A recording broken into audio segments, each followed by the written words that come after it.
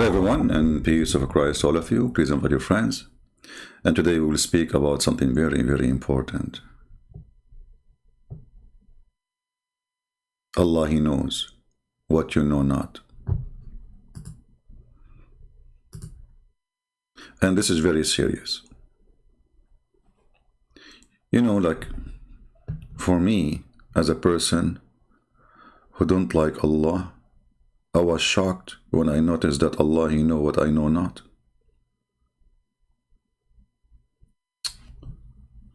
I mean, how I did not notice that? I have a friend of mine, he told me that Allah, He know what He know not too. I said, what is that?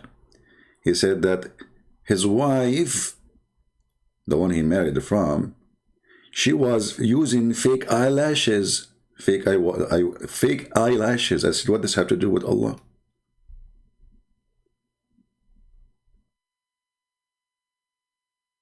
He said, well, Allah warned us from those who change the look of the body. I said, but Allah, He ordered you to cut your penis. So why He changed the look of your body? And you do circumcision? And Allah, He said that Ibrahim, he cut his penis with the hammer, which is like, I mean, it's usually at that time, it's usually like you put it on the table and you know. And you know, obviously, Ibrahim, he used to have a huge one. I mean, like, it's easy to cut it this way. He will not miss. Like, he's very, yeah, with the hammer. So today we will talk about how Allah, He knew what you know not. Now we have a video in front of us by Mifti Mink. And by the way, if you are a Muslim and you like to talk to us, feel free. If you are a Christian, text me in Skype, I will block you. Just to let you know.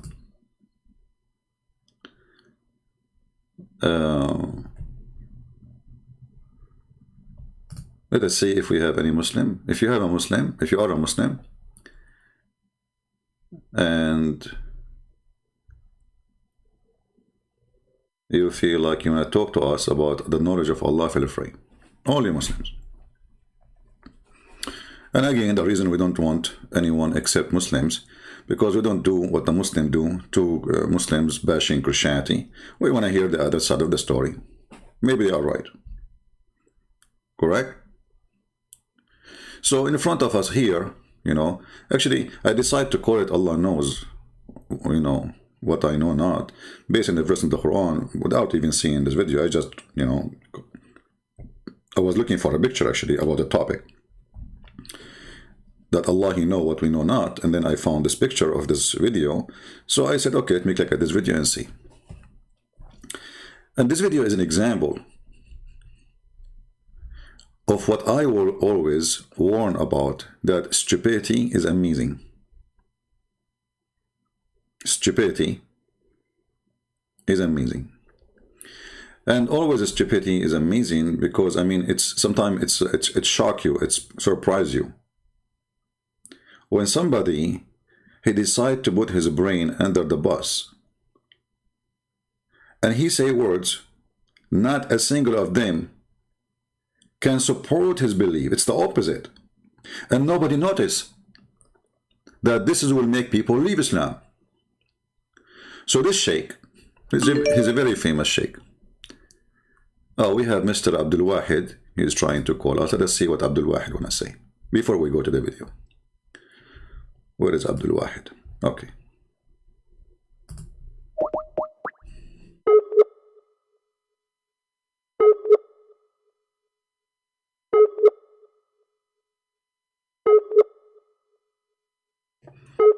We are trying to call Mr. Abdul Wahid.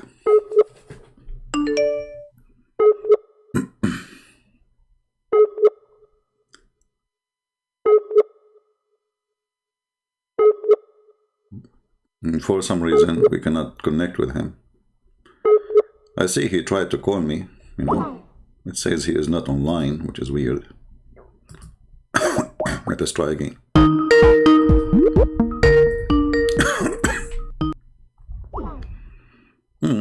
hang up. It's a call declined.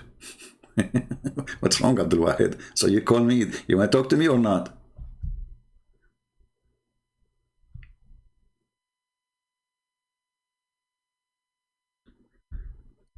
You want to talk to me or not?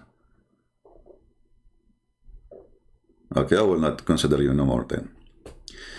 So here in this video, I'm not going to play all of it so they don't, play the copyright thing.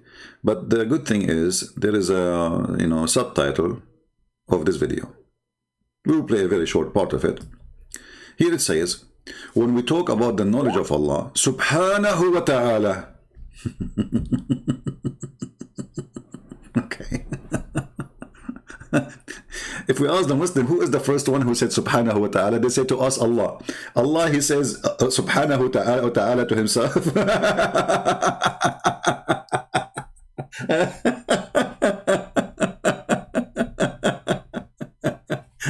I mean, this guy is the most weirdo God ever. In the name of me, in the name of Allah, the most merciful, most aggressive. Who's talking? Allah. Like, what the heck? Praise be to Allah. Like, who's talking? Allah. Like, what? So all those statements, Muslim, they copy paste without even thinking about them. Obviously, the one who wrote the Quran, he is making Quran. This is not your God talking, because if your God talking, he will not say such a silly, stupid comment. If I'm talking to people here, I will not say in the name of CP, because I am CP, supposedly. Oh, hold on. Maybe Allah, he cloned me. Like what? Yeah, because Allah, he clone you and he make you look like CP, but you are not ZB. Like what? Yeah, all those good things can happen. This guy, he keep trying to call me. We call him, he declined. So I will give you one more choice, Abdul Wahid. If you don't answer this time, I will block you. Okay. Hello? Hello.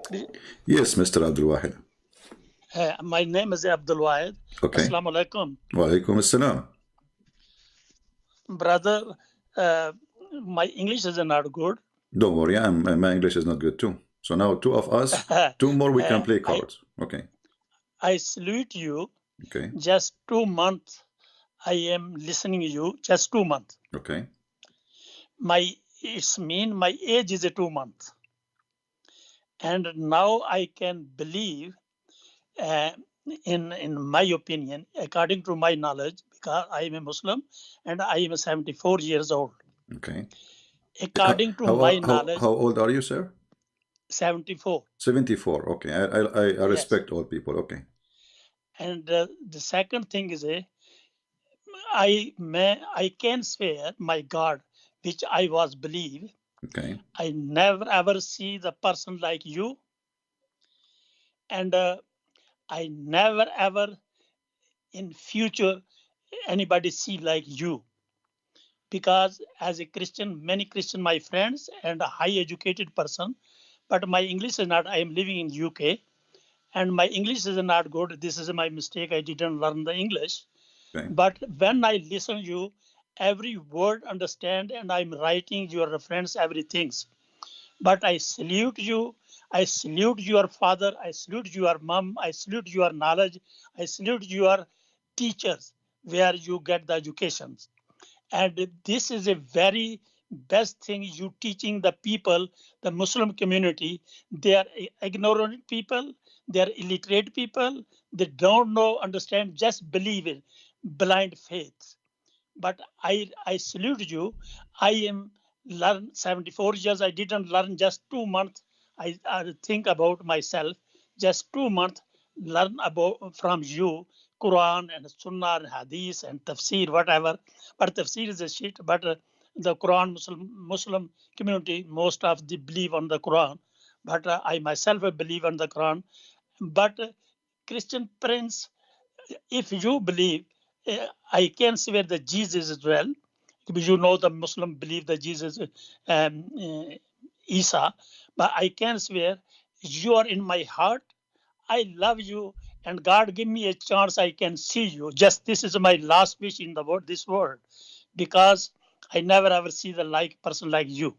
Just I don't waste the time for other people, maybe somebody call you, just I request you, because many things I can't say in proper English, you maybe not understand. But I pray to God, God give you long life, and you save the bad eyes, and you teach the ignorant people. Thank you very much, and I appreciate your whole team. Thank you, parents.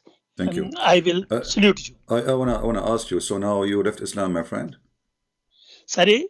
So you decide to leave Islam. No, 2 months before I leave the Islam. Okay, so you decide to leave Islam after you start listening to me. No. Before listening, because my English is not good, Okay. I watch the YouTube, and sometime first time I listen your debate in the. I like and I comments on every YouTube your video. Okay. You can check in the YouTube video how many video I can watch. Now I watching your video as well. In this time, then I see your live. Then I come on live and I write the message. I want to speak with the, because my English is not good. That is a problem. And just I myself request, just sometimes you call me, because when you speak with me, I hear a voice you are directly. You can't imagine how I'm happy now. This is my Eid day. Well, my friend, I'm so happy that I was able to make you happy, and I want to ask you a specific question. So did you sorry, repeat again. You said you want to pray to God, but now you are not a Yeah. Muslim. So which God you pray for? Is that Christ? But I am not just decide, because I told you, one is my friend, he's a 80 years old. Okay. He's a Christian, Okay. and whole life he and his wife is a work for the Christianity, and he's my best friend 12 years. Okay. And we are discuss every day. I will defeat him. I will say your Bible is a corrupt, your Christian is a wrong, this and that. And the other friend is he's a pastor, and his wife is a liar. Yeah. And I am discussing with them as well. But they know my English is a second language. I can't speak properly. Okay. And that's why they understand that Abdul is not speak properly. And we discuss with them. But I didn't decide yet. If I can meet you, I can, how can I say, when I see you, I can believe that Jesus, peace be upon him. Well, my friend, you are meeting me right now. I mean, see, because the meeting is the meeting of the souls and the mind, not the meeting of the body. So if that's right. That's right. I do believe this thing. Yeah. When you call me and I call you, this is a meeting. But what I say, how can the pronounce this word as in properly? When you example, when you are beloved, when you love somebody's, and when his front of eyes stand front of your eyes, so you know how's the feeling. Yeah, but still, you now see, I am at the end of the speaking day, with you, my friend, my feeling is like my heart is a very speedily running beating. I understand. But when you front of me, I appreciate and that, I and shake I hand respect with that on you. You can't understand. Let us see, Abdul Wahid, why you don't accept Jesus yet to be your savior? Maybe I can help you. You know, like now we have an opportunity. I listen. I speak because in this time, can you ring me later on? Because this time is the people watch you. Many people, because I see that many times the people is converting. One person from Pakistan, 5 people one day they convert. I know. I listen to you, but I have some question in my mind. Okay. And separate times you can call me and I make a question. If you why don't give me the question now? that question, because this question already I speak my friends. If you satisfied me, then maybe why not? Yeah, why not I follow give me the question now, Abdul Wahid. Let me try to help you. The first question I speak my friend, and I will. But this is you think can I speak now or later on? Because the other people on the no, it's okay. You know, I'm here to serve you, my friend. I am now your servant, and I'm here to help you.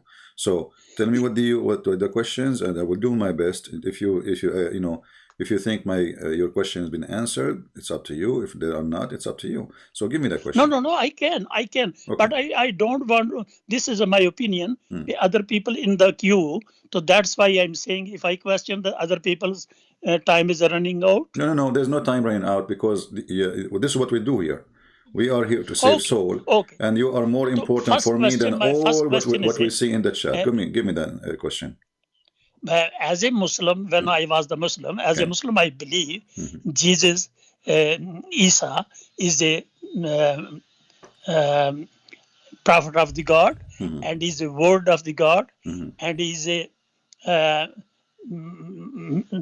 son of the Marys, Hmm. and uh, he is a without father borns, Hmm. and the God sent an angel فَنَفْخْنَا فِي رُوحِهِ. So then the Mariam's guy pregnant. Then she took the baby and go to his family, and then they say where they come from. He said, "I am a fasting." You ask this on, like, I know this story, but my question is a the Jesus is no doubt about it, but the gospel, four gospel, Okay. John, Matthew, Mark, and what were the other ones? We have Luke and John and Mark. Yeah. Yeah, look, Yeah. yes, these four gospels, because I need a witness, because when the Jesus, because Jesus, son of the God, and God tell him to directly to Jesus, and Jesus tell them the gospel, and how come the gospel write down the truth? This is a 300 years before. No, No, no. yeah, This is 300 not years. a true And information. sorry? This is not true information. You see, first of all, when people they say to you, this is the Bible written. Let's say they say the earlier version. Some they say it's 45 years. Some they say 50. Some they even say 60. But Yeah, this is what historian they try to find out. yeah, But at the end of the day, you see, yeah, what the important is that all the four, they wrote it a year after or 10 years after. They were yeah, preaching what they did not write yet already, which means it's something they repeat every day when they go to villages, they go to farmers, they go to villagers, they go to cities, wherever they go, they say, Jesus said this, Jesus says that. So those people yeah, who they are, they witness Jesus and who live with Jesus, and they said what Jesus said. And remember, it's not only the four, the Gospels is a witness for Jesus, because Jesus was speaking to public, not only to the disciples. So when Jesus he speak in the mount, he was speaking to thousands. So the thousands are the one who was, remembering what Jesus said. So those who wrote, they wrote what happened from a point of he said, she said, I said. It's like a historian, writing down what happened. Like when you go to the court, there's somebody sitting in the chair. He write whatever people say. Correct? yeah, Okay. So those people they are passionately believer in Jesus, and they took what he said and they put it in a book. But it's not the book really what we really follow, because the book at the end of the day is just a book. But the Lord, the Messiah, he says that, you know, the earth and the heaven, which mean everything, the universe, will demolished, but my words will not. And he is the word. So we Christians, before we follow a book, we follow the Messiah. The Messiah is more than just a Bible and a book written about someone. The Messiah is the living, walking, talking God on earth. So what we care about the Messiah, you see, let us say I'm a person who received only one sentence of Christ, not the book. I mean, they remember only one thing, let us say. He said, love your enemy. Okay. So now I don't have four gospels. I don't have the Torah. I have nothing about this person. He said, love your enemy.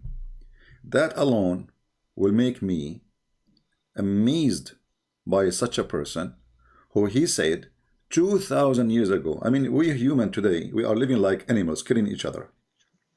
We don't yeah, even love our brothers and sisters. People, yeah, they hate true. their own mother, their father. People killing each other everywhere. So if we practice one sentence of Jesus, love your enemy, we don't need army. We do not need police. We do not need all the money we spend for armies. Like India or Pakistan, both are enemy and they will eat each other one day. But both Yeah, of them are poor. Both of yeah, them, true. people are sleeping in the street. If we save the money we spend for weapon, both of them, they can have a way better life.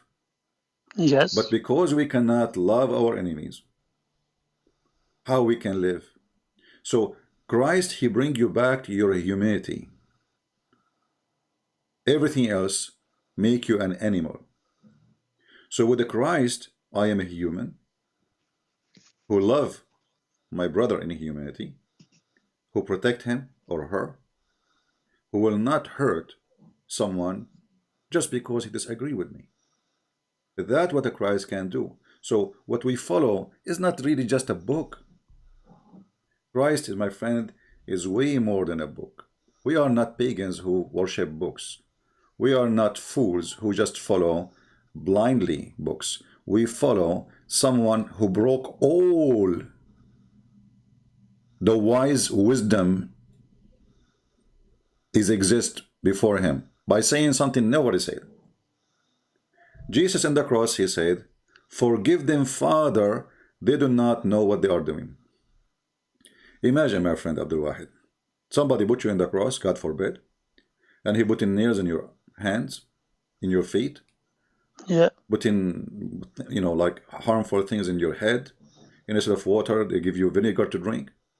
And yet, this person is dying literally, it's not metaphorically. And he's saying, he is thinking about them. Forgive them, Father, they do not know what they are doing. So let us say we do not know anything about the Bible. We do not know what Jesus said except those words. That's more than enough for me. For the one who can do such a thing, that is not from this earth.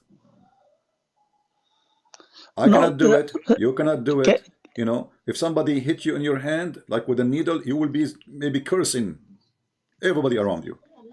If somebody put your finger in a finger in your eye, you can imagine how much pain and what you would do. Even if it's your child, you might even do something extremely harm. So this person, who his name is the Messiah, in the moment of pain, extreme pain and death, he was thinking about them, who they are right now, killing him. So the Messiah is not a person who speak wisdom and teach, let us say, he's not the love guru, who say things doesn't make sense. It's just in papers, but he's a person who do what he say and he say what he do. When the rest of mankind, they make a lot of speeches, but in reality, everything is the opposite. We speak good, Can we do bad. Can I make other question? All right. The Jesus, you say the Jesus and Spirit and Father. Who's the Father? You see, when we say the word Father and Holy Spirit and the Son, we need to remember that first of all, God is Almighty, correct? What Almighty mean? Do you know? Which God? The God we worship. No, because how can you prove the God? First of all, I do not need to prove God. God, He proved Himself to us. Because How? you say everything around you is a No, finger. because Let me answer you. Go ahead. Let me answer you. example, we are Muslims, Okay. and we Muslim pray to the Allah. English, you say in English God, in Mm. Arabic Allah. No, this is not But true. Allah when is I not a word mean God. Allah is a name. Okay. Yes, I listen your lecture this one, Okay. but we believe according to Muslim, we believe Allah is a God and is a merciful and He is a everything creator and He is a creator Muhammad, Mm. Jesus and all prophet whatever. Okay. But the which sense you says what is the meaning that one the God? God, first of all, you see, when I said to you, love your enemy, that is God. Yeah, God is a person who implemented, like when he created us, he created us based on love. So for God, he loved the world, he sent his only begotten Son. So everything about God, our God, is love. So when you are in love, you are with the true God. And this is his fingerprint, his signature. Anything is coming from hatred is not from God. So when we say God, it's not just an idea of someone we worship. It is a person who we call him the Father, not God actually. We call him Father. Why? Because we as a Christian, we believe that this God is so loving to the point he is the one who considers us his children. So far from all other beliefs, there's millions of religions. They have gods too. Some they have one God, some they have many. Christianity is the only one who call God the Father. And Christianity is the only one who call us, God call us his children. So the relationship between us and our Creator is not an ownership of a mechanic who created maybe a machine. It is a childhood belong to a loving Father. So with God, which we a word everybody use, which is not actually in the Bible. I mean, the word in God, there's many words for it, but none of them is God. This is an English word, but that's not important. So this God is not an idea of a person we have to bow down for him and we have to obey him, and he is scary, he will punish us. We have a different way to understand him. This God is so loving to the point he get upset if we are No, not loving. as you say, Let me answer. the Let me love, continue. as you say, Let the me finish love is my a God. Abdul Wahid. Example, I love you.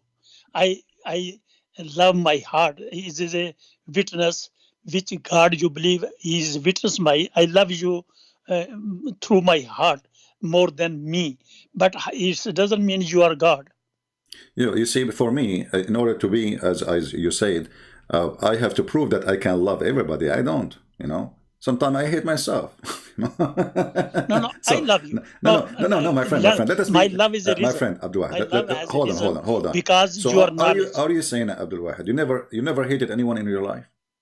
No, until now I am hitting many people. Okay, so this is what we are saying. You cannot be God, because God is a loving God. And this is why when the Messiah came to this earth, when he was in the cross, he did not want those people to pay the price of their crime. They just killed him, literally. He said, forgive them, Father, they don't know what they are doing. So if you can reach the point that somebody putting you in the wall and putting nails in your hands, and somebody putting nails in your feet, and somebody spitting at you, and somebody insulting you, and somebody forcing you to drink acid maybe, and then you say to him, I forgive you. If you reach that point, you are way close to God, but for sure still you are not God, because your life was a chain of sin. So with the Messiah, we have a different person who never commits sin. He's absolutely about love, and he came to save. He said, I came for the sick, not for the healthy. So the mission of our God is he loves us, and we are sick, and he is coming to save us from our sickness. So why I will not follow such a person? There's someone better than Jesus to follow? But the same thing is that I listen to some atheist people. Okay. There's like a evolution theory, like that's one evidence. So this is a have any evidence? You see, the first evidence of God is every act of love we do, which destroy all what the atheists they say. As an example, if I am an atheist, and I don't believe in God, okay, that's mean I can have sex with my daughter, because we are animals, right? This is what we are. If we are animals, animals do what animals do. If I am an atheist, there's no point of charity. There's no point of mercy. We practice the law, and we practice what we should practice by the book, not by mercy. So with atheism, they try to fight the fingerprint of God, which is loving, giving, forgiving, being merciful, which is keeping us as a human alive actually until now. Otherwise, if we reach the point that we don't want to follow anything about God, this earth will be demolished in 2 days.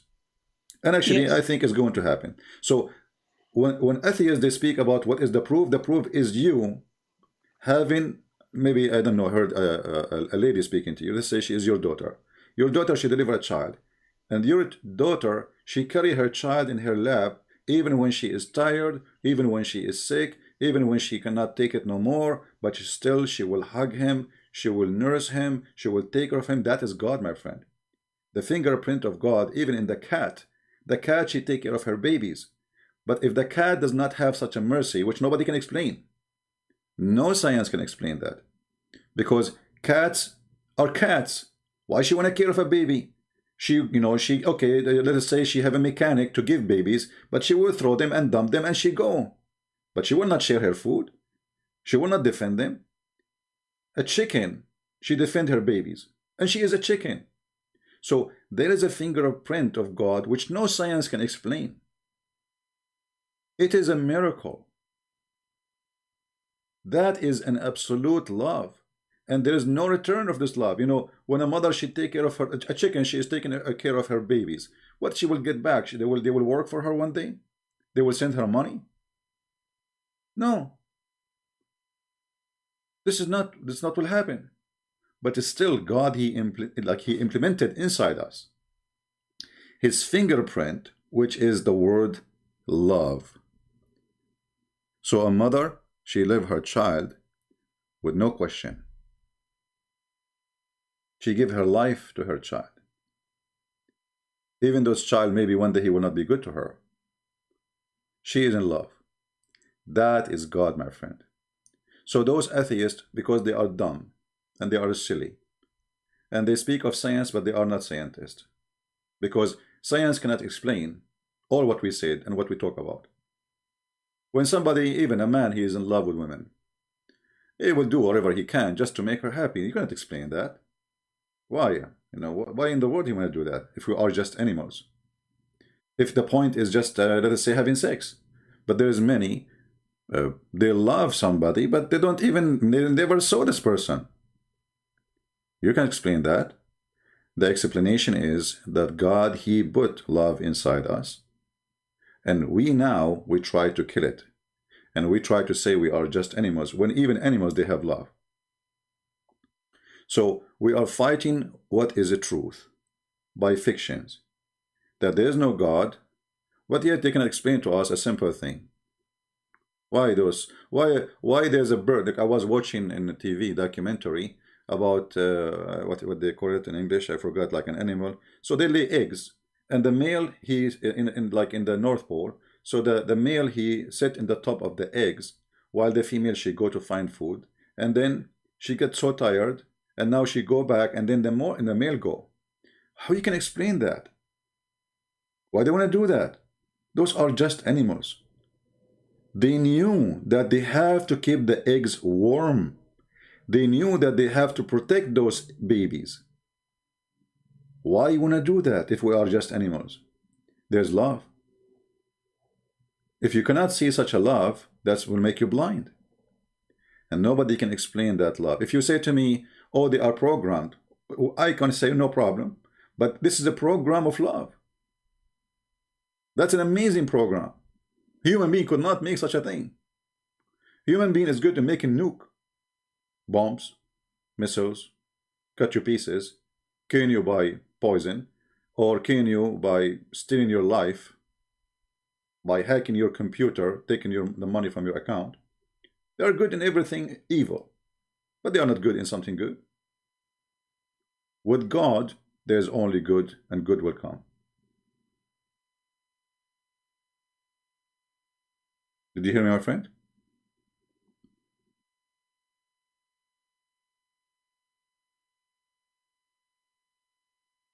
Abdul Wahid?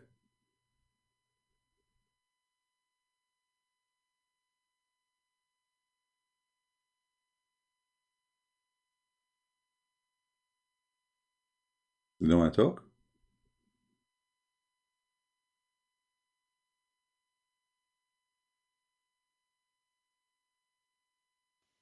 Hello. Yeah, I was waiting for you to talk. So what did you think about what I said? Uh, I think my voice is cutting down. Now is all right? No, now I hear you. Go ahead. So what do you think about what I said? Did you hear me or did I Yes. end? Okay. Yes, and I am hear you. I think I'm cut off. That's why you are cut the voice. My point is brother, that is a true. The love, I understand the love meanings. 74 years I am staying in Muslim. I need some time and I want to restart the Bible. I want to learn the Bible as well. And I listen your lecture as well. And last night, 1:30, I go to the bed. I still listen your lecture. That is a help me, and I learn when I when you can believe that you need some time and understanding and the basic truth. Just something is just I love you. That's why not reason I believe the Jesus until I understand. No problem. First thing is But what do you think about our response to the atheist when I said, you said to me, what is the proof of God? And I gave you a response that the proof of God is the fingerprint of God, which is love. How he implemented inside us, even cats, even chickens, even everything, something nobody can explain. Because yeah if we are creatures who live just to take, to receive, and this is what we are actually, we are very selfish. So how come in a point, those creatures who they are very selfish, they are willing to give their life to their own baby? It doesn't make sense. Why somebody want to sacrifice everything he have, even his future, even he endanger himself to protect his child? That is God. That is not science. That is not atheism or Christianity. That is God himself proving true to you that he is exist and his name is mercy.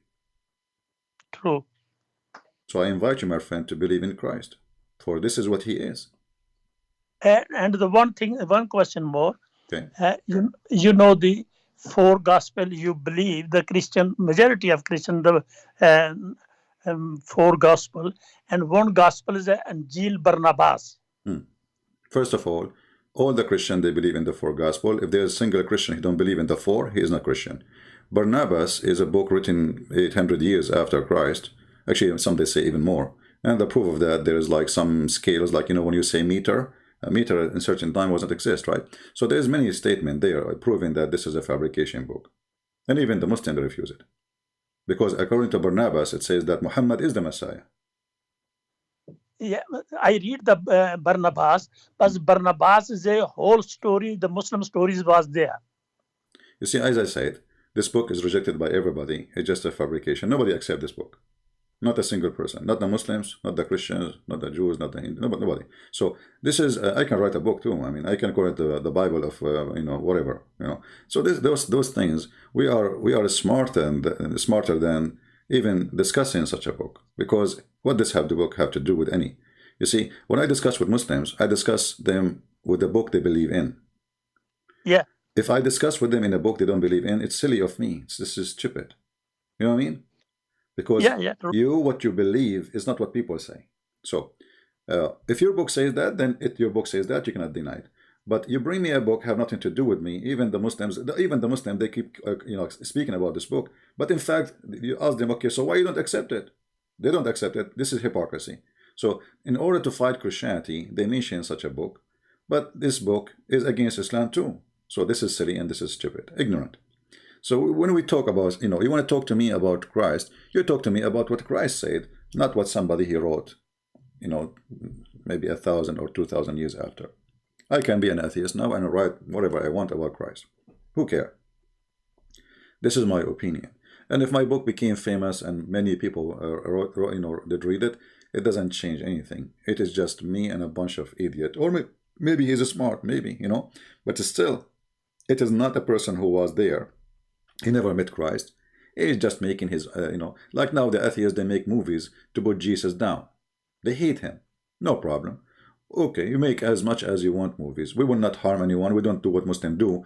You make a cartoon, we will kill you. No, we pray for them. And this is again a proof that Jesus is true. Because even when you try to insult Jesus and you make a video or a movie saying like Jesus was a homosexual, still we don't go after them to kill them because Jesus, he changed us. He made us better people. Now, the Christian, I am witness. The majority of the Muslim illiterate or the scholar type people, whatever, everybody respect the Jesus, and we believe the prophet of the God, son of the Mary, and he has a many miracle. I do believe, and Muslim communities do believe as well.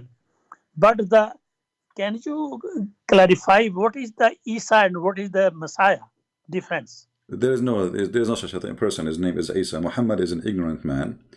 he thought that Mary, she is the sister of Aaron, which is, Aaron. yeah, which is the brother of Moses, which means Mary, she is sister of Moses. And there is some, like, which is not really in the Bible. Uh, like some people believe that Maryam, sorry, she had a son. His name is Esau. So Yeah. Muhammad the ignorant, he come to the conclusion, okay, so her name is Mary, her son is Esau, and her brother is Aaron. And, so he said she is the sister of Aaron. When a Jewish man, he came to him and he said, he came to Aisha actually, and he told her, but do you know that there is hundreds of years between Aaron and Mary, the mother of Jesus? Aisha, she said to him, you lied. You lied. She didn't say you're wrong, which means this is what Muhammad he was meaning. But when Muhammad he heard this, he knew that this guy is a rabbi. He's a Jewish rabbi, so he know what he's talking about. So Muhammad he tried to fix it. He said, well, at that time they used to call them by their ancestors. But Muhammad he could not fix something else. He tried to fix it in this one, but there is a bigger problem in the chapter of Al Imran.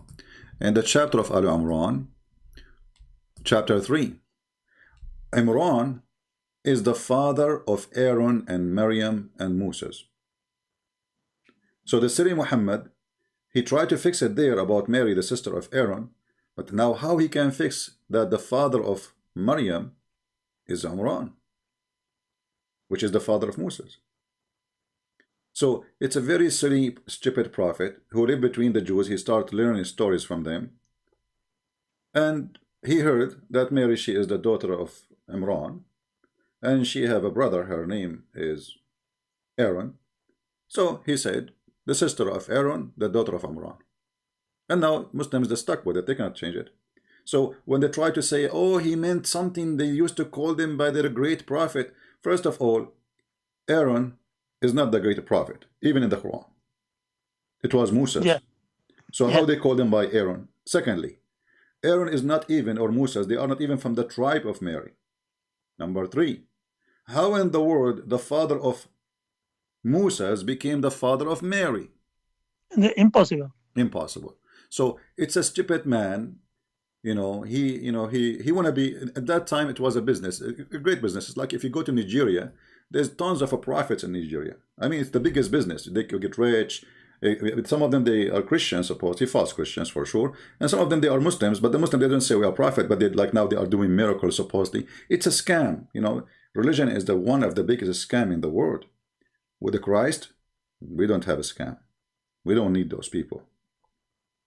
With the Christ, No, with the the Christ other we thing give. is Go ahead. the Prince. The other thing is the 1400 years, the people, Muslim community all over the world believe the Quran, believe the Muhammad, believe the Hadith, and they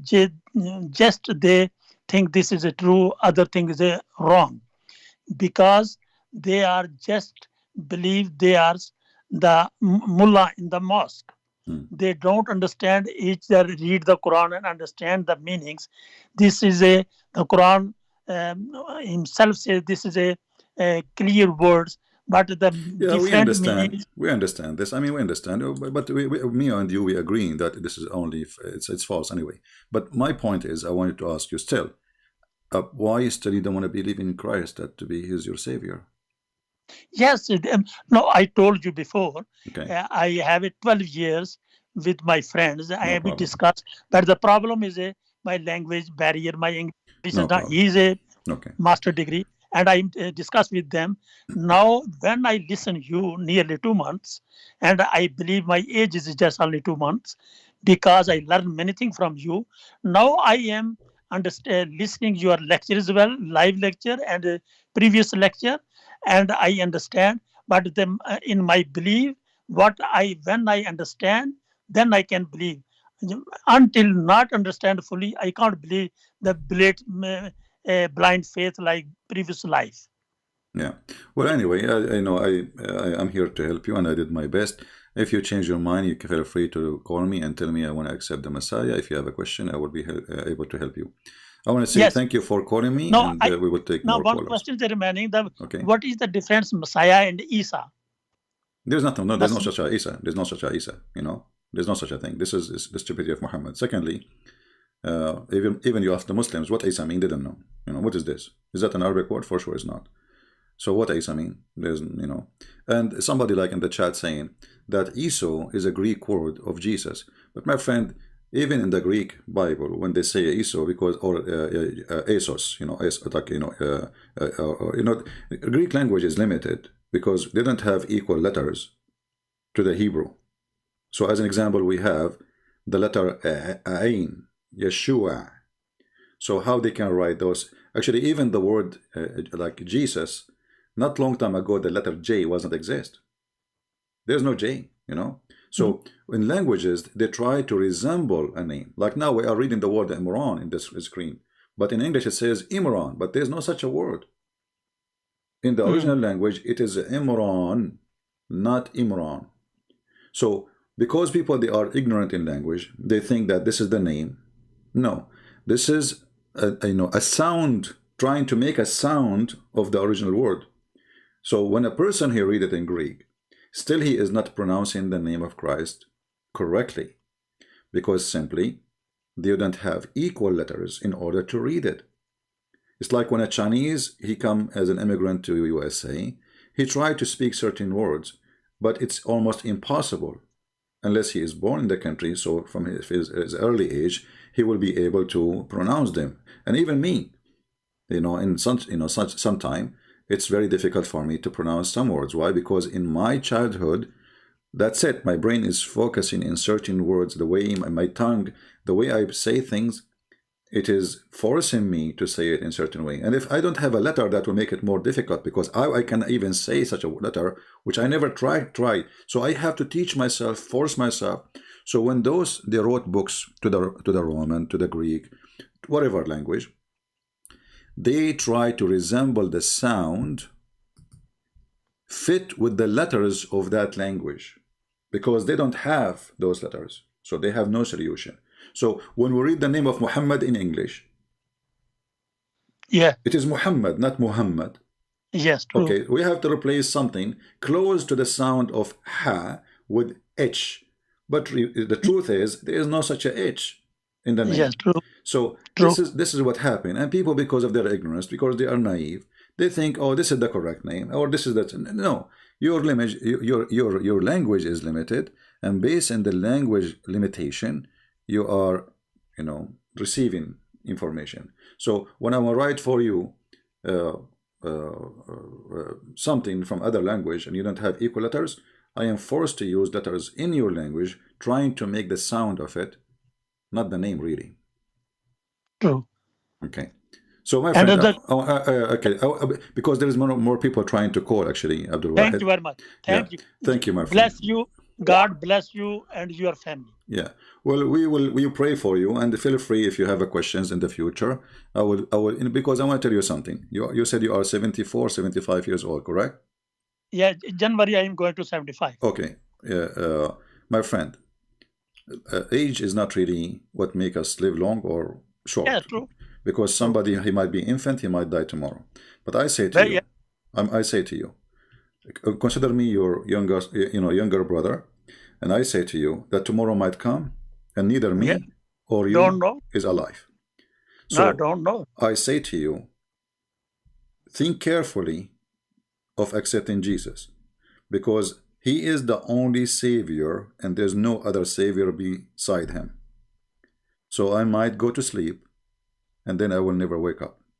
Yeah, true. That's true. And then it's going to be too late. I made a big mistake. But the God knows my heart, what I am finding the truth. And God, I believe God will help me. All right, my friend.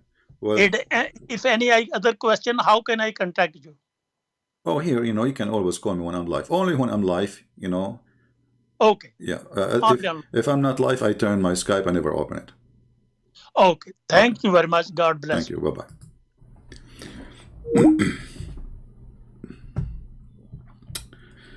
Let us see if we have any Muslim.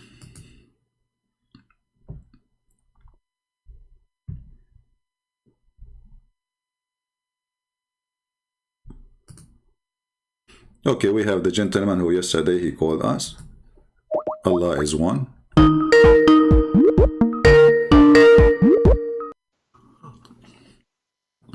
Hello.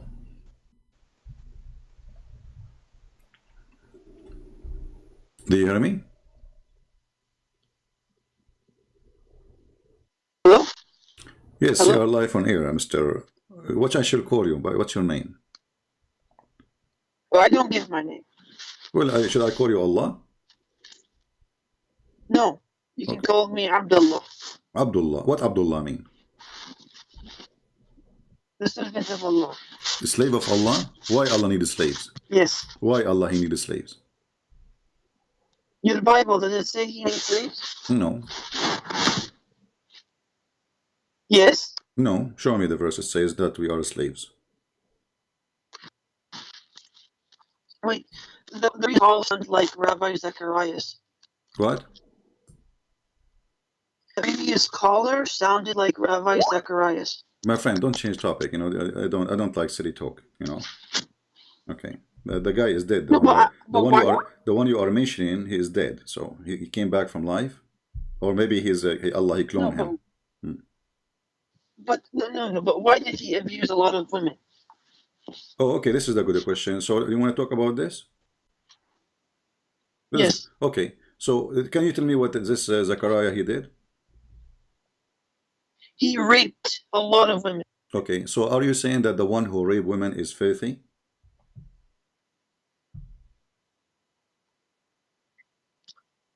This is what Zacharias Your voice is said. cutting. He was the highest. Let me repeat. Do you believe that the man who raped women is filthy? In Christianity. Your voice is cutting. I'm asking you. He was Do you believe that the one who raped women is filthy?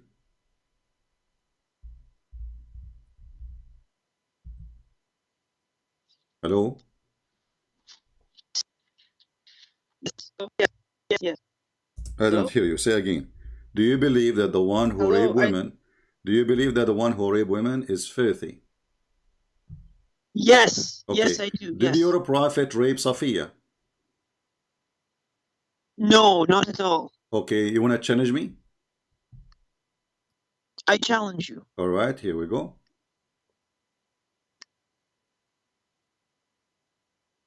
Let us read some reference and people will be laughing in a second. And remember, it is you who said that the one who raped women is filthy. How Muhammad he got Safiya?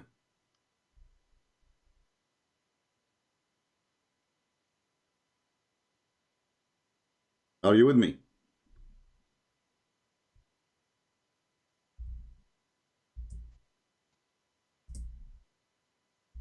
Hello? Yes. Okay. How Muhammad he got Safiya? How Muhammad he got Safiya? Can you hear me? I hear you now. How Muhammad he got Safiya?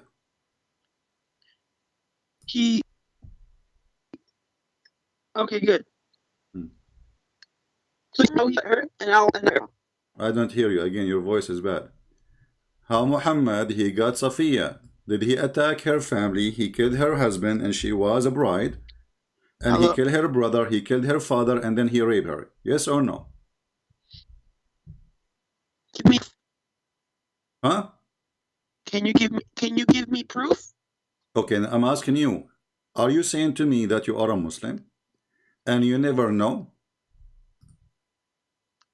Can you give me proof? I'm asking you. Are you a Muslim who never heard this before? No, I never heard this before. Okay, because you are an ignorant. Here we go.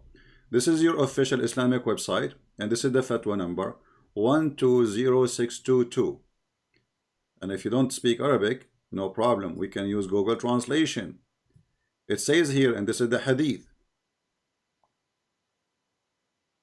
فقد ثبت في الصحيحين أن الرسول لما فتح خيبر على المسلمين ذكر للنبي صلى الله عليه وسلم جمال صفية بنت حيي وقد قتل زوجها وكانت عروسا. He killed her husband and she was a bride. And then what happened? He told Dahya al-Kalbi, he said to him, go and choose for you some women to be your sex slave. And then Dahya, he took Safiya. And then your prophet, he exchanged Safiya for other slaves. What do you say? Okay, so this was nikah. What nikah? She is a jariyah. Jariyah. Do you know what jariyah mean? Yeah, did Rabbi Zacharias take a jariyah? He is filthy like your prophet, because me and you, we agree that the one who do that actually is this Zachariah is less filthy than Muhammad, because he did not kidnap her from her house. You know, somehow maybe she agreed with him, because obviously, you know, she did not call the police right away. She can't call the police.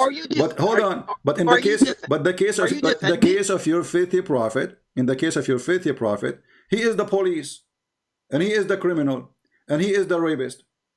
So this woman who was victim of this filthy man Zechariah, who is filthy like your prophet, you try to put Christianity down by a filthy man? You cannot, because we follow Jesus, we don't follow a priest. Okay. Don't change the topic. Did your prophet kill the woman husband, her family, and she was a bride? Did he give her to Dahya al-Kalbi? Did he give her to Dahya al-Kalbi to sleep with her first? This was a special case. But 200,000 children were raped. So you agree? In the okay, French guys, church, it's a special. Okay, no church. problem. Well, you Muslim, you rape children every day, starting from Aisha, and all of you That's follow. Wrong. This is That's rape. Wrong. No, did you? Don't change the topic, son of Muta. You agreed. You said this is a special case. You agreed that this is a special case. So it's a special case of rape, and your prophet is a rapist, and now everybody will laugh at you. You said that the one who raped is filthy, and now we prove that your prophet is a filthy man.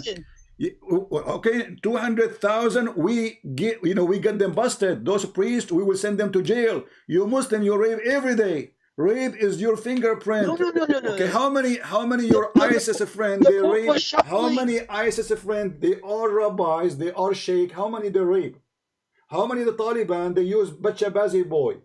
How many child you Muslim you rape? Taliban are not Muslim. You are a son of Muta. They are Muslims. Here we go. You're a prophet. He did that. They are following the prophet, and you agree that your prophet he raped Safiya. Did he rape Safiya or not? How? You said this is a special case. You agreed. He killed her husband. She have a husband. That was a special case. Special case of what? Special case of rape, you filthy? Just get out of here, son of Muta. The people who practice Muta, they want to talk about filth.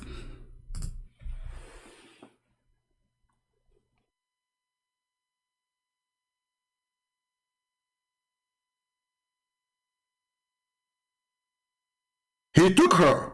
And look, the Muslim, they say in translation, he married her. Where it says he married her here? Where it says he married her, it says, فَاصْطَفَاهَا النَّبِيُّ. He took her to himself. She was his sex slave. He just kidnapped her, and he raped her before even they leave the town. We spit at your prophet, and we spit at Zechariah, this person. And any priest who is a child molester, he is following Muhammad, not following Jesus.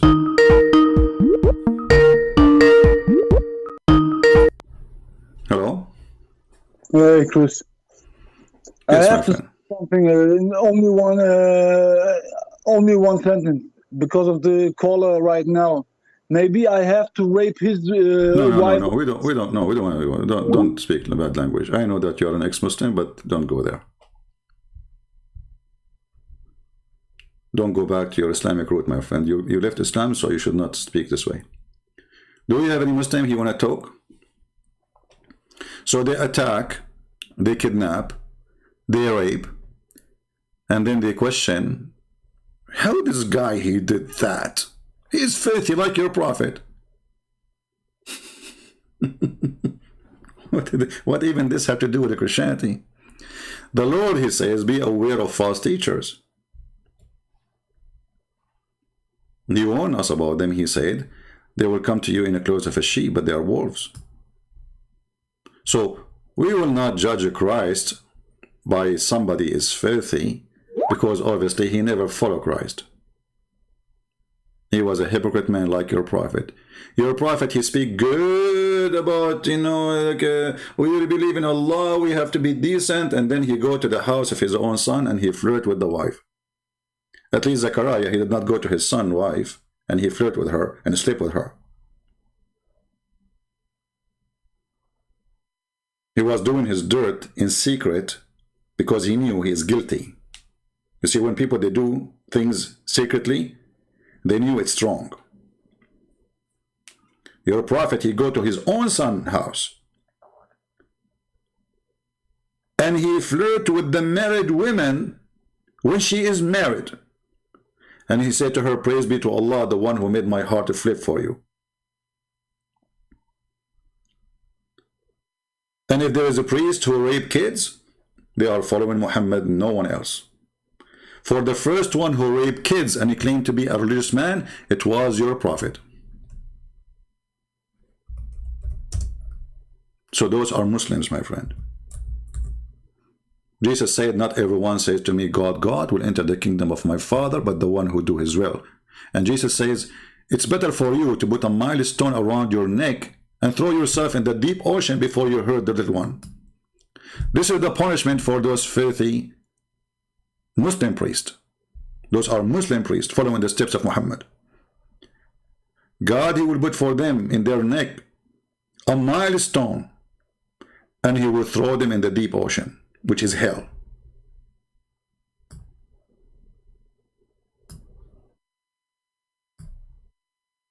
So the filthy Muslims, like this guy, who have no dignity, not all Muslims are filthy, but this guy is an example of the filth of some Muslims. They try to down Jesus by speaking about somebody do bad. All of us will do bad. If there's a person here that not commit sin, oh no, this guy is extreme. Well, let us see the extreme. We find that the extreme he did is way less extreme than the filth of Muhammad. This guy, he did not rape children. And if a woman, she was raped by him, he should report him right away, so he will not rape more women. You know, sometimes the victims, sadly, they are partners of the crime. By covering up, what are you afraid of from? You have a government, you have a country, you have a police, all of them, they will be on your side. Why you wait?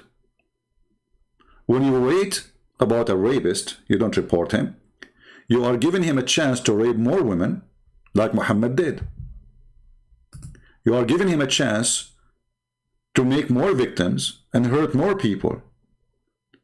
Never hesitate to report a child molester like Muhammad, or a rapist like Muhammad, or a thief like Muhammad, because when you cover up to his crime, you are partner of it. Right? And the funny is, when we say to them, your prophet, he raped Safiya, he said this is a special case. You see the hypocrisy? Okay, Zechariah was a special case, he was horny. Guys, it's a special case. Zechariah did not kill the husband of those women. I think they are not even married. Your prophet, he killed the husband, the brother, the father.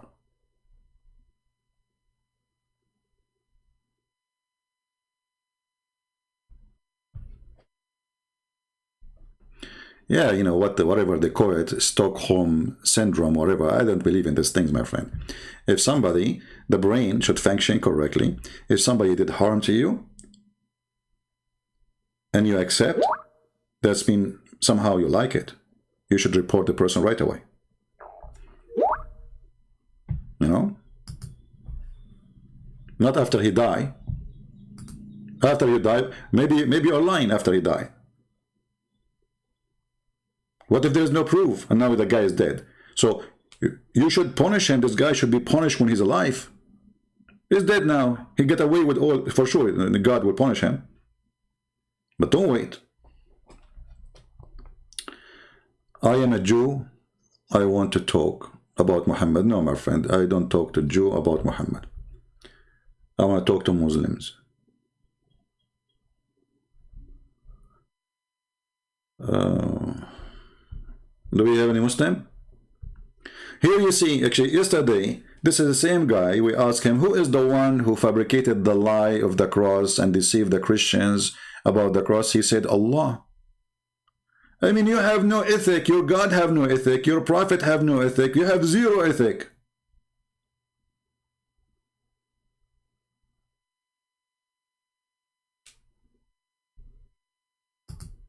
And actually, if we check correctly, we will find that if somebody is like Zechariah, he is the fruit of Allah.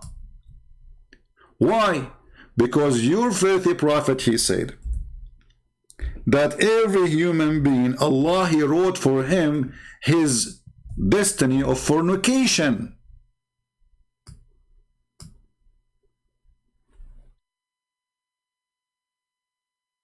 So, according to your stupid prophet, the filthy Zechariah is the same as the filthy Muhammad.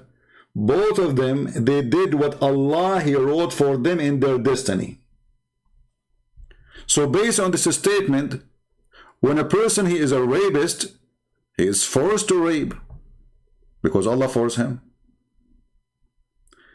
People who they are in the chat, is the screen in front of you clear? Is the word is understood? Verily Allah, who's talking?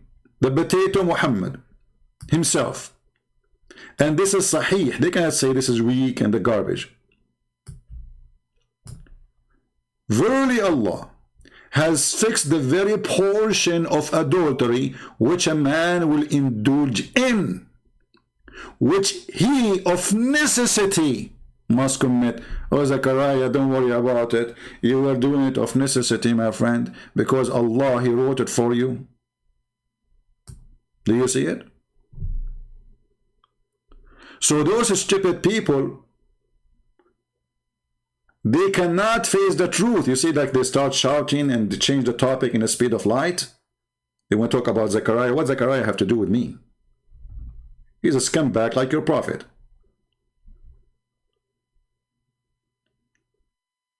But the answer in front of you, when somebody fornicate, it is Allah, he forced him based on destiny.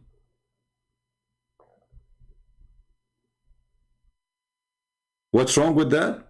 Abdul, guys, Abdul saying what's wrong with that? Okay, let me ask you. So if Allah, he wrote for me that I would do fornication, why you want to punish me for fornication? Who is the stupid here?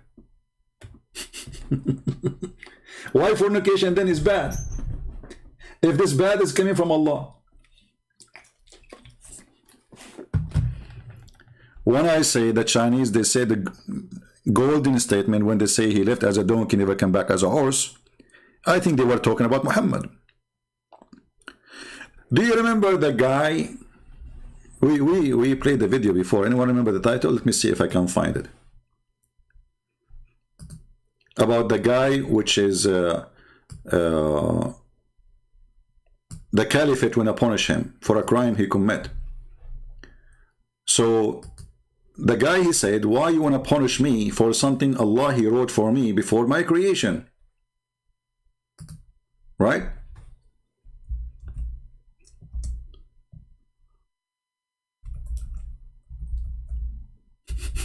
Let me see if I can find the video.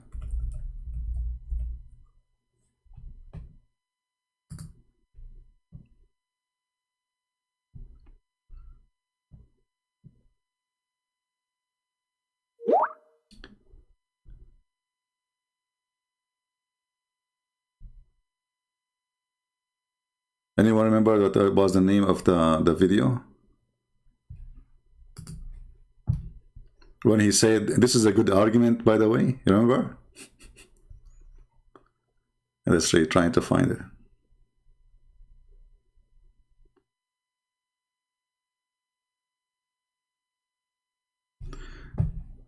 Okay, hold on, let us see if we can find it here.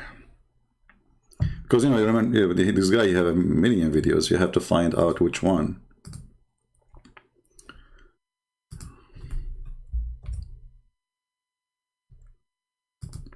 Here we go. I do have it. Listen and laugh. Listen and laugh. I challenge you not to laugh, even if you are a Muslim. People start scratching their heads and they say, well, if Allah's written all of this, then why did He bring me onto the earth? Well, hang on, you don't know your results of your examination, so you have to come onto earth. The fact that Allah knows it and the fact that Allah has written it does not make you a person who should now give up, because if that was the case... What the heck? If He wrote it for me, give up what? Can we change destiny? Just listen. Then obviously you would be the fool. A man came at the time of Umar ibn Khattab radiallahu anhu. According to one of the narrations, he needed to be punished because he stole. So he comes to Umar ibn Khattab radiallahu anhu and he uses the same line. He says, "Oh Umar, oh Amirul Mu'mineen, how can you punish me for having stolen when it was predestined? My deeds were already written by Allah subhanahu wa ta'ala." Now that's quite a good argument if you were to look at it. Umar ibn Khattab... Did you hear? This is a pretty good argument if you want to look at it. What the guy he said? Why you want to punish me for a crime I commit which Allah He wrote for me in my destiny? He did not say this is a stupid argument. He said this is a pretty good argument if you want to think about it. Pretty good. Very pretty good. What the guy he said? How can you punish me for having stolen when it was predestined? My deeds were already written by Allah subhanahu wa ta'ala. Now that's quite a good argument if you were to look. Very quiet, good argument. That is a very quiet, good argument if you want to look at it. Okay, how we can refute this guy now? Listen carefully. Look at it. Umar ibn Khattab radiallahu anhu was one ahead of this man. He says, well, let's punish this man because it was predestined that we were going to punish him as well. Do you see? I mean, can you see more stupid religion than this? He could not refute the guy. Now we are going to kill the guy. This is the refutation. The guy is saying, okay, why you want to kill me for something Allah He destined for me to do? It's my destiny. He wrote it for me, so I can't change it. Umar al-Khattab, he was ahead of him. The Muslims, they trick each other. They don't follow God, and they follow stupidity. So now, okay, well, okay, God He destined for you. It's your destiny to be a thief or to be a rapist or to be a killer. Okay, it's my destiny to kill you. That is Islam.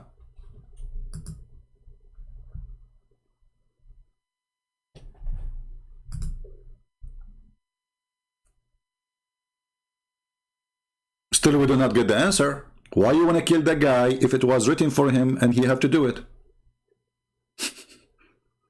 Correct? They cannot refute. So the caliphate, he could not answer, okay, will Allah destined for me to kill you? What a stupid religion.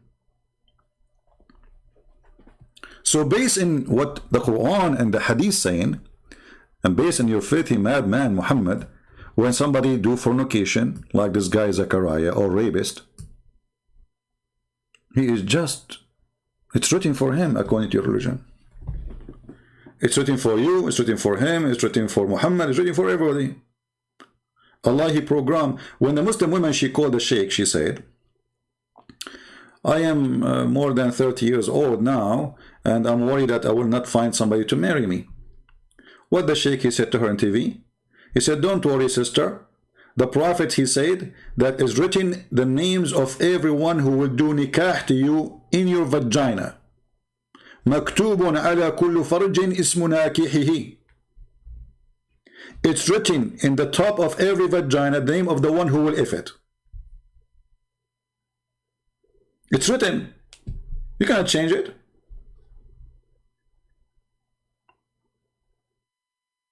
And if you are a man who go and have boom boom, if you are a filthy man who sleep with hookers, I mean, maybe you try to check in her vagina how many names there are, because you will find the yellow pages. Try to find your name. Ahmad, Muhammad, like there's 1,000 Muhammad, 10,000 Ahmad. It's written there.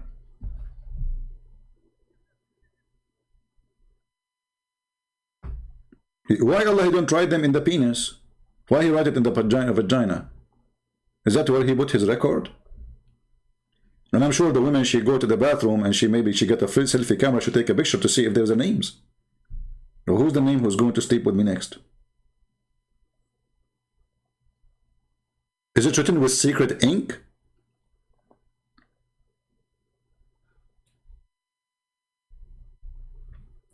So this is what is unique about this filthy cult. They speak too much about ethic when they have zero ethic and zero profit with ethic. They claim something they don't have. They question ethic when they don't dare to question their filthy prophet. Did your prophet rape Safiya? That is a special case. Okay, what about Juria? This is a special case. What about Mary the Cook? This is a special case. Everything is a special case. He's a prophet. He can rape. Hello?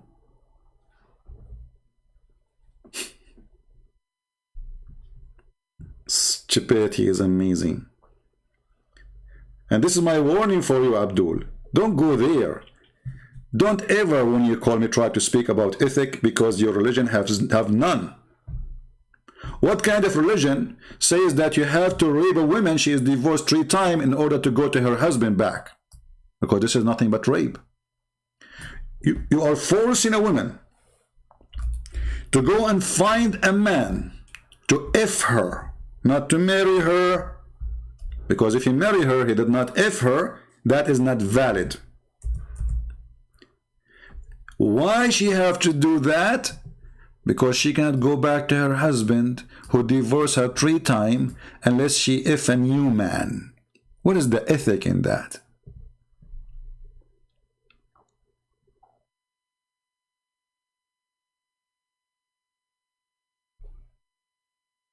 What is the ethic?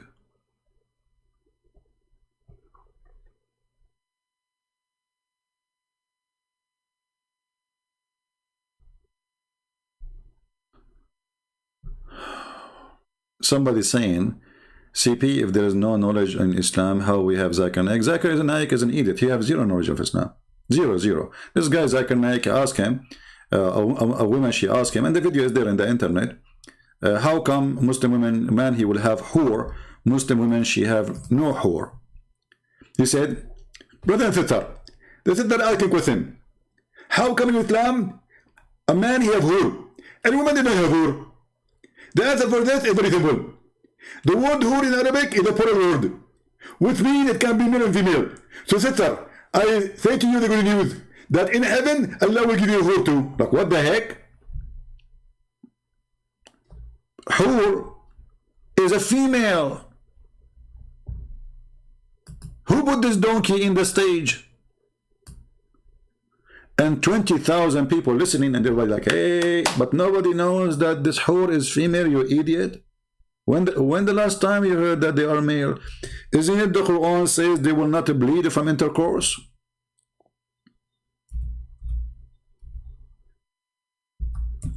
Zakir Naik is a scholar if the one who is listening is a donkey. And there's many of them. You know, like I will give you an example, not only from Muslim, like there's a guy, his name is Sadhguru. He's a Hindu. This guy is smart only if the audience are donkeys.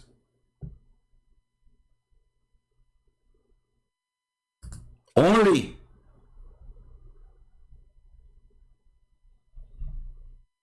Bring him here. I will make him shish kebab in 2 seconds. Actually, the coward, I made videos for him. He is the... Zakir Naik did not report my videos. Sadhguru, he reported my video to YouTube. Copyright. This is how coward he is. And the funny, they speak about parents. Yes, Agha Abbas, how are you? Hello, Christians. Alhamdulillah, I'm fine. How are you? Very good. Yeah, I'm trying my luck again. I hope for once you answer my question about your Bible and your God. I hope you do. So you don't want to talk about your religion? Of course I will, inshallah. I always do. But okay, first I like to ask you a question. Give me your question. Go ahead. Okay. Yeah, okay. We're talking about ethics and we're talking about rape, yeah? Okay. And what do you say about the God of your Bible when he give wives of David to be raped by his neighbor? What do you say about Well, that? give me the verse so we can laugh at what you said. No, of course, yeah. You should laugh at your Bible. Okay, It's let's very see. funny. Okay. Okay, let's go to second Samuel, Okay. and we open chapter 11. Okay. And yeah, Second Samuel chapter 11. All right. Is it chapter 11 or chapter 12? 1 second. All right.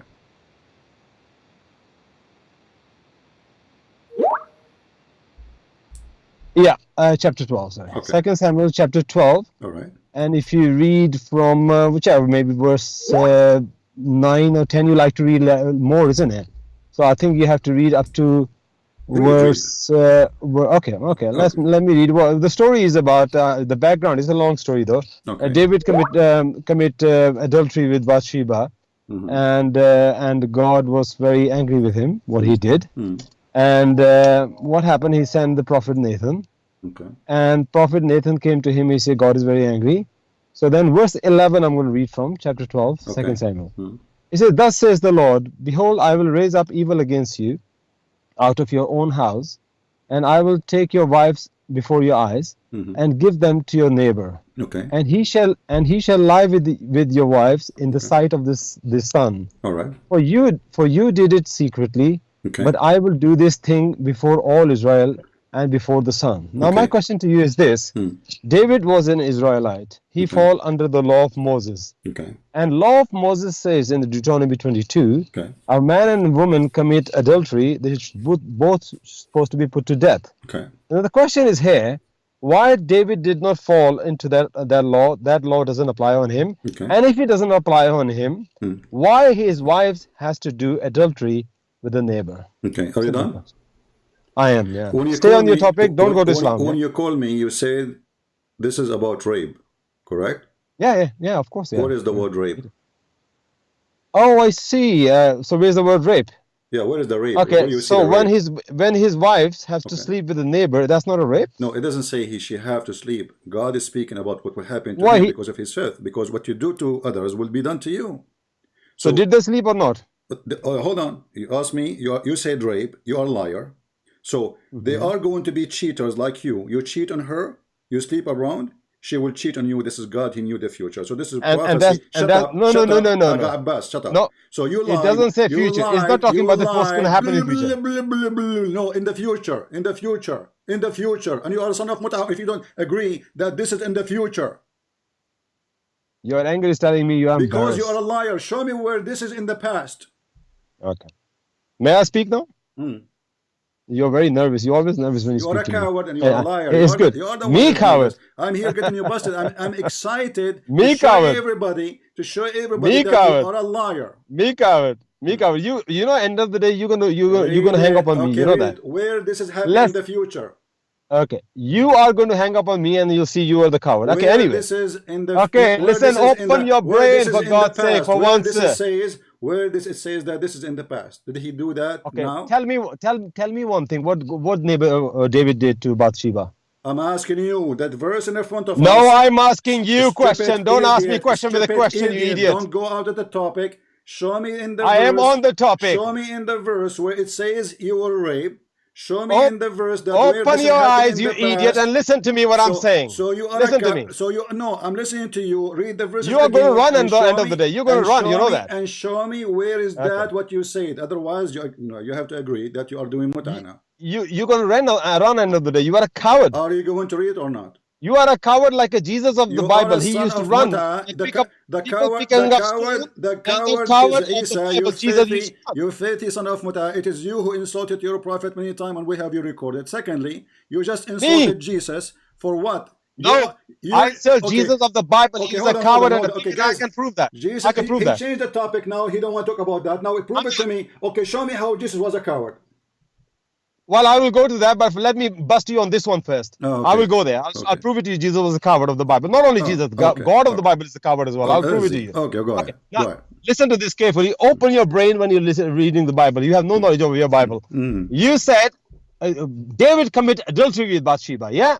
Now the verse 12, pay attention. No, we are not talking about Sheba here. We are talking about you stupid idiot. I'm asking you. Where in that verse it says that I will make you rape, or I will give you your wife to be raped?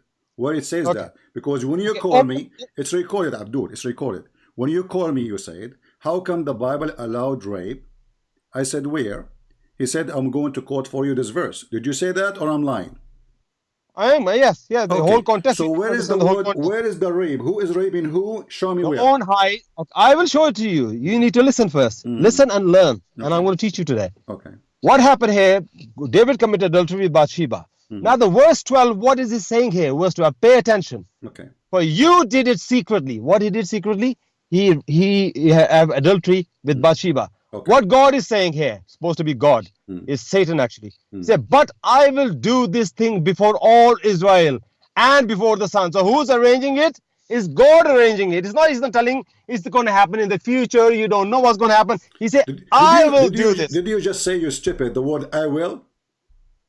Yeah, God will. So you stupid idiot, you said this is not the future. God is arranging adultery. When I say to you, hold on. So God will punish him. He will open his house because now he have no protection of God. Isn't it your Quran says that the one who those who they are with Allah, Allah protect them from sin? Did Allah say that? Yes. You idiot. Can you defend your Bible? Hold on. Let me. So without going to Islam, you just said he will. This is what happened in the future, and there's no rape there. So who's arranging it? The man. Okay, don't you believe in destiny? You believe in destiny, right? Yeah, we believe in destiny. Yeah. Okay. So when David in the Quran and in your books, he did send a guy to be killed in war, so he can't take his wife. That was a destiny of Allah, yes or no? You go to Islam again. Allahu Akbar, man. You are such a coward, man. You coward. We are talking about the same topic. You see, let's stay on the Bible. Don't hide behind Islam, you coward. We are talking about the same topic, so now you don't want to talk about it. Because it is in your the story. When I talk about Islam, when I will answer your question about Islam, I will not go to Bible. Abdul, potato, the pizza boy. You said Allah. you said that. Hold on. You are calling to defend Allah, so Allah is involved, and you call me to prove that there's a rape, but there's no rape. You are a cheater and you are a liar. In the same time, as long as you believe in destiny, the Quran and the stories of your prophet says that David, he sent his own man to go to war so he can take his wife. And who is the one who made this destiny?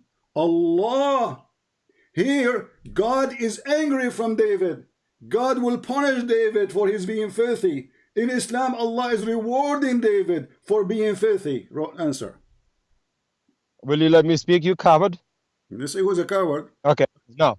Listen, what a coward you are. You cannot defend your Bible because your Bible is such full of filth that you have to go and hide behind Islam. Now, let's talk about this, what he's saying here. This person, what you call a pimp, not a God, it's not a God, it's pimp. He's arranging the wives of David to sleep with the neighbor. And you talking about ethics and morals? He say, I will do it in the open. Adultery, God arranged that adultery with the wife for the wives of David. What the wives have to do with it? Okay, hold on. What wives have to do with it? Okay, hold on. Guys, okay, hold on. You see, okay, you are using harsh words. You are using harsh words. So let me use my word. Let me use my words. If I show you in the Quran that Allah, he said, I will give you their women and their children. Allah will arrange it to rape. So you're stupid, you just condemn your God because you are a stupid donkey. And you have no idea what are you talking about. And this is why you don't want me to answer you from the Quran, because it's an embarrassment. Because you are a coward. Are you denying the Quran or you agree with the Quran? I'm not denying the Quran. I'm very proud of the Quran. I'm asking you. Okay. I am asking you a question about your Bible. Did your God Allah? Did your God Allah? Potato, don't speak over me. I listen to you. I give you time to talk. No, you didn't. You didn't let me finish. No, here we go. People are my witness. So now you lie about rape. God will punish nations. He will unleash all the evil on them, which means you have no protection. So God is telling him the future. God telling him the future, and I challenge you to show me one Christian interpretation saying what you are saying. You are Christians are you liars. are a rapist. You are a rapist like Christians you're are a prophet, liars. and you are making You things can't up. defend it. Same No time. one Hold can defend on. this. When David he took the wife of a man. She is not his wife. She is married to a man. He sent him to war according to your Quran and according to your Hadith. Did Allah arrange that or not? So you can't answer the other question from I your am Bible. answering, and you are a coward. You are trying to avoid. You are the I one am who opened the so topic. You disappointed. are the one who opened the You can topic. never defend. Coward. Did Can Allah never defend this arrange? faith Did you call Allah? God. You see, this is why they say why you hang up on them. Did Allah arrange? You will. You are a coward. You're going to hang up Allah on God. arrange? Hold on. Did Allah arrange taking the wife of his own soldiers or not?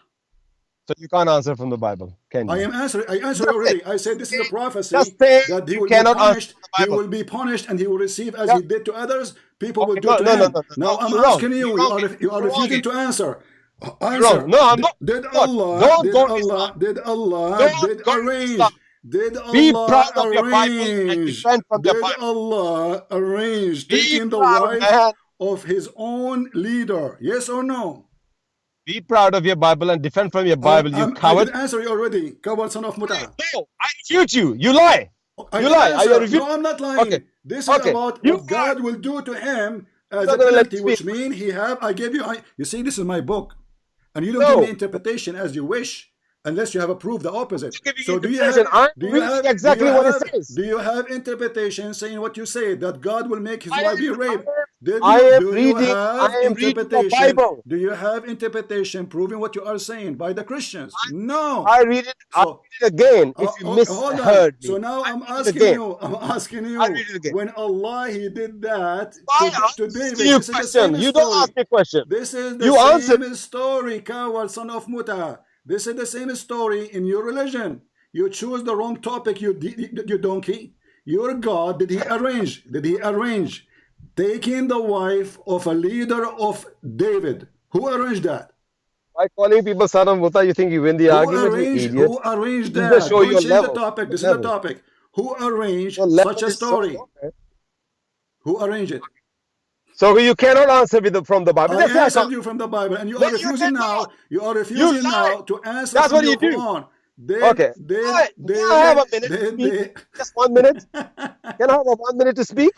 You have. Can I will give Okay. you 10 minutes. I'm losing my voice. No, Listen. you're not. Listen. You lie. Coward, You lie coward, again. coward, You're not. Coward, You're not. Son of Muta. I challenge you to answer. You are trying You- to jump. I challenge you to answer. Hold on. I'm going to go to your Hold level. on. I'm gonna call you Did bastard. Allah? I'm Did gonna call you Allah? bastard. Who is the Even one? Who is the one who praised David always in the Quran? Yet David is the one who took a wife of his own soldier. Answer. Okay.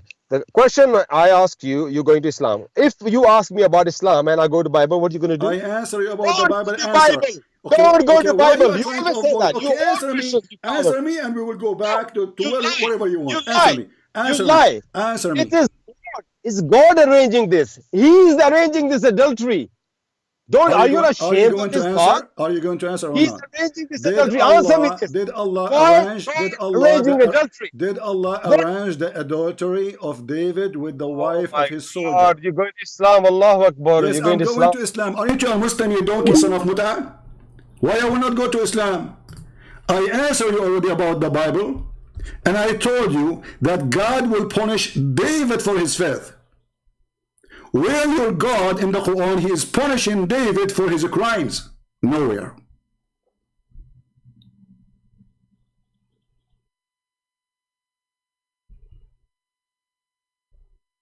Do you see the coward?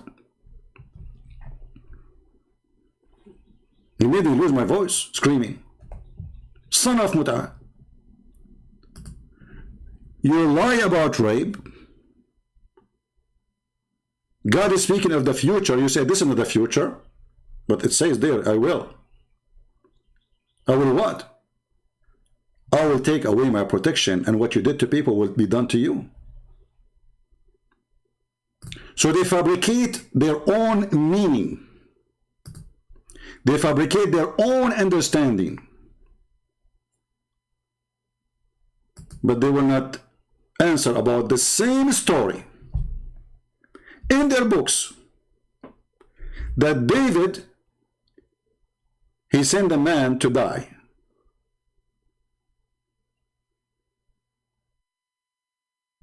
So he can take his wife. Who arranged it?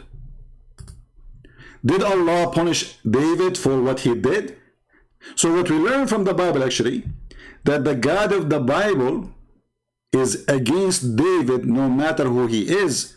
He asked why David was not punished. Because he's a king. Who will punish him? He's filthy like your prophet. At that moment at least.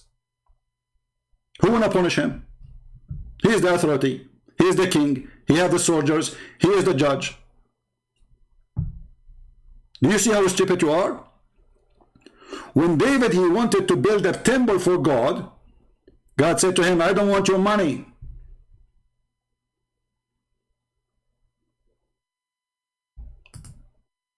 Where is the anger of your God against David? Where is the punishment of God against David? And as long as you are a person who believes in destiny, and it is a person who do fornication based of necessity, based on this, it is Allah who arranged to David what he did.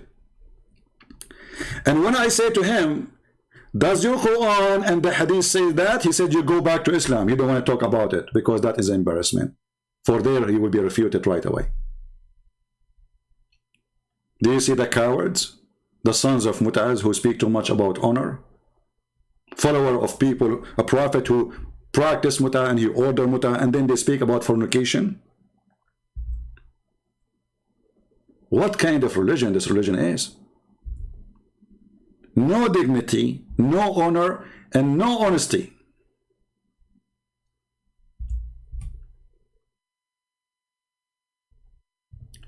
Let us see what David did in your religion, you coward. Shall we?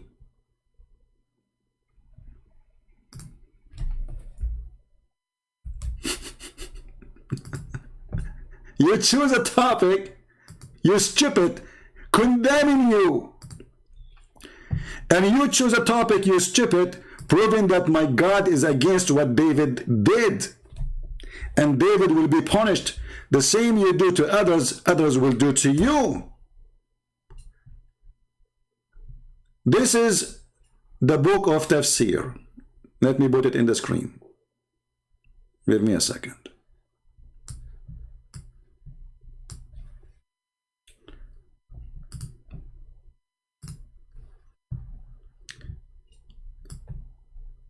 This is a chapter 38,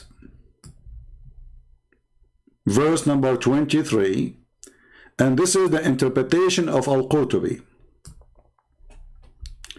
David, he liked to have sex with 99 goats, and goats here is women. What happened? David, you see the coward? Listen carefully, Abdul.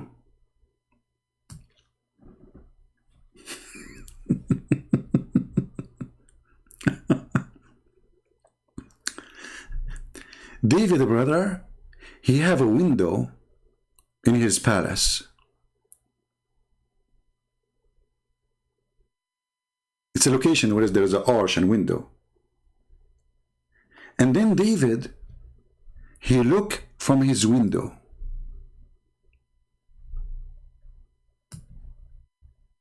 Actually, a bird, he took him there. Allah, he sent a bird, so he go to the window. And then when he looked from the window, he get close to the window, the bird fly. And then when he looked down, he saw a woman, she is taking a shower. When the woman, she saw him spying at her, she covered herself, her body with her hair. I don't know what kind of hair is that. You can cover all your body with it. She must be a bear. And then she fell into his heart. Ibn Abbas said, are you listening, Ibn Agha Abbas the coward? Look what you brought to your prophet now. Ibn Abbas said, وَكَانَ زَوْجُهَا غَازِيًا فِي سَبِيلِ اللَّهِ. Her husband was doing jihad for the sake of Allah, the husband of this woman. And his name is Uriah, the son of Hanan. Even the name is there. So David, he wrote to the leader, the emir of the attack, to make her husband to carry the tablets. Why is that? Because this is what the enemy will attack. So he will die for sure. And they put him from with those who they carry that.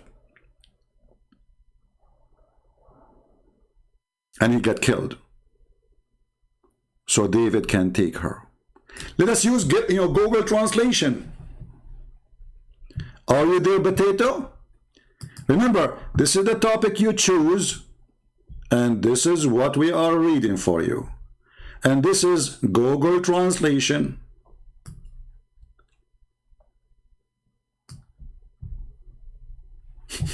Who arranged that? Who is the one who arranged that? Allah. Who is the one who sent the bird to David? Allah. Who is the one who made the bird go to the window? Allah. Who is the one who get close to the window? David. Who made him look from the window? Allah. What he saw under the window? He saw a woman, she is taking a shower.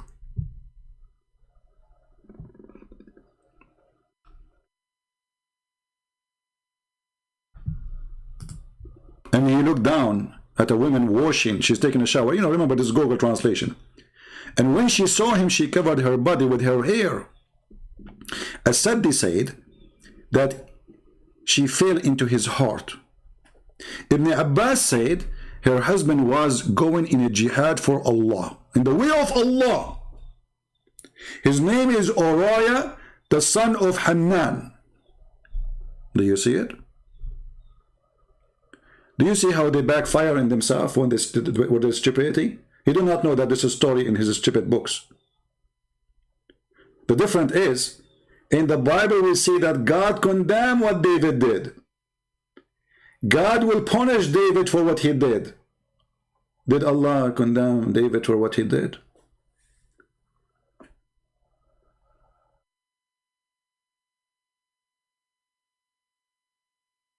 Potato. Who won the reference? Who of you won the reference? It's in Arabic, yes, but you can always use Google translation. And I don't know if there's a book for Al-Qurtubi translation, let me know. You see, when I said to him, if there is any Christian say that God, he wanted the wife of David to be raped, he says, I showed you from where is the word rape and where it says he will make them rape her. Do you see the coward, the liar? And the second I mentioned to him that the story in his book, he don't want to talk about it because it's embarrassment. Well, we are not changing topic. I answered you about the Bible already. I have no other answer. That's it. God, he said to him, the same you did to others, I will let it happen to you. Which means, I will not protect you no more. You are in your own. And he is telling him about the future.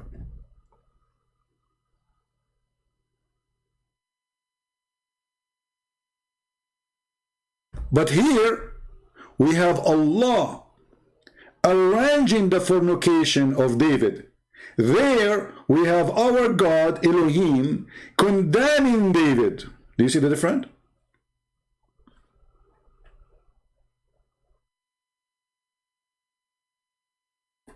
And why you don't want me to answer from the Quran?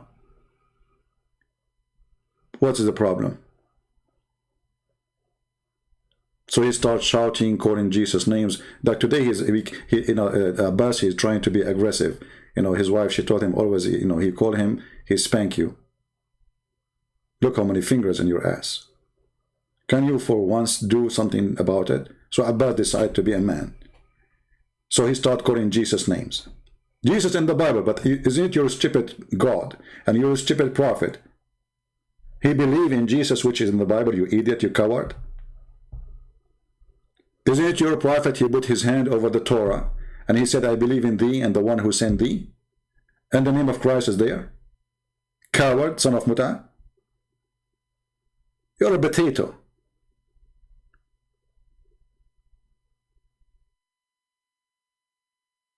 Now, why Allah did not condemn David for his crimes?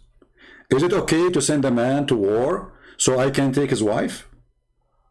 Is it okay for a prophet of God to watch a woman naked taking a shower?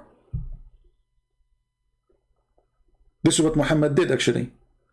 Muhammad, he went to the house of his own son, and the books of the Muslim, they say, فَرَآهَا مُتَفَضِّلَةً, she was wearing almost nothing, maybe nothing at all.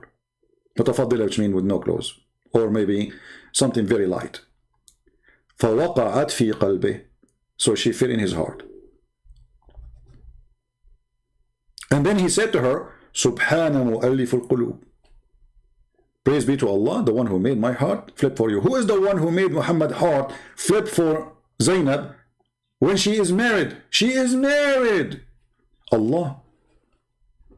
So who is the one who arranged fornication and rape? Allah. And when we get him busted, he starts shouting when I talk about different topic about Jesus being coward. Jesus being coward, why? It's your God, he's a coward, and he took Isa, he ran away with him.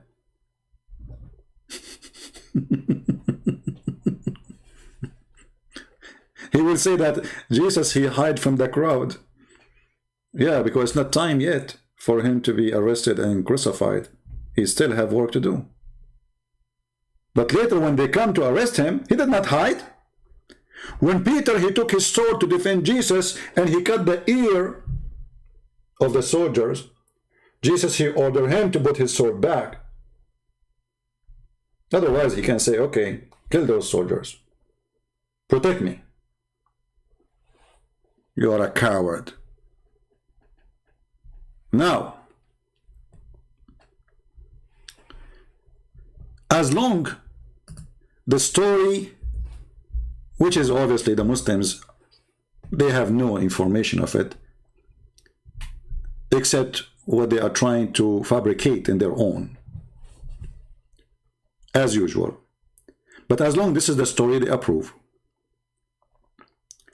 And this is what they say about David in their book. And their prophet,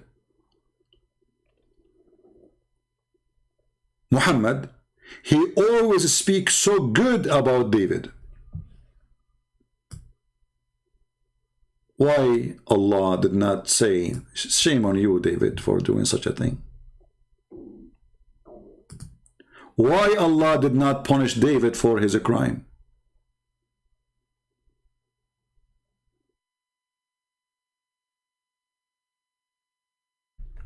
We are not done.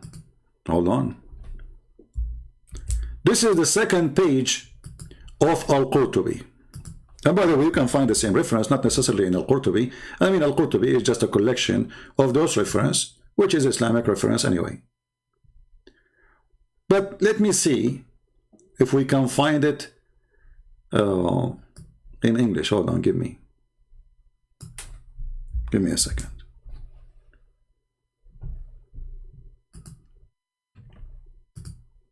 Potato coward. You think if he shout,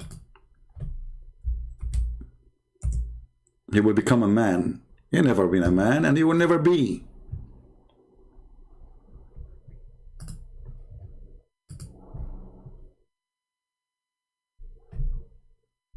I mean, they are repeating the same story, but they are giving other details, let us say. So again, this is Al-Qurtubi. This is page number 2.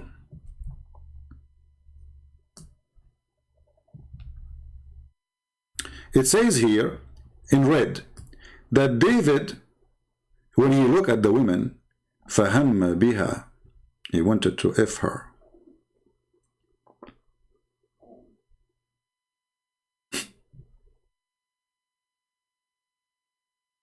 And then he sent the husband to carry the tablets. And at that time, this coffin, which have supposedly, the tablet, according to the Muhammadan, they used to carry it to be victorious against the enemy. So David, he put him there in that position so he will die.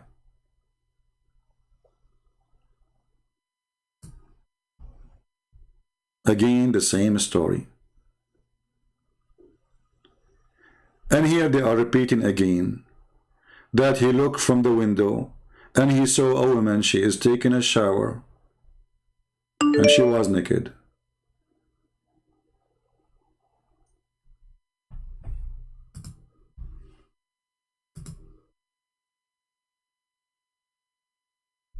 Let us see if this guy is a Muslim.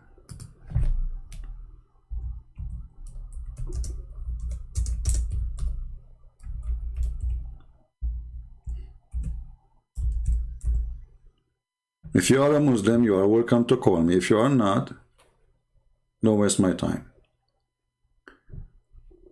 This is what happened when you have somebody, he tried to point his finger at something in your Bible, and he is stupid, he don't know that the same story in his book. Trust me, if this guy, he knew that this is story in his book, he would never mention it. But he's a donkey, as always.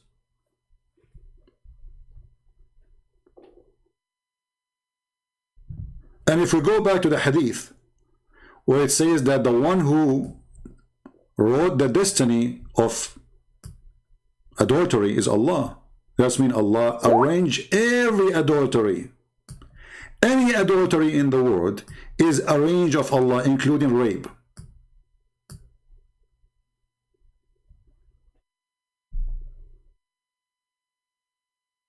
Right?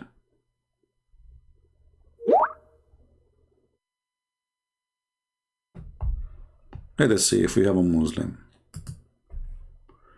Okay, we have a Muslim.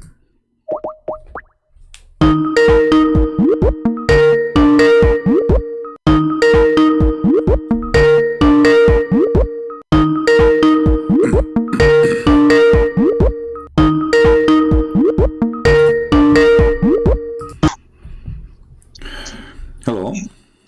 LGBTQ people have always been here. Mute YouTube, my friend. Mute YouTube.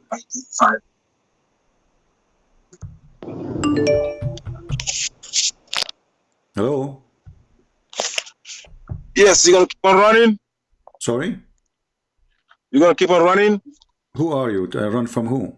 Why am I every Christian telling me, he's gonna debate you, ultimate truth. He's gonna debate you. I said he's not gonna debate me. Who are you? Who are you? Run like a little, like a little coward. Who are you?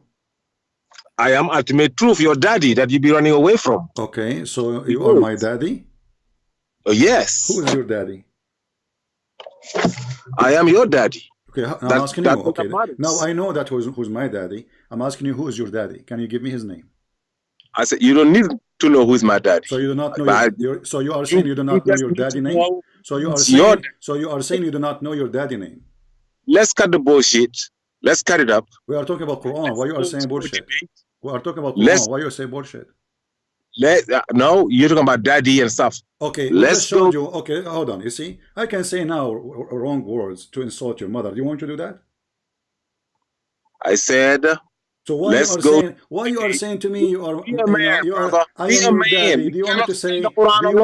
That's what matters. Do you want me to insult your mother? Is that what you're asking for? Is that what you asking for? Potato. Is that what are you asking for? Do you want me to insult your mother? I'm asking you. Be a man. I said I want you to debate me properly. So why you start saying I'm your daddy? Are you asking me to insult your mother? I said let's cut it up. Let's debate. Why each time you call you say this word? Are you asking me to insult your mother? Answer me, please. Every time you call us Abduls, I could call you worse than that. I could have your mother. So let me tell you something. I was a Muslim and I did mut'a with your mother. What you say? See? You running. I could use Ezekiel 23:20 that you run laugh. Abdul, son of Muta. Okay, Abdul. Last time you called me. Let us go back. Let us go back. We cannot talk at the same time, Abdul. You want to talk? Jesus is Abdul in the Quran. You answer to your God. Okay, guys. Jesus is Abdul in the Quran. So how come Jesus in the Quran did not rape women? I said nobody raped women in the Quran. Okay, guys, no one raped women in the Quran. Let us go and see. Are you sure? Are you sure? Women are you sure? Jesus raped women in the Bible. Don't change. No, You said Jesus. You said women nobody raped women in the Quran. Are you sure? And women been raped. What? Fire. Show the verse. Here we go. The verse in front of you. Chapter 4, verse 24 is speaking about it's forbidden for... We cannot talk in the same time, Potato. Don't force me to hang up on you. You are stupid. You are so silly. How in the world people they can understand both of us in the same time? Stop being stupid. You ask me to prove it. Let me prove it. Chapter 4, verse number 24. Shut up. Chapter 4, verse 24 says that it's forbidden for you women already married except the captive. They are married. Still, you can have sex with them. The mic is yours. Okay. The verse on chapter 4, verse 24 says, you cannot, because you jumped the verse 23, telling you who you can marry and who you cannot marry. Okay. It's telling you, it started telling you that you cannot marry your sisters and and nieces and nephews and all of those. And the verse 24 continues telling you you cannot marry married woman. Now, except those women who you fought the husbands. If you somebody, just let me finish. And no need to say okay. Just shut up. Like I was shut up. Continue. You see, that's what you do. If we have the same debate. Stop complaining. Continue. If the United States stop complaining. Continue. Except what? Except your slave. What you do to your slave? I am continuing. Okay, go ahead. You can marry those. If they're not slave, it said Auma Malakat Aymanukum. It never said Abdul. It said Malakat Aymanukum. That's prisoners of war. That's not slave. Slave got a name in Arabic. It's listen, don't cut me off. Slave got a name. Prisoners of war got a name. Malakat Aymanukum is a prisoner of war. Slave is Abdu. Okay, what the word Malakat mean? Malakat Aymanukum, those you possess with your right hand. Which mean you own them. You possess something with your right hand. Which mean you own them, correct? You got from the war. Okay. Listen. Which mean you own them. Why are you cutting me off? Well, I'm not cutting you off. You just answer. I'm asking you what the word Malakat Aymanukum. You said the one you get them from war. You own them or you don't own them? You don't own them. So how they are in your hand? What do you do then? What do you mean you don't? Malakat, you stupid donkey. The word malakat, it's mean milk, which mean you own. You are an idiot and you are a donkey. No. Secondly, in front of you, this is your Muslim translation saying captives and slaves. Does it say captives and slaves? Between parentheses. Between parentheses. Oh, now you're taking between parentheses? Okay, so no, I'm not taking it. I'm saying why they are saying that. If they are not, I don't care what they say. Okay, listen, Abdul. I asked you last time what the translation you like. You remember you said to me translation of who? Remember? If you wanted it, you shouldn't be hanging up. Then why did you hang up? Abdul, I'm asking you what the translation you like so we can put in the screen. Can you do me a favor? I said, why did you hang up?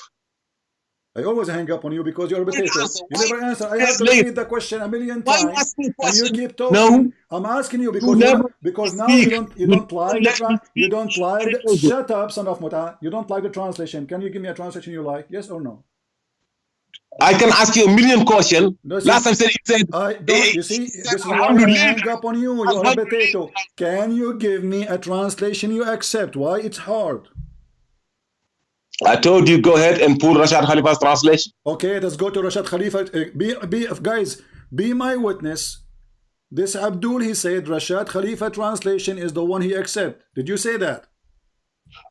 I accept five translations. I can all tell you. You said what? I can tell you 5 translations. Okay. I accept. You can go to any of those. Okay, just give me. You gave me one. Listen to me. Listen. Let me speak. Hold on. Okay, so do you want me to show you Rashad Khalifa? Let me finish. Do you want me to show you? Okay, shut up for a second. Let us open it. Let us open it, potato. Stop.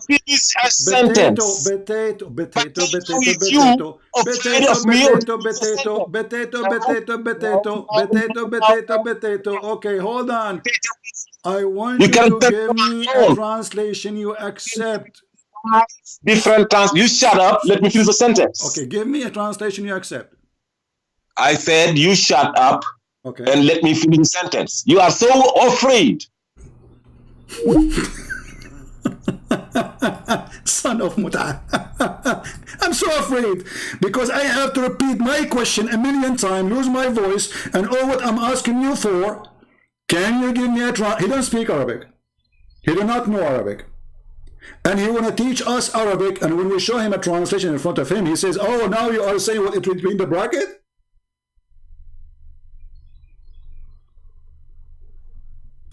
The stupid, he is the one who said that those are women you capture from their husband in war. It says for you here, it's forbidden for you women already are married.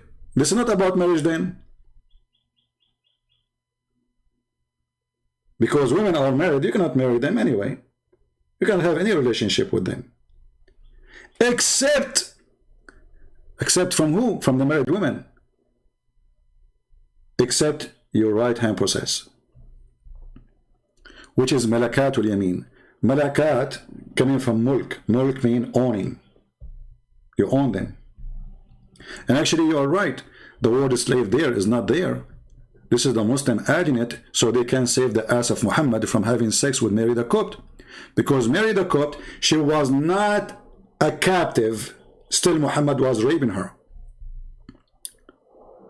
Which means there's nowhere in the Quran Muhammad giving permission to have sex with a slave. She is not captive. And all the caliphate, they have sex slave. You notice when we talk to Muslims, I lose my voice and I have to shout and I have to repeat the question 1,000 times because they are so ashamed. And now if I say to him, can we go and read the interpretation for this? He will say, I don't accept interpretation. I don't accept hadith. I don't accept anyone. This guy is creating his own religion. Let us see. He's trying again.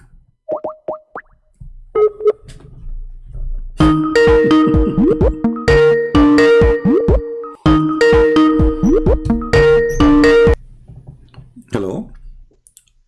Yeah. CP? Yes. Yeah, my question is, why don't you accept the challenges of Farid and Sheikh Usman to debate? Who said I don't? I am the one who's making the challenge, not them.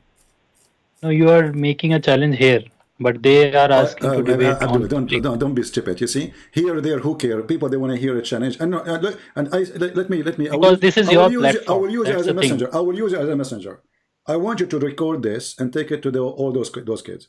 I will call them in their live program, which means I cannot mute them. I cannot hang up on them. They can hang up on me. Do they accept? They don't. Okay, there can be a moderator, okay? He is the moderator. No, there can be a moderator. For example, recently there was a debate. Don't waste my time, son of Mut'az. Don't have time for kids. They are coward, they are sons of Mut'az, and they are kids. I will call them in their program.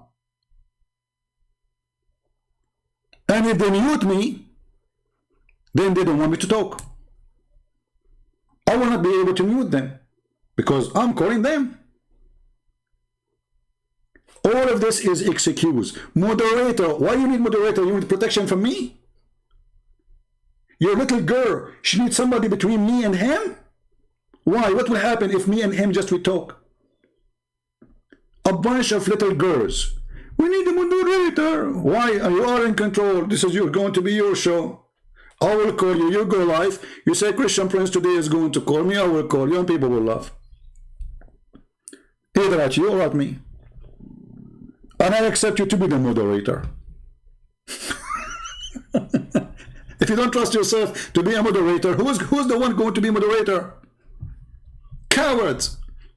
They use all of excusing. All of them, they say, we are willing to go all the way to America to meet you. I am willing to go, etc. Come here to San Diego. But bunch of potatoes. Look who call us. Kids. Those who claim to have knowledge, they don't dare. Ultimate fart, who just yesterday said that Uthman is a donkey And anyone, and Mimi Hijab is a donkey, and he's filthy, and he's not a Muslim. They are mushrikeen. He said that. Go and watch it yesterday. He just called me yesterday. Why? He said because they don't accept the hadith. In fact, they don't accept the hadith. They accept only what they like because they are hypocrites.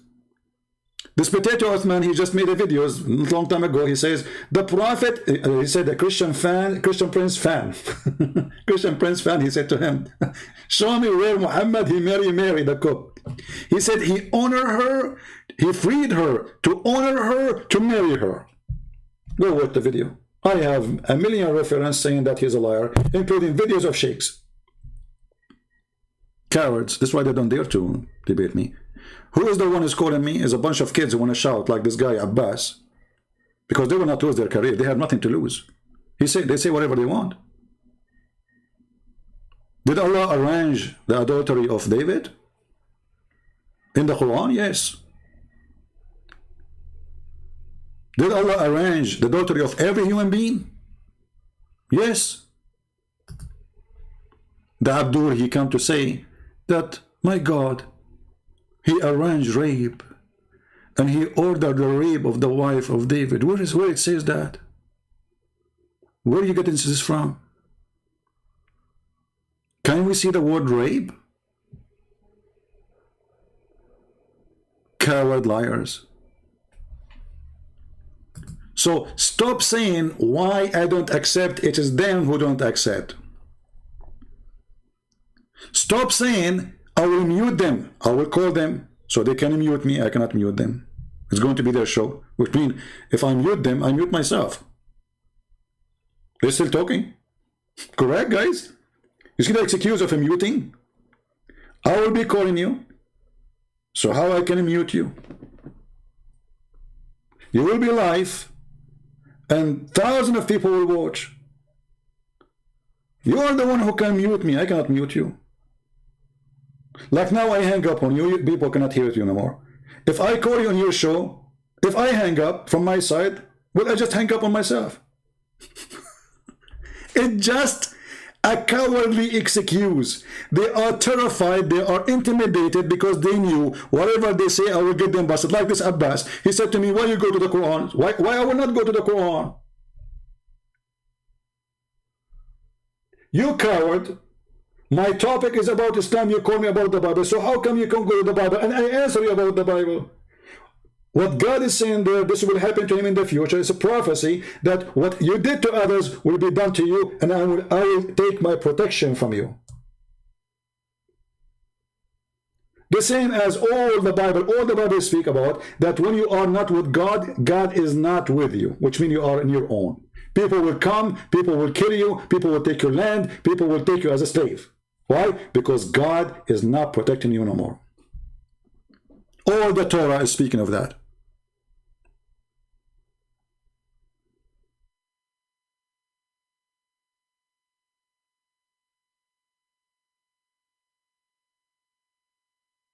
And the one who arranged every fornication is Allah, as you see in the screen.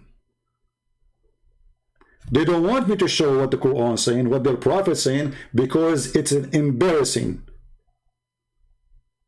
So Abbas, the pizza boy, is angry. He's a pizza boy that is knowledgeable in religion. In the Bible, it says that God, he arranged the rape of the wife of David. Really?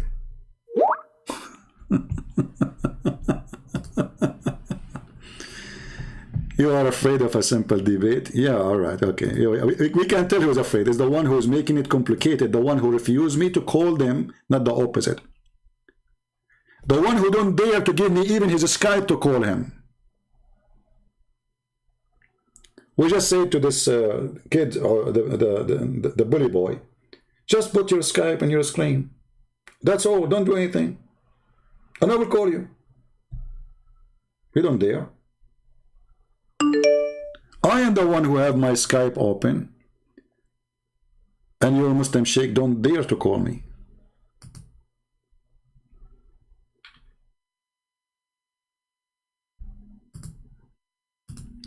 Are you a Muslim?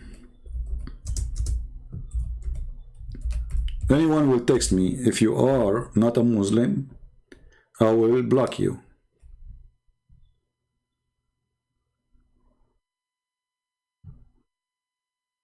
So if you text me, say I am a Muslim. Before you text me, don't say hi, don't say hello.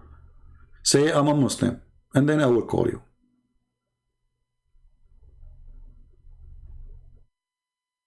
So did Allah arrange the fornication of David? Yes.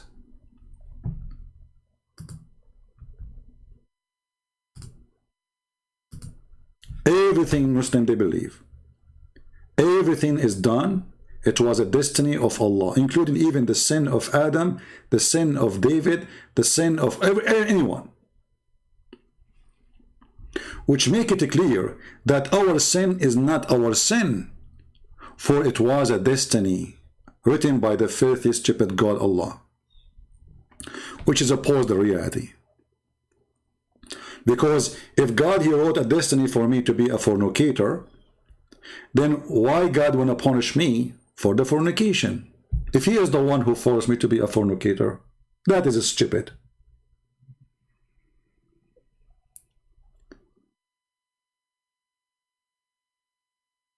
Who is the one who arranged the rape of Safiya and Juriya and the rest? Allah. Isn't it the Quran says Allah, he gave them fatah, victory, and what they did after the victory? They raped those women. So who is the one who arranged the rape of those women? Allah. See the double standard, the hypocrisy, and the stupidity, which is amazing, by the way. You know, actually, I'm very thankful to God that those who believe in Islam are silly stupid, because that will make it harder to defeat this cult if they are smarter, starting from the stupid Muhammad. So if Muhammad was smart, that would be really difficult for us to get him busted, especially we are not even his time to debate him. But thanks to God, Muhammad is so stupid, to the point we have someone like Ultimate Ford. He says whoever believes in what Muhammad said is not a Muslim. Oh, Ultimate, why you are saying that? Oh, those hadith are fabricated, so they are embarrassment to the point to accept for a second.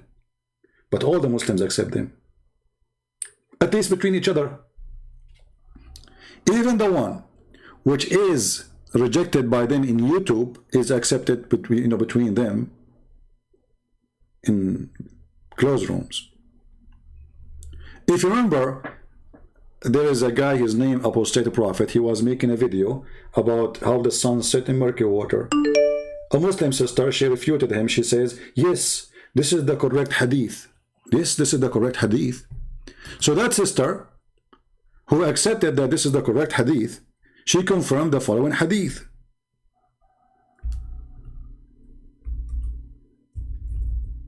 She refused the other hadith. She said, yes, yes, the Prophet got you busted. He refuted you. This is the correct hadith. This is the one. Stupid. Because this hadith confirmed that Muhammad is a fraud. According to Muhammad, the sun goes every day from the east to the west to sleep under the throne of Allah. And this idiot who decided to refute an ex-Muslim, he got him busted by saying, yes, this is the true hadith. The Prophet of Allah, he refuted you in this hadith. Go watch the video and laugh. Those are the ones who want to debate me. They already confirmed this. This is alone is enough to end any debate.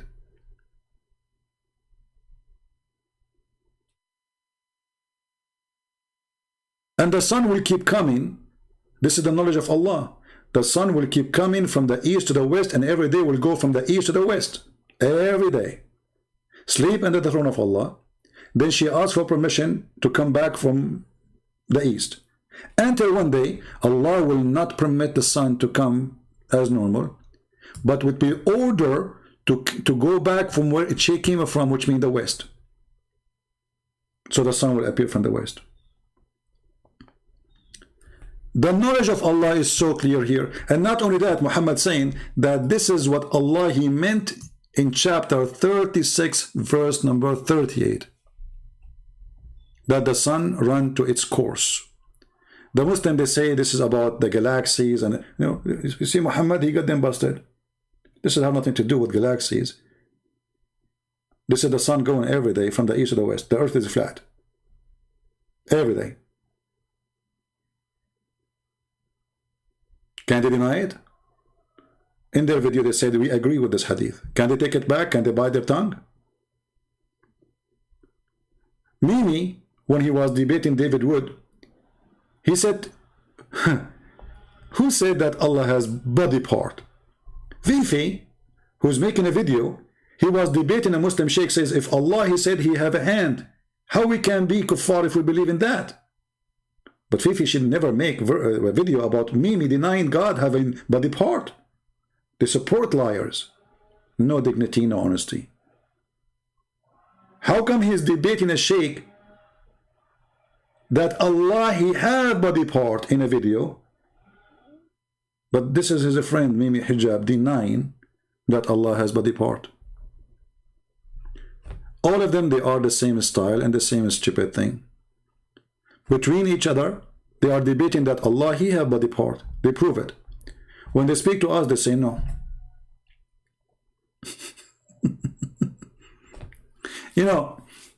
And the reason, by the way, they like to debate David Wood, number one, so they can make mockery of him. He do not know Arabic. Actually, Arabic is my first language, and they are making mockery of my Arabic.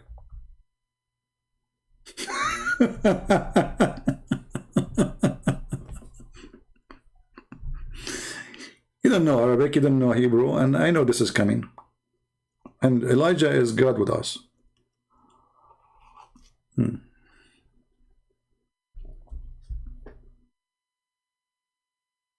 Okay.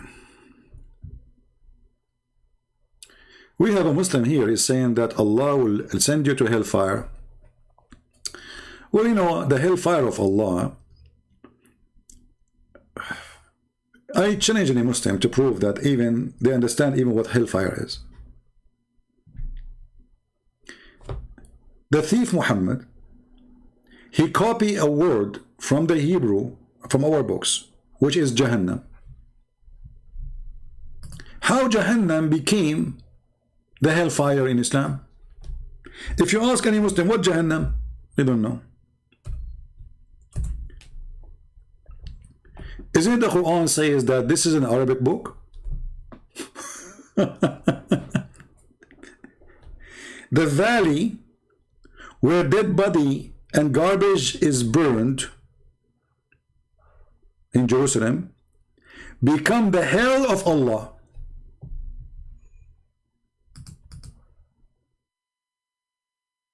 Any Muslim? Where Muhammad he got the word Jahannam from? Look how many times appear in the Quran all over. And the Quran confirmed when we made it pure Arabic. This is a pure Arabic? Are you sure?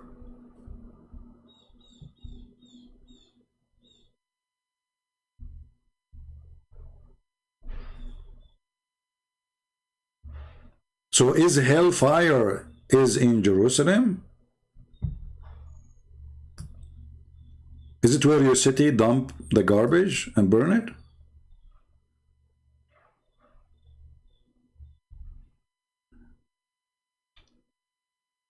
Do we have any Abdul?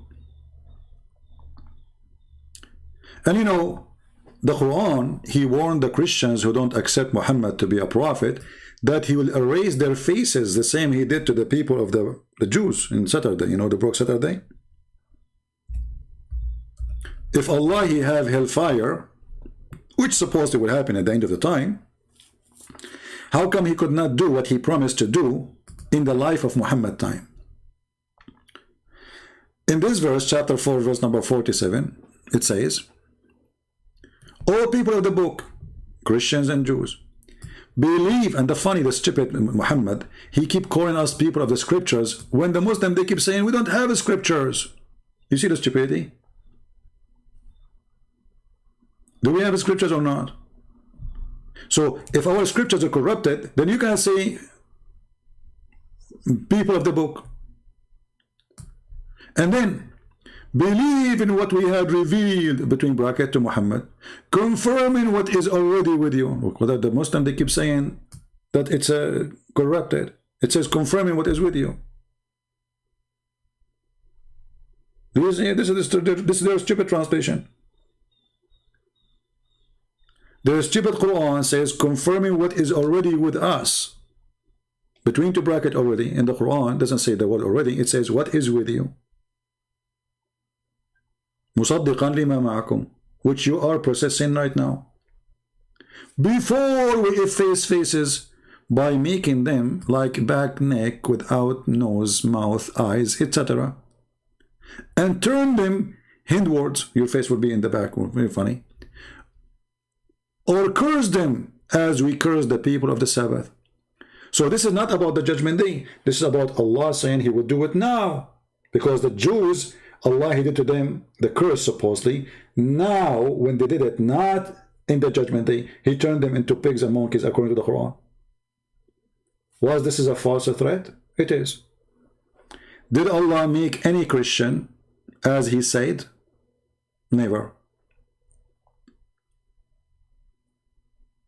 Muhammad, he tried to scare the Christians and the Jews. If you don't believe in me, this is what Allah will do to you. The same he did to the people of the Sabbath. But nothing happened. Not a single Christian in the time of Muhammad or after, such a thing happened to him. If you want to say to me this is judgment day, well, it says the same as we did to the one we curse of the Sabbath. Those is not in the judgment day, already he done. He did not say as we will do to those in the hellfire, which means later, at the end of the time.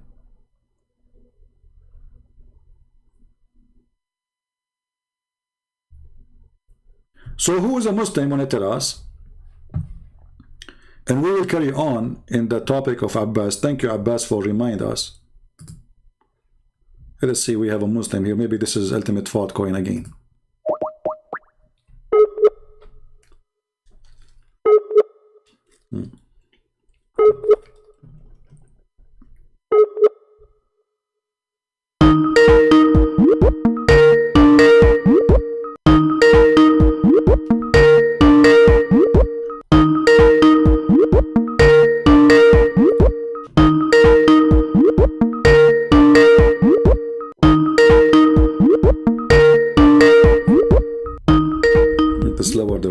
This ring in Skype, but what we can do?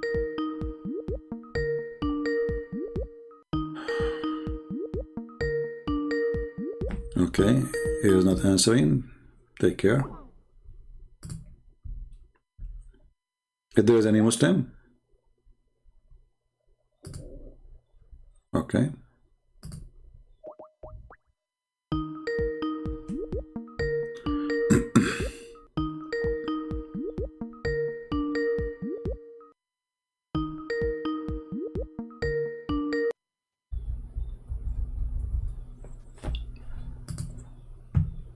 Hello?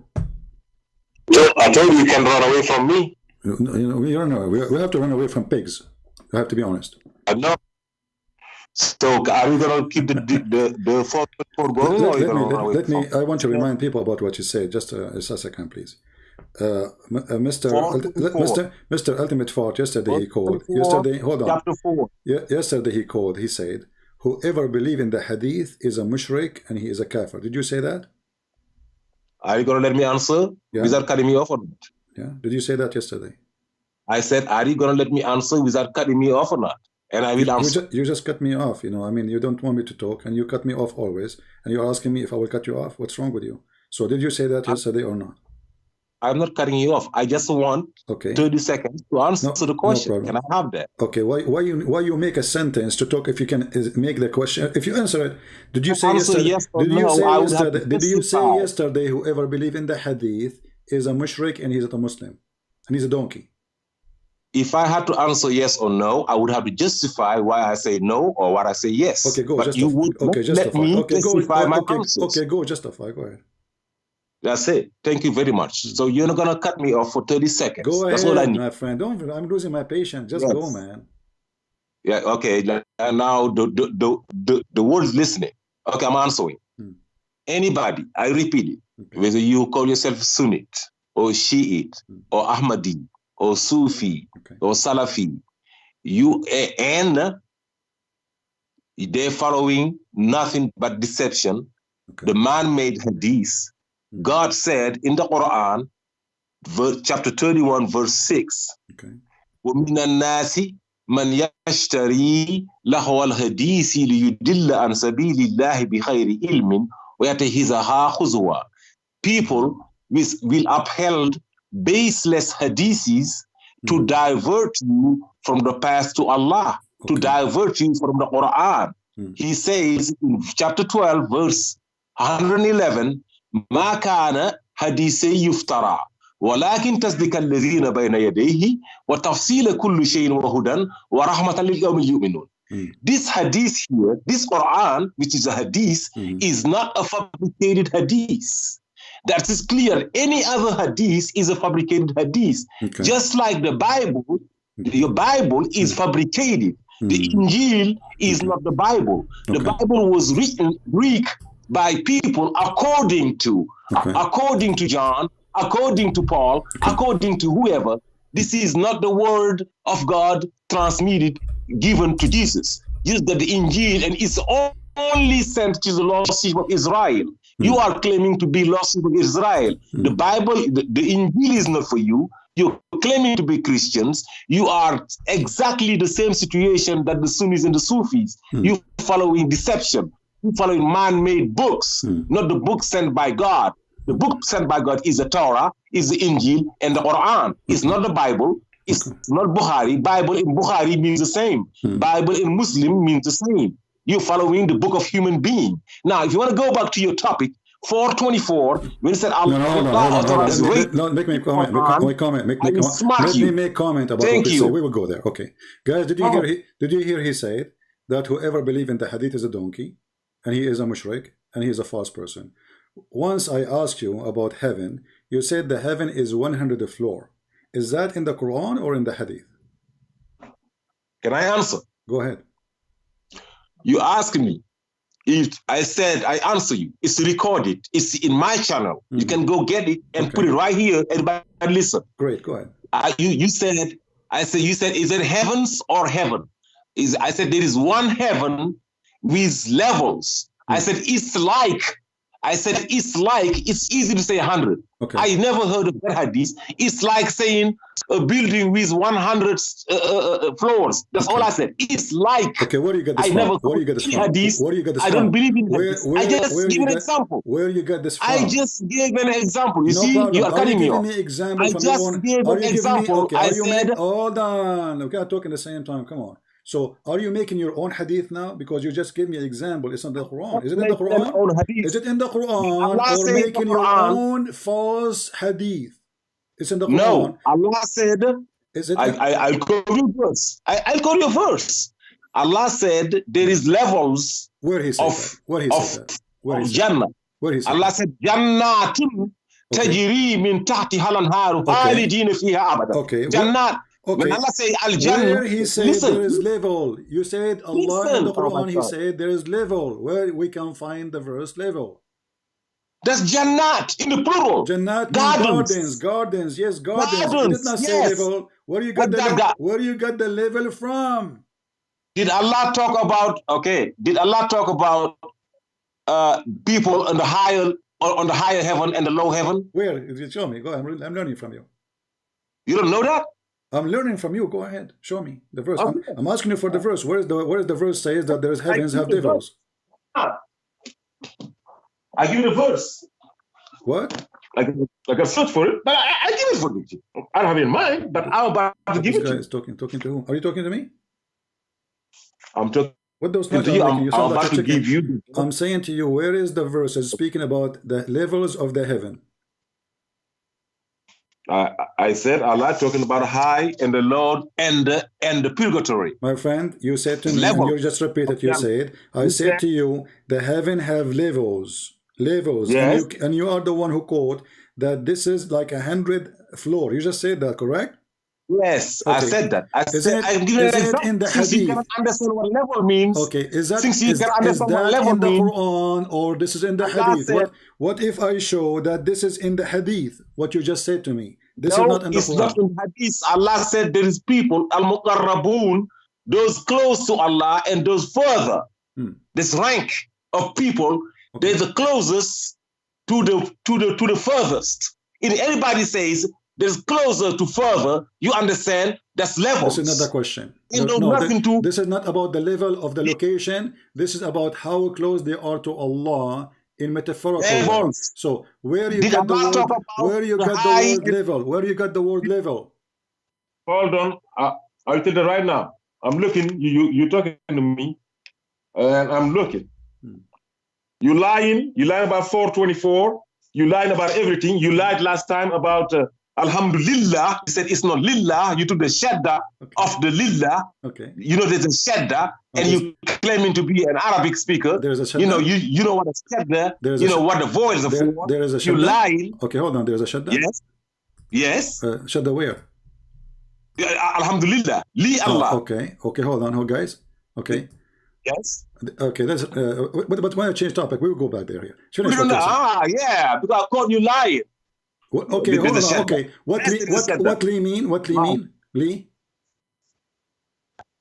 Alhamdulillah, not Lila. He said Alhamdulillah. What the word mean? Because I exposed you. I will go with you stupid idiot. Don't make me go, rude on you.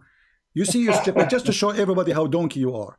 If you look in the, hold on, everybody will laugh at you. If you look in the top word, they have a, shut up, let me answer you. If you look in the word Allah, the first one, shut up. It says Allahu shadda. And the second one, it says Allahu shadda, nothing changed. Go ahead. I said, we talk about Alhamdulillah. Don't change. Stupid. Answer. You said that the second one have shadda. The second verse. The question was, Abdul, the second one have no A. This is what I said. There's no A. Correct? I taught you, I give you a lesson in 5 different languages. Abdul, how you cannot say elephant, you gotta say an elephant. You stupid, just to show you what you say. Lil, la. Okay. No. So now we have here Allah. There's alif. Here we don't have alif. No, it's not Allah. Al-Ilah means Allah. Where it says Al-Ilah? Where is the word Al-Ilah? Where is the word Al-Ilah? Can you show it to me? Okay, go to chapter, go to the same word. Don't force me to hang up on you. Go to chapter 114, verse 3. What Al-Ilah have to do with this word Allah? Does it say there's alif in the beginning? Yes or no? I said Allah is the contraction of Al-Ilah. Just a stupid idiot. I have no patience for those people. Contraction for Al-Ilah? Who said that? When I asked you about the heaven, he said the heaven is 100 floor, and this is a hadith.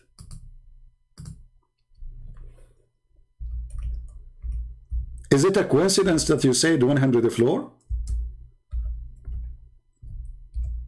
Where you got this from? It's a hadith, you coward. So when I get you busted, that you are quoting a hadith, when you are calling everybody who quote a hadith a donkey, you became the donkey.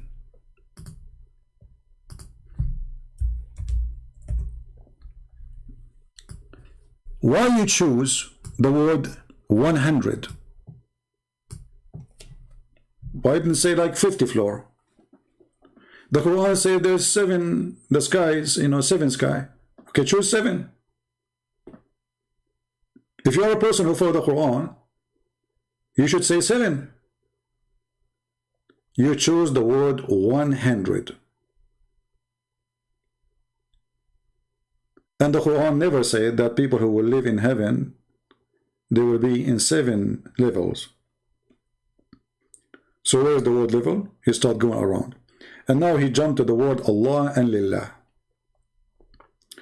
And I'm going to save myself from shouting at a stupid person like you. He said that he accepted the translation of Rashad Khalifa. Did he say that? The translation of Rashad Khalifa says that the Bible which is with us is confirmed in the Quran. He said, like your Bible is fabricated.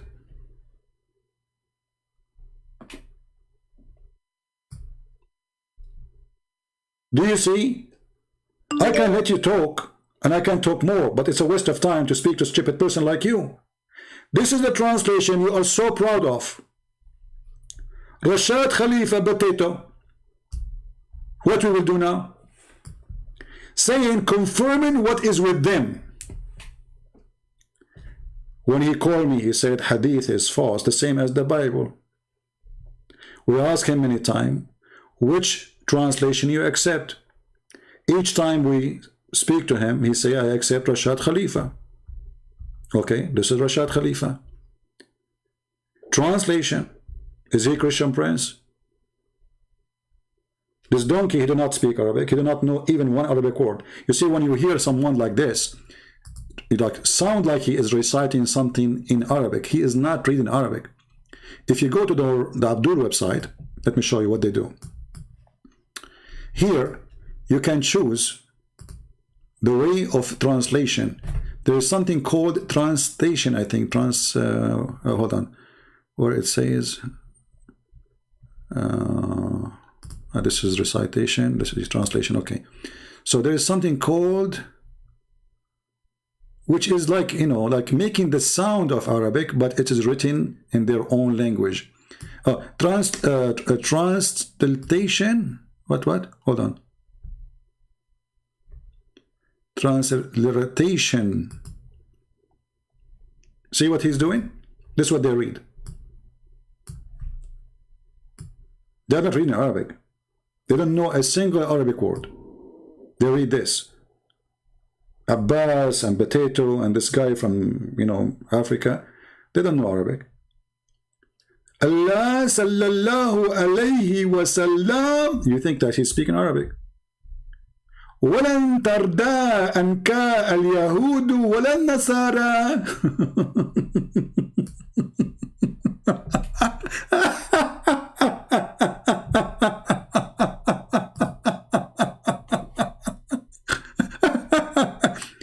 So a person who is ignorant about this cult and how this cult works, he would think that the guy who's talking, he's reading Arabic, like, hello? You said to him, do you know Arabic? You don't know Arabic. Speak to me in Arabic. You don't know Arabic. And he himself, he said, I do not need to know Arabic to understand the Quran. He said that. What translation you accept? I do not need translation to accept to understand the Quran. Like, so what? How you read the Quran if you do not know Arabic? And you do not want any translation? How you understand it? Like, are you a prophet? Like Allah, he sent you a message inside your butt? So when those Abduls, they come to you and they sound like they are speaking Arabic, they are not speaking Arabic. Somebody saying, answer me, as your name is Abdullah? Okay. Maybe this is him again, you never know. He like to be spanked. There's a shadda on Allah. Okay, there's a shadda on Allah. He said, go to Al-Ilah. What does have to do with this? And if the word Allah is coming from the word Al-Ilah, that's mean your God have no name. Because the word Ilah just means God. Il is a sound to make it smooth. The real word is Il. Ilah. This is why it's very light. This is from the Aramaic, you idiot. This is the word mean God. But you Muslim, you claim that Allah is a name. It is not a word mean God. Abdullah, it says you are not online, my friend. Let me try to call you again.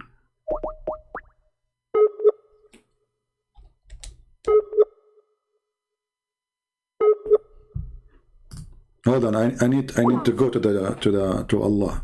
Give me a second.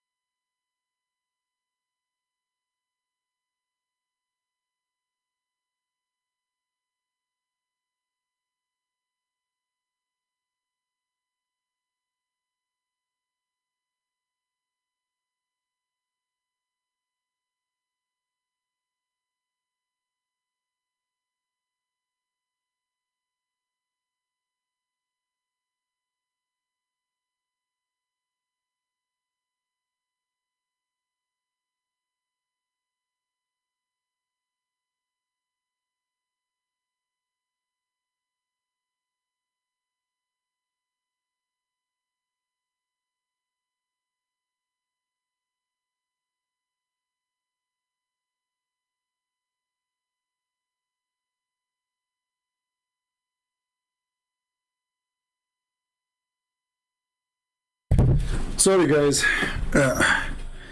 We had to meet Allah from time to time, and it was good. Man. Now we are ready again. Oh boy. You have to meet Allah from time to time. I mean, I don't like to go there, but, you know, things happen. And by the way, the Prophet, he said, after you go to the bathroom, you have to shake your penis 3 times. I did not count, really. Huh. I should go again. This time I have to record it. Like to remember. Excuse my language. What a stupid prophet. You know, there's a guy, he said to a Muslim in the time of Muhammad, he said, look like your prophet, he teach you everything, including how to do poo-poo. I mean, how, like, do stupid things. The guy, he says, yes, the prophet, he said to us, he taught us even how to do, excuse my language, how to do shit. Can you believe it?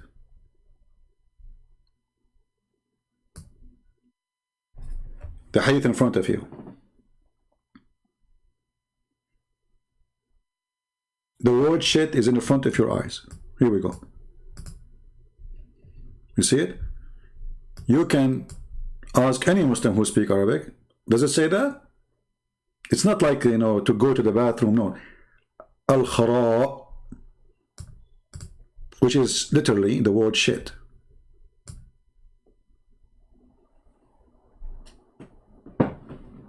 This is Islam. And this is why someone like this guy, Ultimate Fart, he's trying to hide from the hadith, because the hadith is an embarrassment. You know, if Muhammad was saying something smart, do you think this guy, he would say, I'm not believing in it? No. He will love it. He will use it everywhere.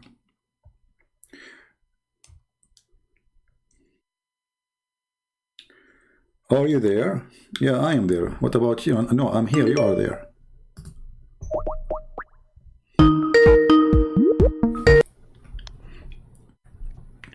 Yes? Hello, mister. I wanted to ask you the question about the fever. You're the princess. About who? About who? I wanted to marry the princess called the Christian. Oh, you want to marry her? Are you a gay? No. I wanted to marry the princess called the Christian princess. And you are the Christian prince. Okay. So you are a homosexual and you are asking for my hand. Amazing Muslim.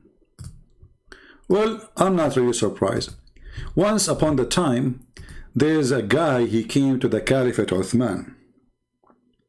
And he said to him that there is a leader of Imam, a leader of prayer. He is leading the prayer. And we are afraid that he is causing us temptation, fitna. So the Caliphate, he said, what's wrong with that? Pray behind him and do the good deeds he's doing. Then the guy, he said, well, in our opinion, we should not pray behind a mukhannath, a feminine man. And the funny, his name is Uthman. Look, the sheikh, sorry, the Caliphate, his name is Uthman, who is promoting praying behind a homosexual. I went to Uthman ibn Affan while he was besigned, which means he's the Caliphate now. And I said to him, you are the chief of the whole Muslims in general, and you see what befallen to you. We are led the Salat, which means the Imam, by a leader of al-fitan, temptation. How he tempted them? Trial and affliction. Like, what the heck, what he's doing? And we are afraid of being sinful. This Abdul, he is afraid now he will commit sin. Why? Because this guy is leading the prayer. Okay. In following him, Uthman, he said, as-salatu, which means the prayer. You see, the Muslim, they say that when Allah, he says, sallallahu ala Muhammad, they say the word salat does not mean prayer. It means blessing. Here we go. It's in front of you. As-salat means to pray. The prayer is the best of all deeds. So when the people do the good deeds, do the same with them. And when they do bad deeds, avoid those bad deeds.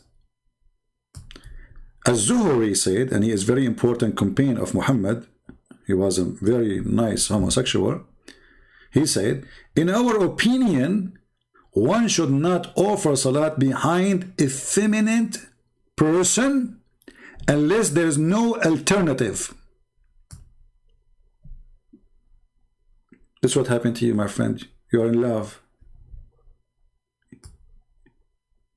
You are one of them. You're going to ask for my hand live on air? I'm not surprised. But look what happened. This guy, he exposed all those who pray behind this gay. Why? Because he's saying that we are afraid. This guy, he is causing a trial. This person is in trial. Like, why? Because a gay, he bent over in front of him. Affliction. The gay, he bent over, the guy have affliction. That's mean all of them, they are gays. Because why you are getting tempted if a man, he is a gay, he bent over in front of you unless you are a gay too. Do you see the stupidity? He did not say this guy should not be leading us. He said we are tempted. How you can be tempted by a guy?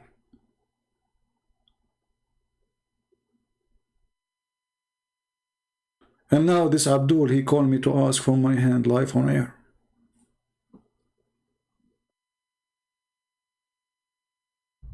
Coward son of Muta.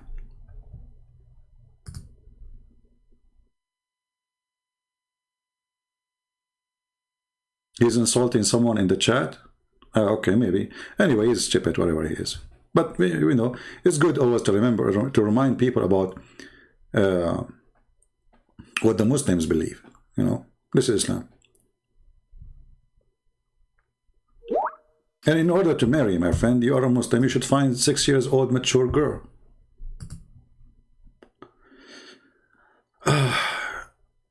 Okay, let us see. This is the Raqs.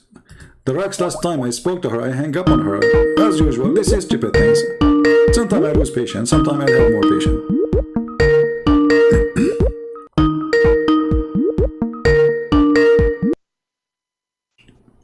Yes, lady. How are you doing? I'm good, sir. How are you? I'm all right. What do you want to say to us?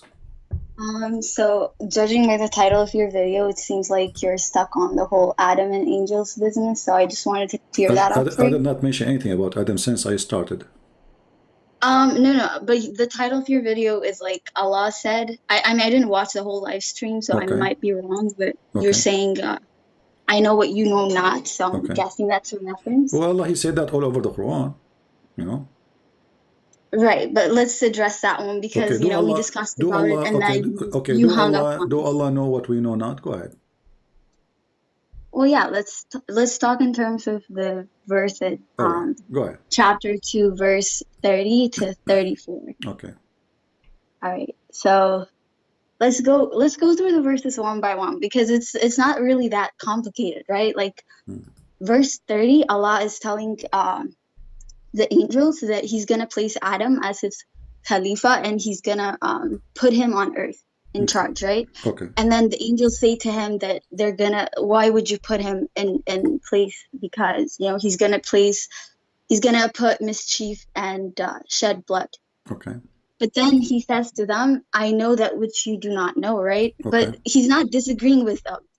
Can you agree with me on that one? No. He's not he's disagreeing about the nature of Adam. No, he disagreeing. No, he's not. No, listen.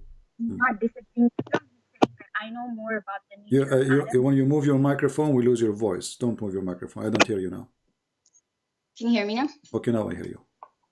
Okay, so I'm saying when Allah says, I know that which you do not know, He's not disagreeing with them about the nature of Adam, that he's going to cause mischief and shed blood. He's saying that He knows more about the nature of Adam than the one they already happen to know. Are you done? Right? So there's no contradiction here. I just want you to know because Allah is not. Okay, read the verse with me. Read the verse with me. Then Allah He taught Adam, when Allah He taught Adam all the names, and then No, let's not go there. We're still at verse 30. Because we have to connect them together. We have to connect them. Yeah, we'll connect them. But verse 30, I'm talking about this verse where He talks to Adam. Okay, continue. When He talks to the angel.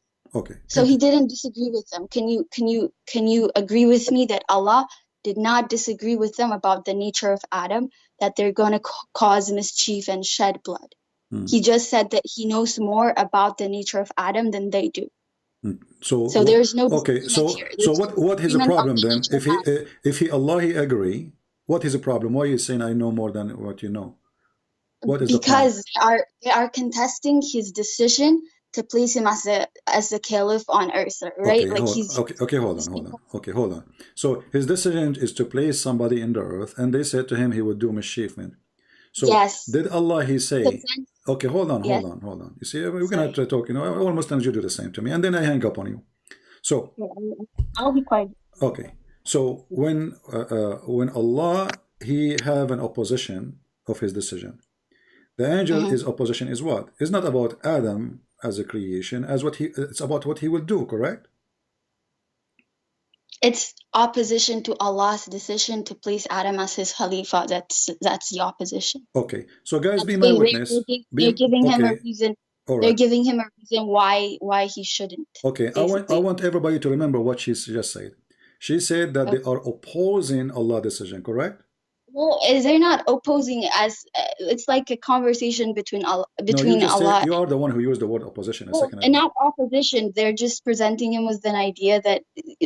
Why are you placing him? Like they're asking him a question. Okay. Like why would you place him but in the same time, in the same time, they are making accusation to Adam that he would do this. Correct? We lost you again. Your mic. Don't move your microphone. Adam has the nature of causing mischief and shedding blood. Yes. Okay. So what Allah He said, as He said, I know what you know not, yes. Which means what they said is not true, right? Yeah, no, that's not it. That's what I'm trying to get across. Like He didn't disagree with them about the nature of Adam, that he's gonna cause mischief and blood. Okay, this is why you are refusing me to read the second verse, because the second verse Allah He said to them, tell me the names of those things. Tell me the names of these. If you are truthful.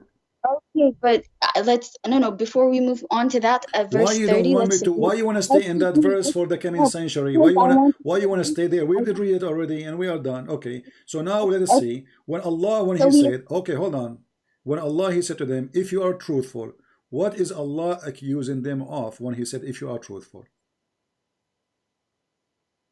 All right, so I'll go to that verse, but at verse 30, we have agreed now that no, we did not agree. No, we did not agree. I said to you, no, I did not agree. Don't make things up. You see, you are talking to me and you are changing my words without even we hang up. So don't say we agree. We did not agree. We agree that Allah, He is saying to them, I know not what you know, which means He refused what they say. And the proof is here. He said to them, he taught Adam the names, and He said, okay, Adam, this is donkey, this is potato, this is tomato.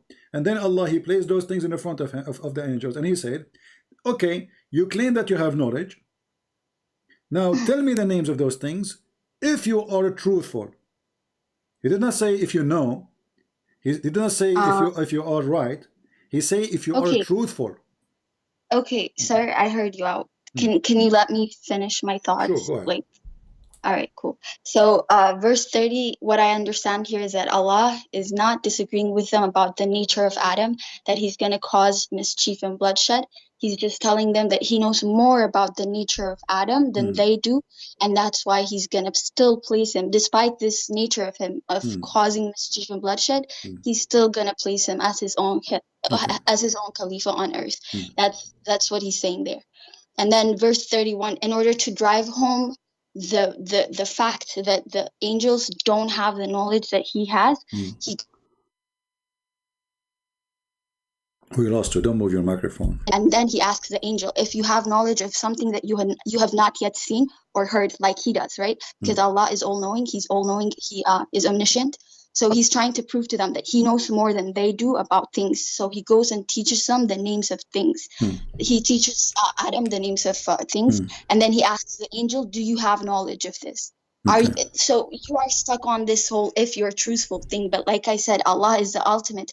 And when he talks about truth is the truth he's talking about here is the absolute truth, the truth of everything, of knowing everything. It's not just about like are you done? lying. Are you done? No, I'm not done. And then at verse 32, you'll see that angels now have learned their lesson. They say to him, glory be to you, we have no knowledge except that which you've taught us. Verily, it's you, the all-knower, the all-wise. So here we see that the angels now have learned their lesson, that they do not know everything that Allah knows, and that Allah knows more than they do about the nature of Adam. So there's no disagreement between Allah and the angels about the nature of Adam. Allah just happens to know more about Adam's nature than the angels do. Okay, wonderful. So do you believe that the Quran is speaking a clear Arabic or a stupid Arabic? I mean, I don't speak Arabic. I will trust you. I know, but I'm saying, don't you Muslims say the Quran, Allah, He used a very amazing, clear Arabic, good Arabic? Yes. Okay. Don't you think that Allah then, He used the wrong word? If you want to prove to them that He have more knowledge, He should not say, if you are truthful. Because if I say to you, hold on, let me talk. If I say to you, okay, Darax, if you are truthful, give me the proof. That's mean I'm accusing you to be a liar unless you give me the proof, correct? Otherwise, I will not say if you are truthful. If you are truthful, I say if you are truthful, you can do the following. What is the following? You tell me the names of those things. So if the angels were truthful about what they said, then there's no need for all of this to say if you are truthful, and there's no point of this stupid thing anyway. I will show you an example. Do you see my screen? Wait 1 second. I need to go back to YouTube. Okay.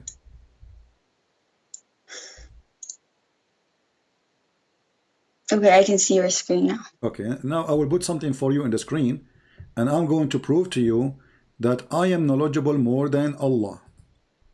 I want you to watch with me, okay? Because I will use the same logic Allah He used. Okay. Are you gonna go off topic? Hold on. No, we are not going off topic. We are not. Don't do this. You see that you Muslim, you force me to hang up on you. I listen to you, and then you keep talking, saying nothing. You just said something. Let me show you how silly what you are saying. Okay, hold on. So now, give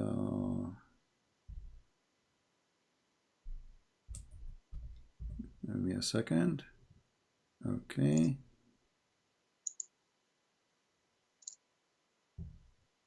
Hold on. Okay. I hope that whatever you're going to show me is related to this topic, though. Sure, absolutely is stuck with the topic. Trust me. It is very much with the topic. You will see in a second. Okay, hold on. I don't know what happened to this website. Oh, and the prostration. Hold on. Okay, I'll get into that. But last time when you hung up on me, you said I agreed with. Look at the screen. Look at the screen.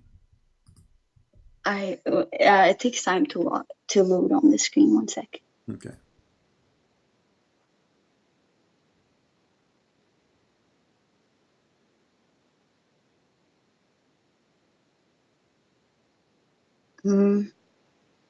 What do you see in the screen? I just see stars. There's nothing on your screen. Okay, maybe you need time to see it. Maybe it's taking time for you. I see a cat now. Okay, what is the name of my cat? How should I know? I don't know. Okay, what is the name of my butterfly? You're misunderstanding. Sorry, no. So now, hold on. So now I know. So now I know. Hold on. So now I know what you know not. Well, and that make me God. So your silly God, he gave a name for this cat. He called this cat Susu. And then he called, hold on, just you see how silly what you said? And then he called the butterfly Tutu. And then he said to the angels, okay, what is the name of my cat? They said, we do not know. He said, what's the name of my butterfly? They said, we do not know. We know only, hold on. I listen to you, listen to me. Don't force me to hang up on you. Go ahead. They could not tell the names which he named. I mean, how in the world that will make him know the future? He gave names to object, and then he asked them to tell him the names which he made. How stupid is that? So now I called my cat Susu. I said to you, do you know the name of my cat? You said no. How I would know that? So now that's mean I am God, and you are a bad angel, and you have no idea, and you need to repent to me. Now let's continue. We're not done. Yeah, so continue. Hold on. Let me. You see, you're just a conversation. Hold on. So now, after Allah, He asked them about the cat and the rat, and they do not know their names. Allah, He proved to them that He is knowledgeable. Hold on. Okay, hold. You say you want to talk? You want me to talk? Who want to talk now? Can I talk? Okay, go ahead. All right, so you're misunderstanding the verse. You're talking about verse 31 when he names, when he teaches Adam all the names and he asks the angel. He's not trying to prove to them that he knows everything. What he's trying to prove to them that they don't know the things that they have not yet heard or seen, or knowledge that he's not yet given to them. Okay. That's what he's trying to prove to them. So he's trying to prove to the angels that they have no knowledge except that which he's taught them. That's basically what the verse is saying. What is the title of my video? What is the title of my video today? What is the title of my video today? I know what you know not. Okay, so this is the point of this naming. So he wanna show them that he know more than what they know. No, he want to show them they don't know exactly. That which he's so he knows more. He knows more. Okay, he knows more than them. What he knows more? He knows Susu. You are misunderstanding that. How we are misunderstanding? It says he taught Adam the names, and then he said to the angels, "Okay, tell me the names of those things." This is not about the future. It's not about the future. Listen. You see, I don't know how old are you, but you are not being. How old are you? Why does it matter? Because I don't want to talk to a kid. I want to be sure that you are adult. Are you adult? Are you adult or you are just teenage? I'm in college. I'm an adult. Yes. Okay, good. So when Allah He said to them, "I know what you know not," He was talking about which knowledge He know they don't know. Is that the name of the cat? What? Sorry? When Allah, He said to them, after He placed the items in front of them, the cat and the rat and the dog, and He asked them for the names of those cats, and they could not answer, what Allah He proved there by saying, I know what you know not. He proved that He know the name of the cats, correct? He proved that He know the names of the cats, correct? No, He's proving to them that they don't have knowledge other than that which He's taught them. The same way that He taught Adam the names of the animals, He needs to teach them before they know the names. So that's basically what He's trying to prove to them. Like, so, I will go with you. So they don't have knowledge. They don't have knowledge. Do Allah have knowledge? Of course, yes. Okay. So if Allah has knowledge, why He said to them, if you are truthful? What do you mean? Like, what do you mean? What do you mean? The verse says, if you are truthful. When He used the word truthful, we're stuck on that, sir. Look, if you're truthful, we have to explain it, because He did not say if you know. He said if you are truthful. What the opposite of truthful? Yeah, okay, let me explain it then. So here, like I said, when Allah is talking about truth here, He's the ultimate. So when Allah speaks of truth, He's talking about the absolute truth. So truth of what does have to do with my topic? Why He said to them, if you are truthful, we're talking about them, forget about Allah now.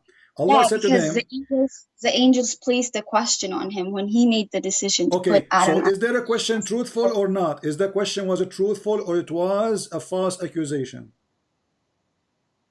They didn't make a false accusation, like I said. So why He is saying to them, if you are truthful? So why He is using, if it is not false, listen, if it's not false, why He is saying to them, if you are truthful?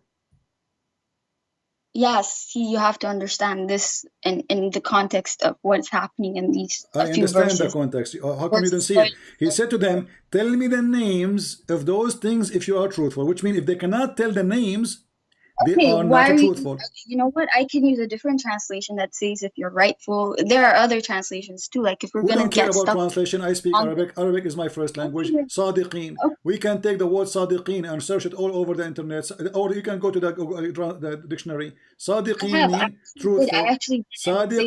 Sadiqeen mean truthful. As simple as that. And I challenge any Muslim to say it's not true. Okay, sorry. Like it doesn't matter. No, it does matter. Isn't it you Muslim you call Abu Bakr as-Siddiq?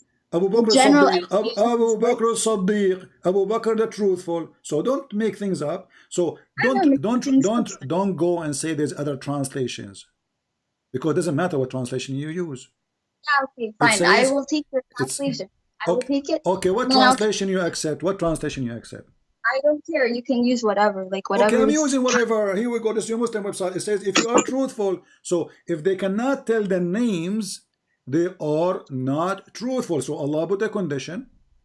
If you are truthful, tell me the names. And what happened? They could not tell the names. So now Allah got them busted. You are not truthful because you did not, because you could not tell me the name of my cat.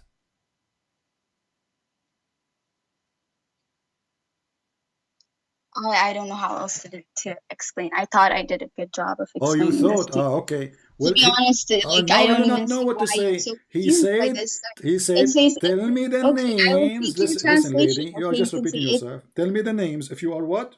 If you are truthful. So, if they are truthful, they can tell the names. What kind of truth is Allah speaking about in this verse? What kind of truth is He speaking about? If you just go the subject can change. The subject of the truth can change. Allah, He said, if you are truthful, whatever the debate is about. So when somebody, okay, if I say to somebody, okay, you claimed something, well, tell me then what happened if you are truthful. And then they could not. They said to him, we do not know except what you taught us. So they failed. They could not tell the names. So that means they are not truthful. So this proves to them that the knowledge they have only comes from Allah. That's basically what the point of this exercise was. Did Allah tell them that He will create Adam who would do mischievement? Did Allah told them that? Actually, yes. Where? There is I can send you a link. No, don't tell me a link. Show me a reference. There's a narration. There's a narration in the Tafsir of At-Tabari where one of the Sahaba says, Allah may he be exalted, said to the angels, I want to create a creature on earth and make him a vicegerent. On that day, Allah had no creation except the angels, and there were no creatures on earth. No, and who is saying that? Is that Allah, Muhammad? Who is saying that? It's narrated from one of the Sahaba, Abdul Rahman ibn Zayd. Okay, so in the Quran, there's nowhere it says Allah. Okay, so where the guy from the Sahaba he learned this from? Likely from the Prophet, peace be upon him. Where we can find the hadith of the Prophet saying that? Well, the current reference I have is in the Tafsir of At-Tabari, like I said. So let us go with you. So Allah told the angels that He will create a man who will do mischievement, correct?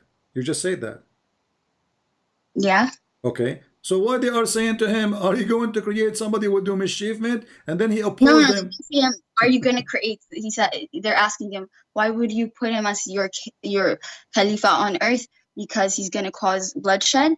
And that's the only information they had. So Allah told them, I have more information about his nature than you do. Okay. So he's not disagreeing with them. If I have more information, why he is saying to them, if you are truthful, he should say, if you have enough information. Yeah, you're stuck on this truthful. The truth that Allah is speaking of in this verse is absolute truth.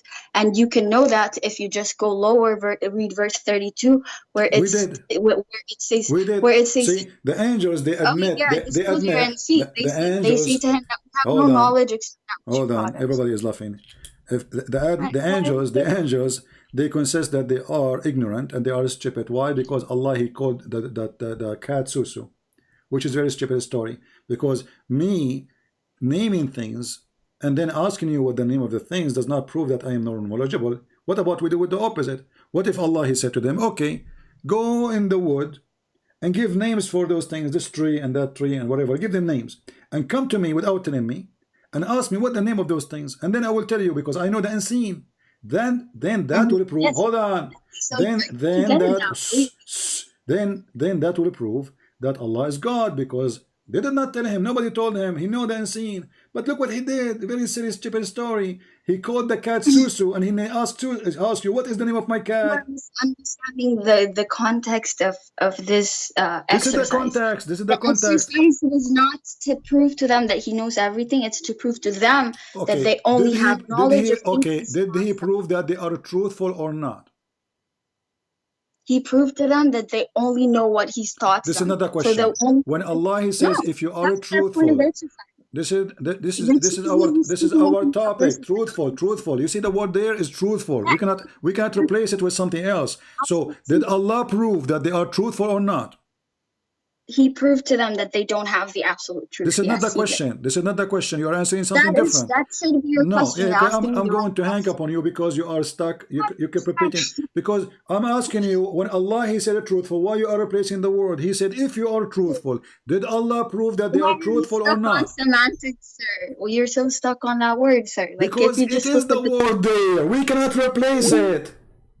This is supposed in scriptures. What's wrong with you? What a stubborn people, man. I'm stuck with it because it is there. Do you want me to replace it and then you will say Christian Prince is changing the Quran?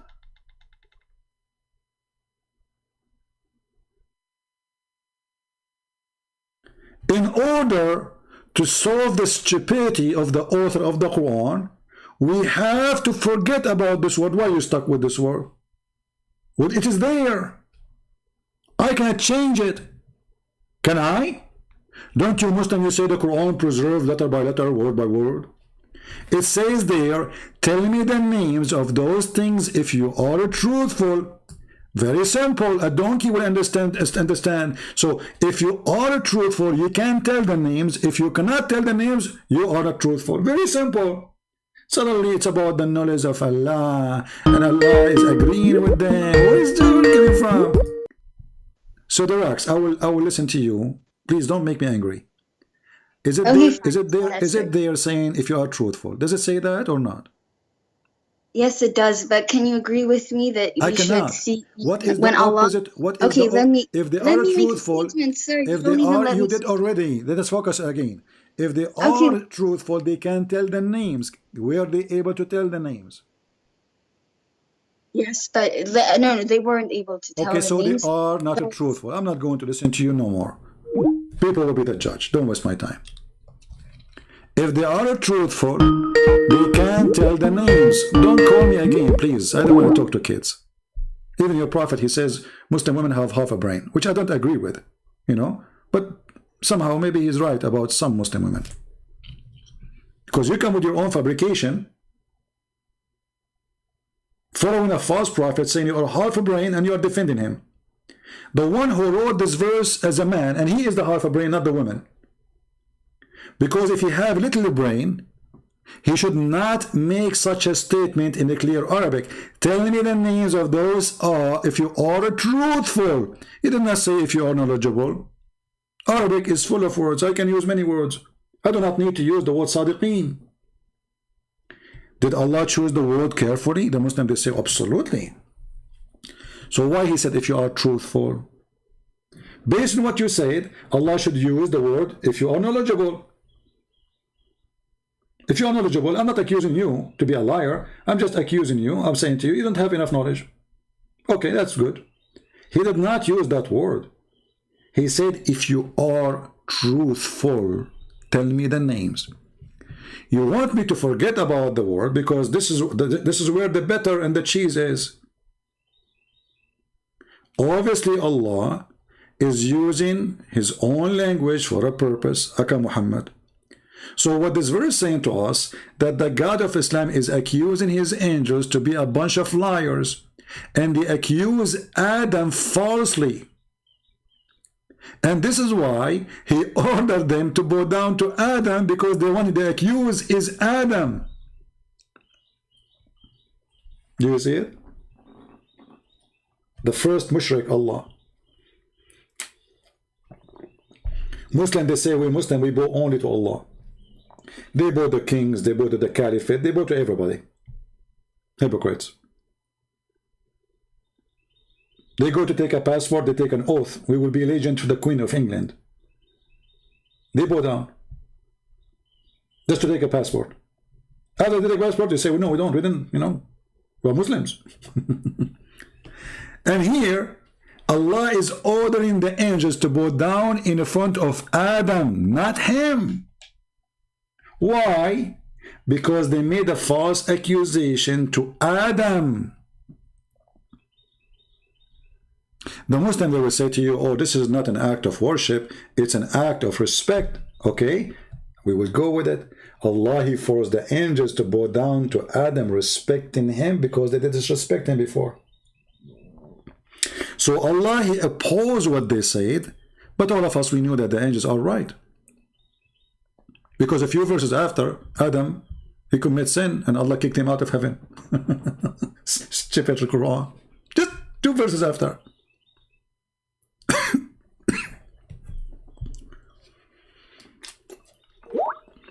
So the Quran saying, if you are truthful, the bowing signified the honor of Adam. Like, what the heck?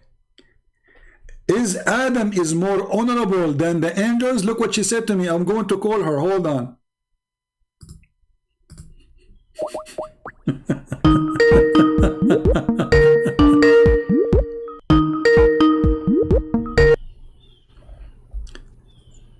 The Rex, I saw your text.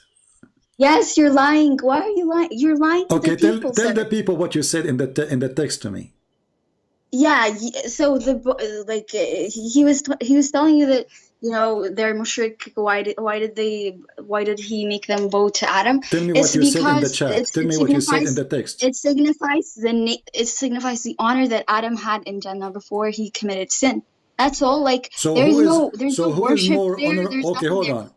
Okay, who is more honorable in Islam? Hold on. Who is more honorable in Islam, Adam or the angels?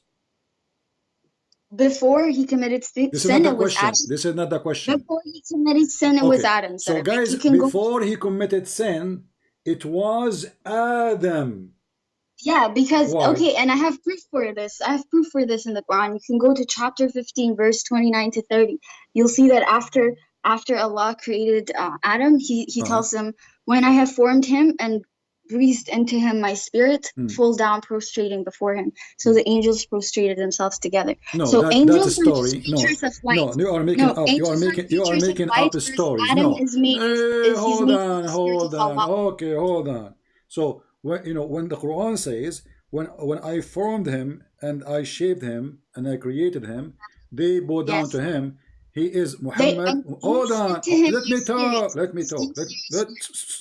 me talk. Okay. So that verse is not quoting the whole story, because they did not bow down right away to him just because he created him. They bow down after the story happened. Breathed into him of my spirit. Angels are just creatures of light, but okay, Adam. Hold on. Okay, hold on. He's created from the breath. The angels are created from what? They're creatures of light, right? Okay, and Adam created from what?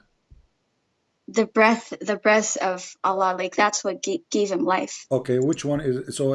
Adam is more honorable because he is from the breath of Allah. At least that's the sense that I'm getting, because then the angels prostrate themselves before him. Question. So this is showing focus with me. So is that a reason they have to bow down to him, because he's from the breath of Allah and they are just made from light? No, I'm just giving you a context. I cannot like definitively say that. Why you are making things up? So why are you adding those things to the story? Okay, so I'm asking you now, based on this story, when he created Adam, the angels, they bow down right away.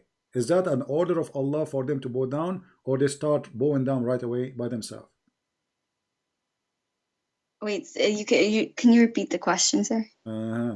Chapter 15, verse number 29, the one you just quote for me. When Allah, he finished Adam as a creation, it says here, when I did that, they bow down to him. Did they bow down by the order of Allah, or it was them that they saw Adam, they start bowing down? What happened? Well, they bowed down because he told them to. You can see in the verse that he said, fall down. Where it says that? Verse 29, it says, fall down prostrating before him. Yeah, it says they did that. It doesn't say he told them to do that. No, there's an order here. It says fall down. Where is the order? Where is the order? Can you show me the word order? The order is verse 29. Verse 29. Okay, I'm listening. Can you show me the word order in the verse 29? When Allah commands something, he says, fall down, prostrating before him. Where it says Allah commands something in the verse 29. So you're specifically looking for the word command? My friend, are you adding things to the Quran? Are you adding things? I'm not adding anything to the Quran, I'm asking you. Listen.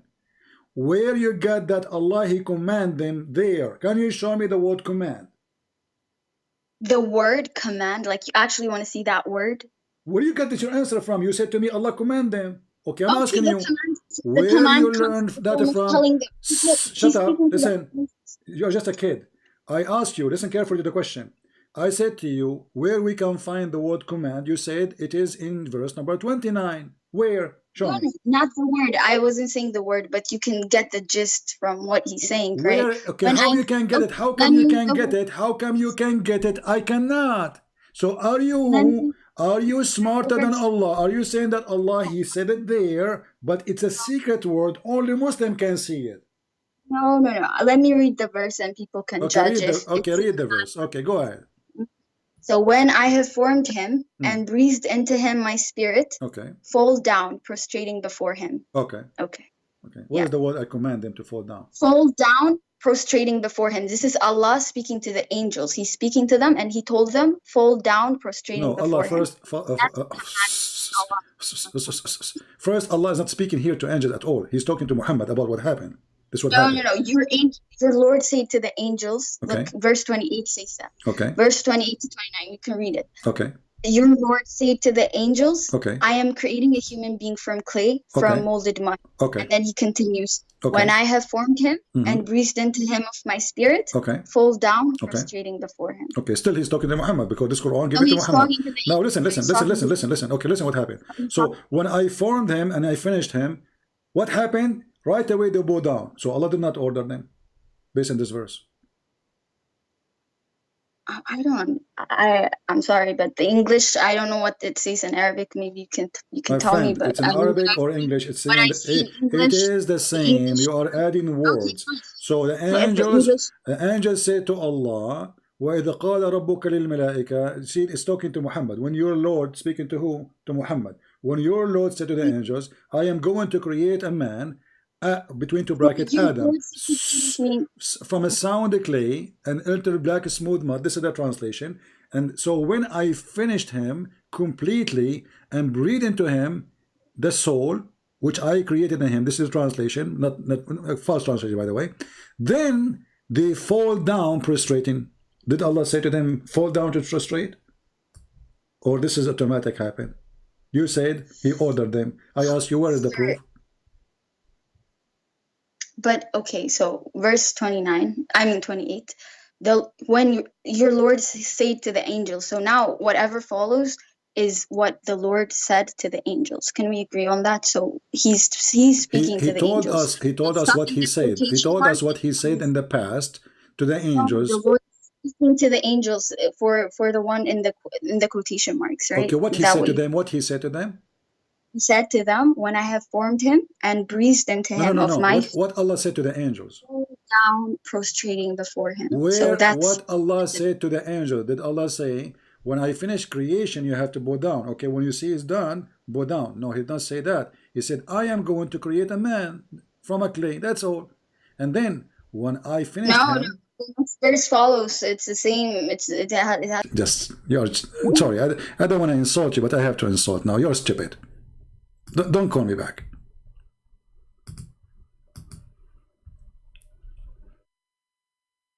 You know, sometimes people, they say to me, you have to have more patience. You have to have 1 billion tons of patience with this religion. I mean, the verse in the front of us, we repeat it 1,000 times, and still she say, Allah, He command them. She can see it, we cannot see it.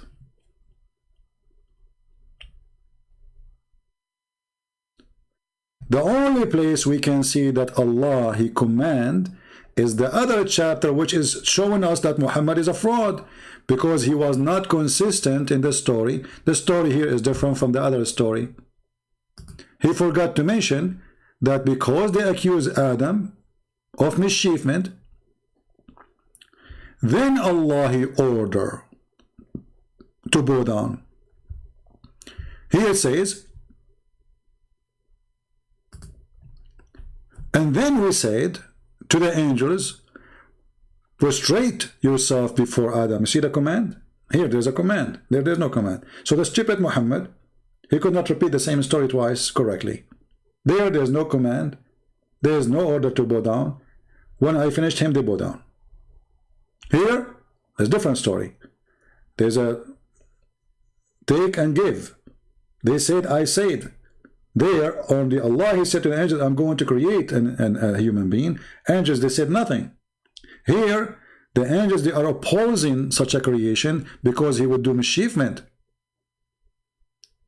Here, there's a long story about Allah. He get upset from them to the point He accused them to be a bunch of liars, saying, if you are truthful. This is not an easy accusation, because if the angels are not truthful, then who is truthful? And she said that Adam is more honorable because he created from the breed of Allah. When I questioned that, she tried to say her own. She said, no, I'm not, she said that. But remember, the angels are created from light, and Allah Himself is light, supposedly.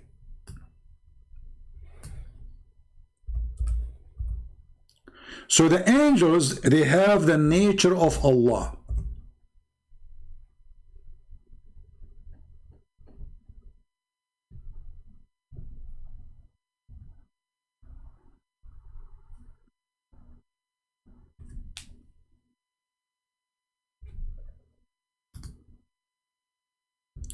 And not only that, he described his light physically compared to a burning light in a tree light up by olive oil.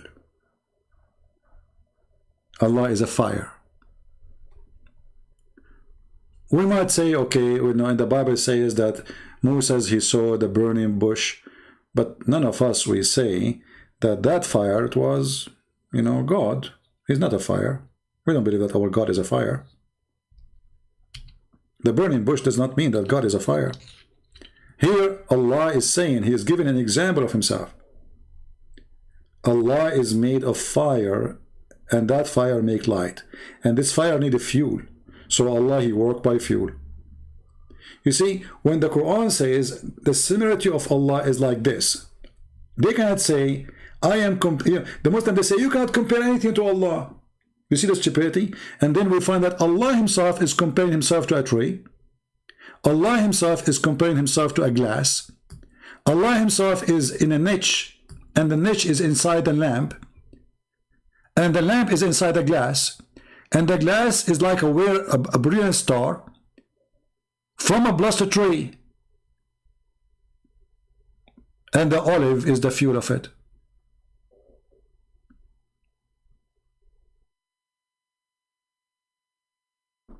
If this is not a compare, what is it?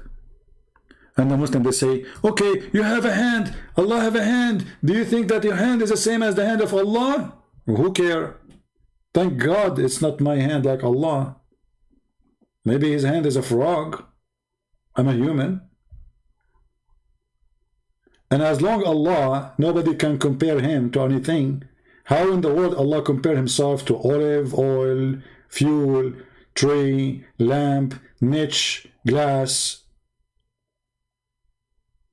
So based on this, if we open the belly of Allah, we will find that inside Allah there is the stages about his light. He's made from light, Allah.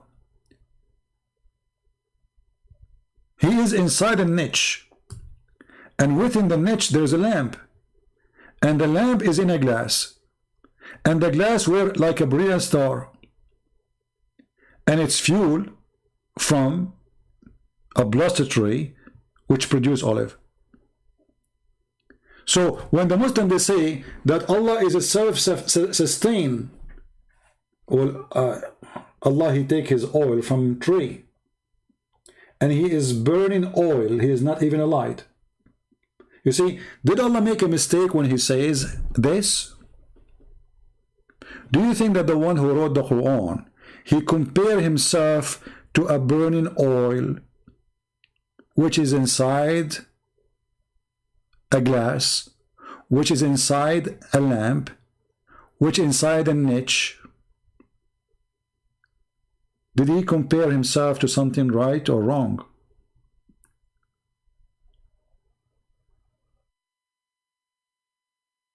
This is the Quran.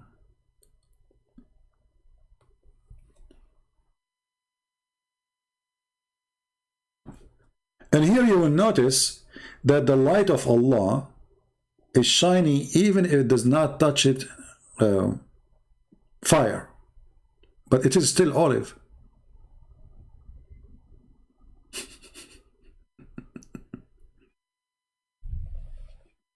Shiny olive. The God of Islam is an olive tree. If they will say this is a parable, okay, what is the similarity between the olive tree and Allah? And how Allah, he compared himself to a tree? Going back to our topic, if you are truthful, we cannot replace it. If they cannot tell the names, they are not truthful. This is why he ordered them to bow down to Adam, because they could not prove their claim. But the fact, the angels, they were right. And nowhere Allah, he told them before that Adam would do mischievement. If Muslims, they want to come to me with the stories, well, they have to give us where they got the story from. If Allah He told, because remember, there's no was there, nobody was there to say, I heard Allah saying this, you know what I mean? And if Muhammad himself, he heard, he should be hearing this from Allah himself, and that will be in the Quran. So such a story should be only in the Quran, no other place. But we cannot find it. Or what we see, that Allah said to the angels, I'm going to create somebody, and then the angels, they revolute against him, they're like a revolution, says, are you going to create somebody who will do this? Which means, are you stupid or what? Allah, He get upset from them, and He said to them, I know what you know not. So what they know is not what Allah know. What they know is that Adam will do mischievement. What Allah know is different. Allah will not do, Adam will not do mischievement. Allah wanted to prove to them that they are wrong about Adam. So He taught Adam all the names. Then He showed those items to the angels. And He asked them, okay, which means if you are accusing Adam to do mischievement, tell me the names of those things if you are truthful. The result of that, they could not tell the names. What does that mean? They are not truthful. And now, because this is destroy Islam left and right, they have to come with their own fabrication, add words to the Quran, speaking this is about knowledge. We know this is about knowledge. Yes, this is about knowledge. But He just said, if you are truthful. So the accusation of the angels, according to the Quran, was false, not a truth.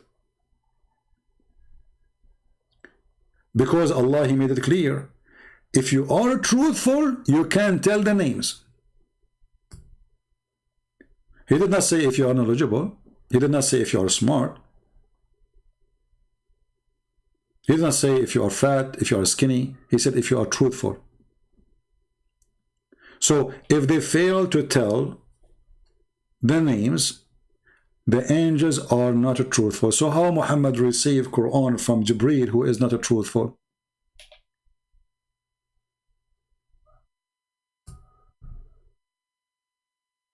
Any Muslim can tell us?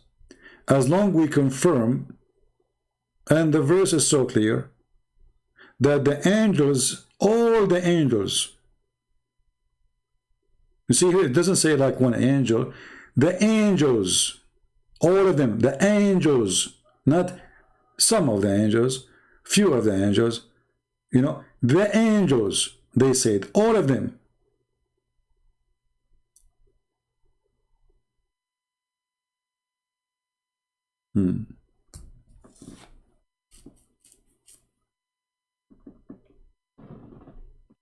What do you think?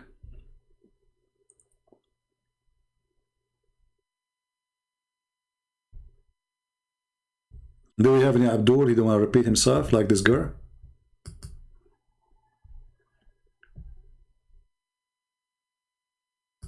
By the way, as long Muslims they can explain the Quran, how come there is no tafsir written by the Quran by women?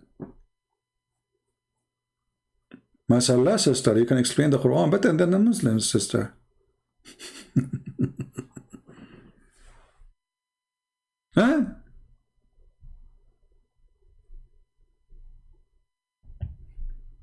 Madness, stupidity, crazy religion. They try their best to defend it, but it's stupid. It doesn't make sense. And you know, if you do not know the name of my cat, that does not prove that I am all knowledgeable. The story itself is just so stupid. I walk in the street, I have my cat with me, and I ask you, what is the name of my cat? You say, I do not know the name of your cat. Oh, okay, let me tell you now that I know more than you, and I am God. My cat name is Susu, and her boyfriend is Dudu. And then you will say like, whoa, how you know that? I say, see, I told you, I know what you know not. Imagine you see somebody and you are debating with him about serious topic like Adam. And then he say to you, well, okay, what you said about Adam, if you are truthful, tell me the name of my cat. And then you start shaking your head. You say, you start guessing. He says, Dada? No. Okay. Cuckoo? No. Susu? Allah, he called her Susu, by the way, but now he will change the names to get the guy busted. He will say no. But he just told us it's Susu. But you want to get him busted? No. So now whatever the guy he says, they will say to him, no, no, no, no. And then the guy, he give up. He says, okay, you know what? I give up. Then he will say her name is Uthman. The angels, they will say, wow, meow, meow. How Allah knows? I'm sure the angels, they were astonished after Allah gave names for those things which nobody knows save him, brother.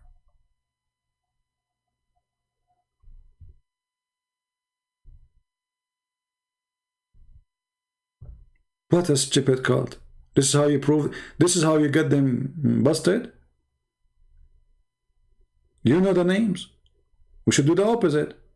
We should say, okay, go travel 1,000 years away from me and, you know, say something in your head.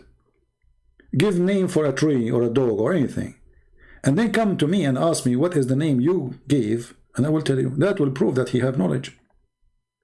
But you name the names of things, and then you place the things in the front of them, and then you ask them to tell you the truth, and that means you have more knowledgeable? You are more knowledgeable? That's stupid. That is extremely stupid. So the story, the one who wrote the story, obviously, he have a brain of a little cat.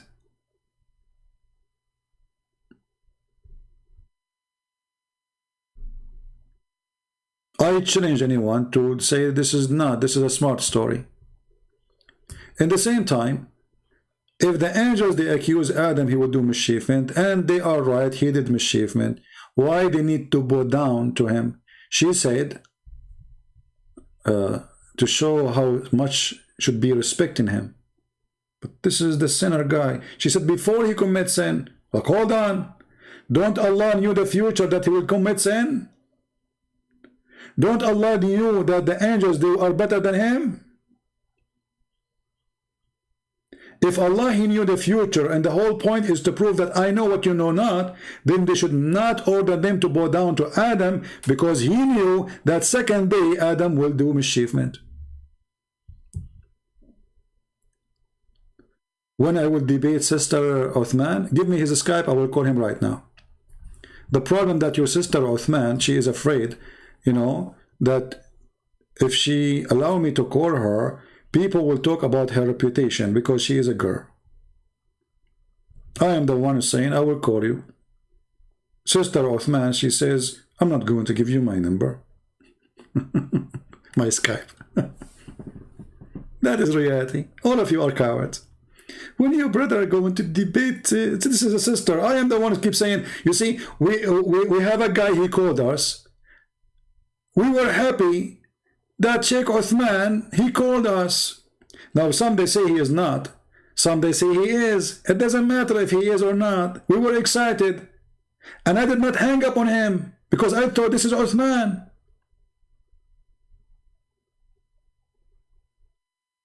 And we whooped the floor with him. So your Susu, she don't dare to call me because she knew that this is a wrong decision. She don't allow me to call her, even if it's her program. I will call her in her show. She go live on air. She wear hijab, burqa. She open her camera. I hope she will be wearing clothes. And I will call her, which means she can mute me. I cannot mute her. She can hang up on me. I cannot hang up on her. Still, she will not do it. Coward. So who is the one who is scared? I never say I will not debate this guy or this guy. My Skype is open, and right now it's open. All what I'm getting is just a bunch of kids trying to, you know, say whatever rubbish they want. And the reason the Muslims, they send me their kids, because when you are a kid, you can say whatever you want. I mean, there's no career to lose. Their scholars don't dare to call me because it's a career ending. As simple as that. Correct? What do you think? If a Christian prince, he know nothing, he is a liar, they should call him and get him busted in 2 minutes. I mean, the easiest one you can get him busted is somebody he made a lie. Very simple. You said this. Okay, here we go. The reference, you are lying. Correct? Mimi Hijab, he decided to be a hero. He said to the Muslims, "Who you want me?" This is after his debate with David Wood. He thought like he's, you know, he's a big shish kebab. Who you want me to debate, guys? They said to him, "Brother, Christian Prince, he is making a lot of Muslim leave Islam."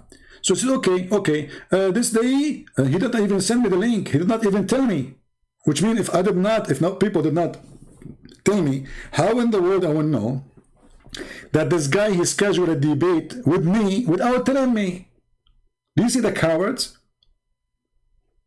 Like now I schedule a debate, says live debate with Sheikh Uthman Wednesday. And on Wednesday come and Uthman never heard of this. And then I would say, oh, he ran away. That's what he did. And then what that day came, I called him and we waited for 45 minutes. He had 576 boys around him to protect him. He put the speakers of the computer far away from the microphone so nobody will hear my answers. Look, you see how deceiving, I mean, how filthy, how, you know, they plan for things and then they have video quoted. Did you say that? They don't want to debate. Did you say that? Hang up on him. They are so much terrified. And when I ask him why you didn't say inshallah, people, you know, the ignorant one, they says, why you focus on this? My friend, in Islam, a person who don't say inshallah before he want to do something, he is not a Muslim. So by not doing that ever, he is a false Muslim. There's a story about even David himself, and he is a prophet of Allah according to the Quran. He tried to have sex with 99 females. But because he forgot to say inshallah after he unzipped his panty, the Prophet of Islam, Allah gave him half child, which means disabled boy. He forgot to say inshallah. So Muslim, they focus so much inshallah, and this guy, he never said that inshallah he will do. Maybe now he starts saying it after I spank him. Yeah, you finished, boy. And you know, and then they made a video, Christian predator, like no, Christian sexual predator. Like what? What happened? He said to a Muslim woman, suckle me. And he said that to me, you know, he said, did you say to a Muslim woman, suckle me? I said, I was quoting your stupid prophet Abdul. And he hung up on me in a second. And later we find that the same, what is supposedly is not nice and it's not good to say, we found that Mimi Hijab, he go around and he said to Muslim women. He was saying it actually to a sheikh.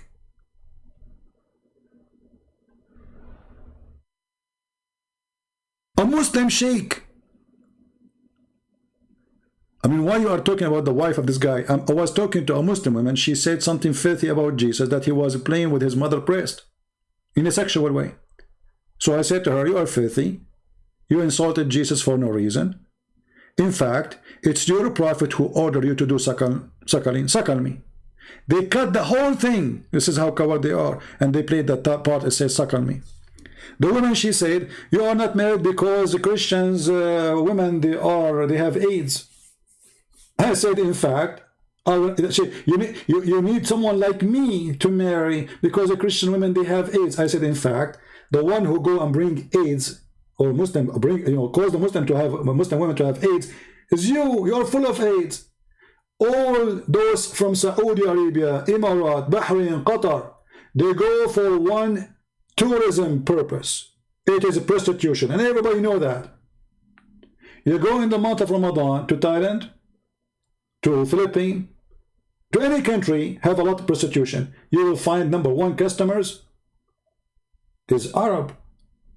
When I walk in the Philippines, every single prostitute see me in the street, she called me Habibi. Even the prostitute, they learn Arabic because their customers are Arab. So she accused the Christian women that they have AIDS. So when we respond to them, They say, did you say that? I mean, do you see how low class they are, how dishonest they are?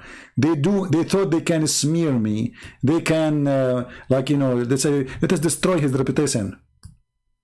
And you see, you destroy my reputation very much, to the point I have like 1,400 people going live with me. Zakir Naik, he go live on air, he have 600. And then when he go live, he is asking women to send their pictures to his son. I mean, have you ever heard of a scam like this?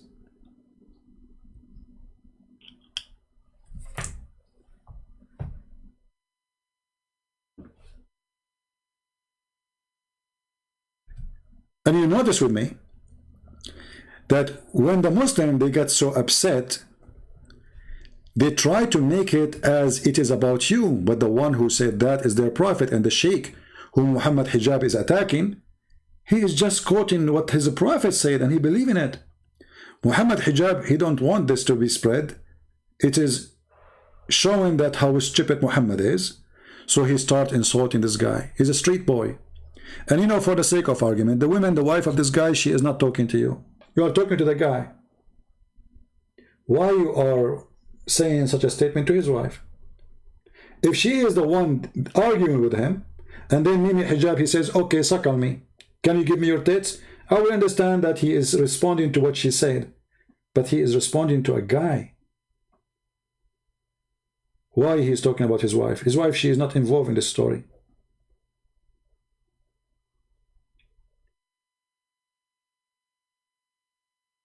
Do we have any Abdul want to say anything?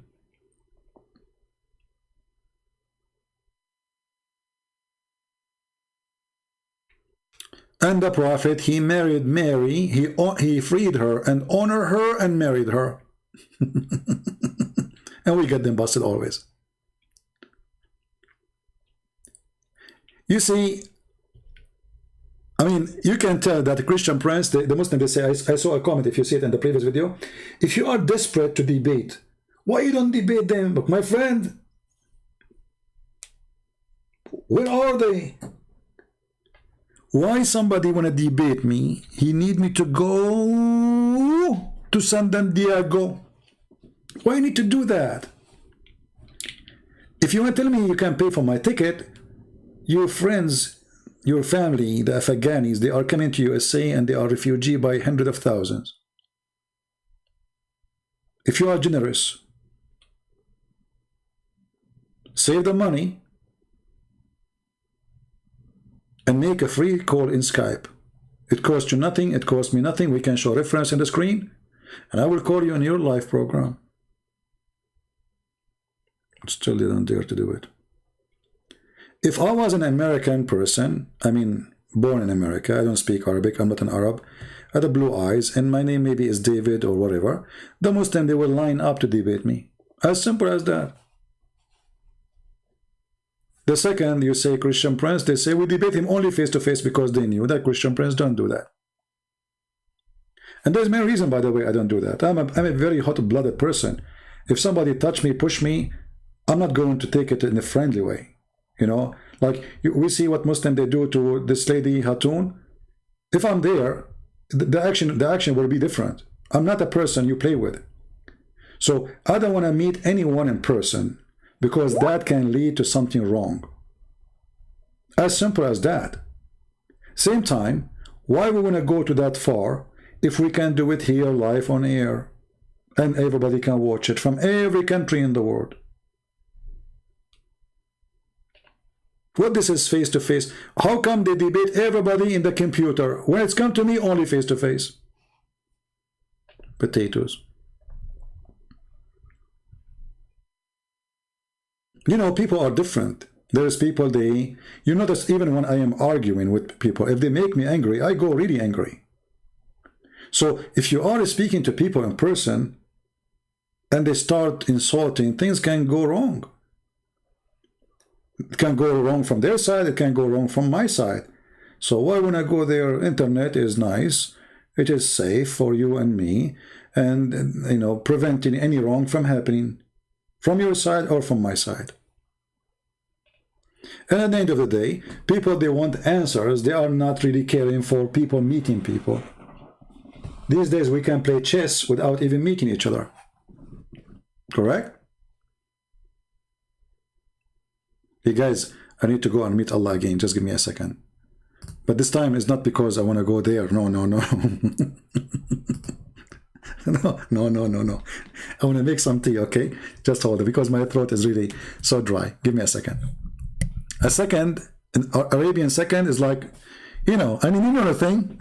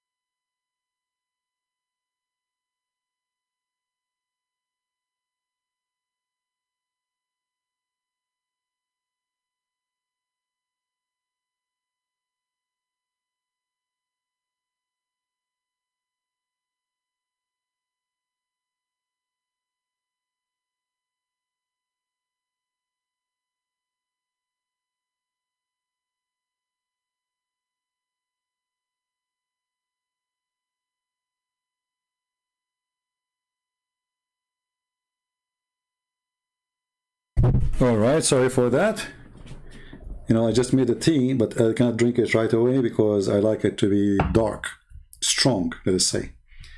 I don't boil it, but it takes time to get the water dark, you know. So, do we have any Muhammadan? He have anything to say to us? And by the way, what happened to all Indonesian Ustad? Since the last Ustad, he spoke, not to me, I mean, he tried to refute me. And this guy, he died, and we died laughing at him before he died.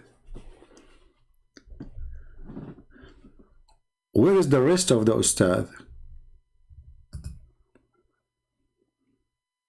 Which do you like? I mean, I don't, you know, I mean, it's just I like English style. I don't like, I don't really drink like a green tea. I find them, they have no taste, you know. No, I was making tea. I wasn't going, no. So, if you are a person from Indonesia, Philippines, do you remember the guy who is from Philippines? You know, somebody sent me a video of a guy from the Philippines saying, if you are a priest, call me. I challenge you. I want to debate you. You know. So I said, okay, we got a potato. So I went to his page on Facebook. I said, I want to call you. He ignored. Said, let us debate. He ignored. Abdul, hello. He ignored. I made a video for him. He ignored. I made 2 videos. He ignored. 3 videos. He ignored. Then we called him in his cell phone. Me, I don't use phone, you know. I'm not that wealthy to call, you know, international calls. So somebody called him by phone and he put him in the speaker. And he don't want to debate me. And he said, I debate real American. Real American. You are not American. You have accent. So if you are not real American, he will not debate you. They are obsessed with the white people. You have to be white, blonde. Otherwise, you are not worth our debate. You are not American. It's on YouTube. You can search it. I forgot his name, really. What's his name? Indesan, I think something like this. I think Rashid Indesan, something like that. Yeah. Yeah, you are not real American, you have accent. Actually, the reason he don't want to debate me because he knew that I'm an Arab. That is a real reason. If I was an American, yes, he would debate me. I guarantee you that. Honestly, I'm not, you know, you can search the video. You know, we have a chat room at that time open, and the guy, he called him by calling his cell phone.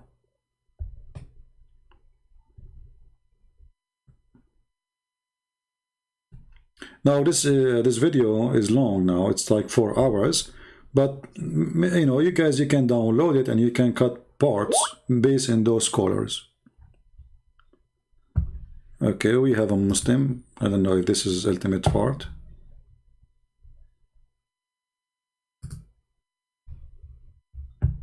We will see. Give him a try.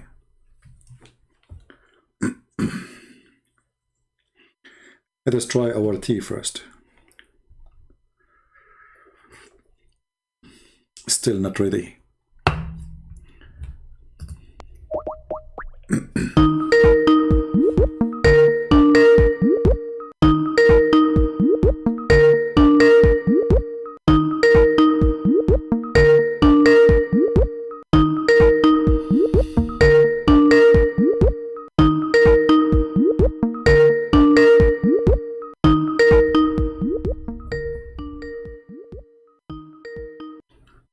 Hello?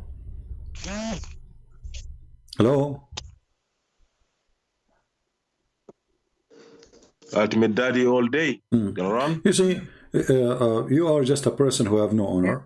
I mean, obviously, we don't want to talk to you. You're just a kid. You keep calling, and you don't know what you are talking about. Yeah, okay. Listen, are you the one who said to me you accept Rashad Khalifa translation?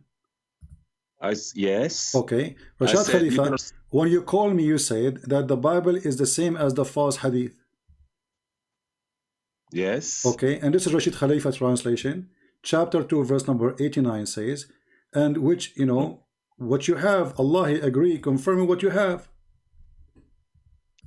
Yes, to the Jews. Go to 543. when they came to just get out of here. Guys, he confirmed to the Jews. Stupid donkey. Don't call me, you stupid idiot.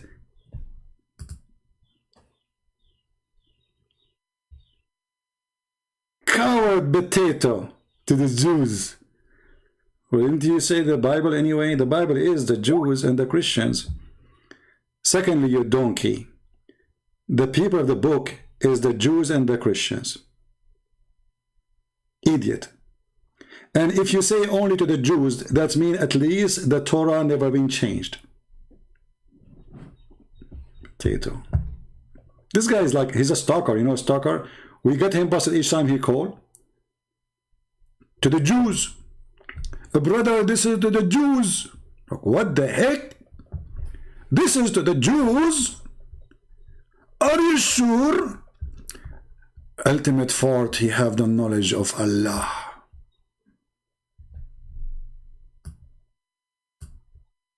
Where it says to the Jews, read with me.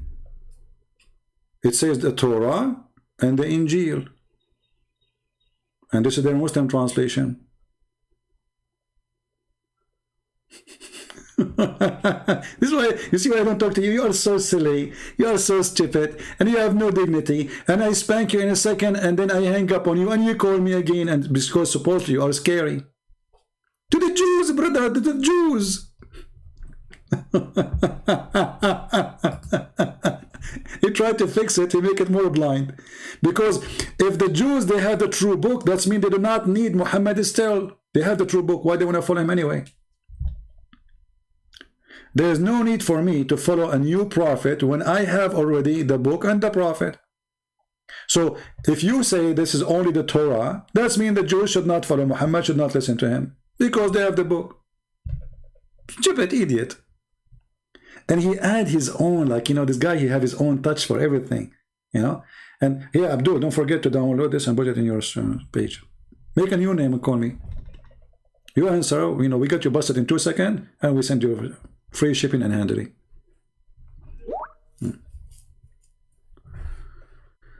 Oh, Lord have mercy.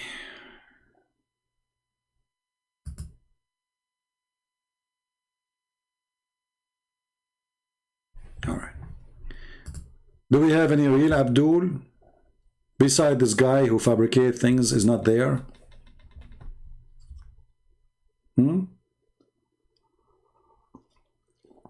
So when every liar he say that the Bible is corrupted, and then we go to their stupid Quran where it says confirming what is with them, even in the translation which they accept.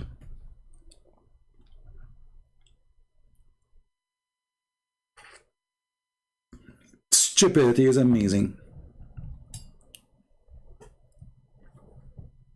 Any Abdul? But you know, I have to say that this guy is a kind of, you know, like when you walk in the street and there's a dog, he stalk you. Oh. You stop, he stop. You walk, he walk. Once I was in Asia and there was 2 ladies, you know, one of them is old and the other one is young, and there's like 6, 7 dogs around them. Oh. Scary, you know, I want to say scary. I mean, dogs can kill you. So I don't want to be there, me myself, but I could not just watch. So I went there and I told them, you know, I mean, there are many dogs. It's not like 1 or 2. I said, don't be scared. Let us walk slowly. Okay? I will keep my face to them, and you walk in the direction, but don't run. Don't run, don't be scared. But I mean, they are not listening, they are in panic. Anyway, I was able to walk them away. But those dogs, you face them, they back up. You turn your back, they are all over you. They did not bite us yet, you know, they did not bite. But they go crazy. The second you turn your back, walking away, even slowly, they go crazy. And this guy is like them. You turn your back to him, he go crazy. You face him with the truth, he park.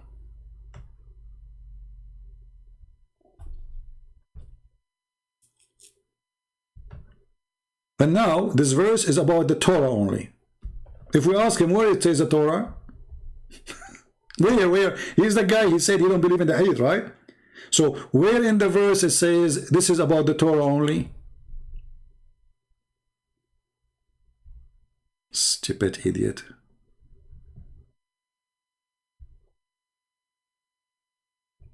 And not only this verse, all the verses are the same. It says here, just to show you the verses before it, just to show you this is about both. We gave Moses the book and we gave Isa the gospel. And yet the donkey, he said this is about the Torah. Just the verse before it. Do you see the stupidity? Just the verse before it, it says that Allah, he gave to Moses the book and gave Jesus the gospel. And then when come to them,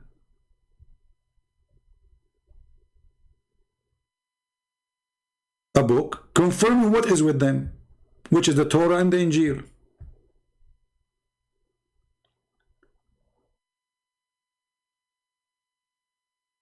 And the Muslim, they add words between two brackets to solve it.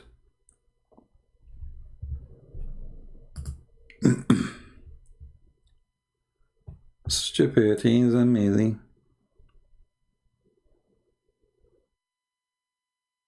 Oh.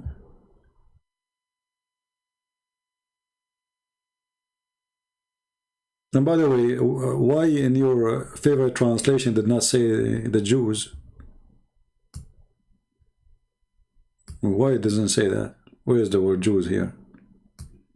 At least, you know, quote for me a translation, agree with you. And if it is the Jews, the verse before it says the Christian and the Jews. Allah gave the scriptures to Moses and to Isa. And we supported them with the Holy Spirit.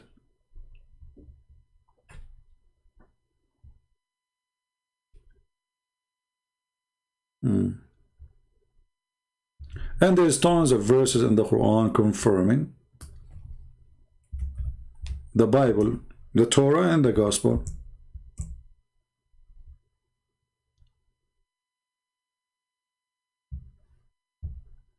And actually here, there is something very important. This is the translation this guy he like.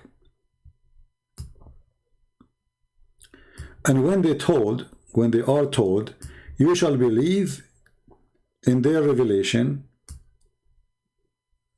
Very funny translation, but we will go with it. They say we believe only in what is sent down to us. Okay, what's wrong with that? What's wrong with the saying we believe in only what is sent down to us? That means they believe. Thus they disbelieve. But why? What they did?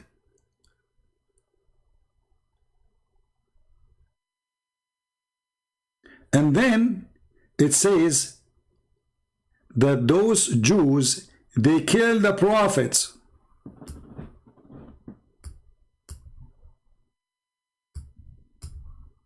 You see, this is the same translation this Abdul he chose. Allah in the Quran have time to tell us about the ants speaking to the ants. He have time to tell us about women offering themselves to the Prophet to if them. He have time to tell us about guys who sleep in a cave and he do not know their number. He have time to tell us about where the sun set in the murky water, but he cannot tell us one prophet was killed by the Jews. And as long the Quran confirmed that the Jews, they kill prophets, they killed who?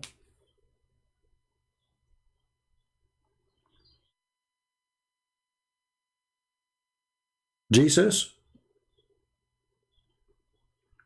Who is a Muslim when you tell me the Jews, they killed who? Who is the prophet the Jews, they killed?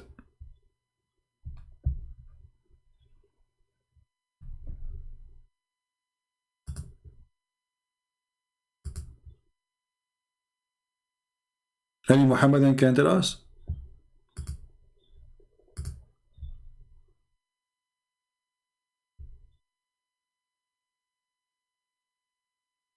Isn't it weird that Muslims, they believe that the Jews, they killed prophet?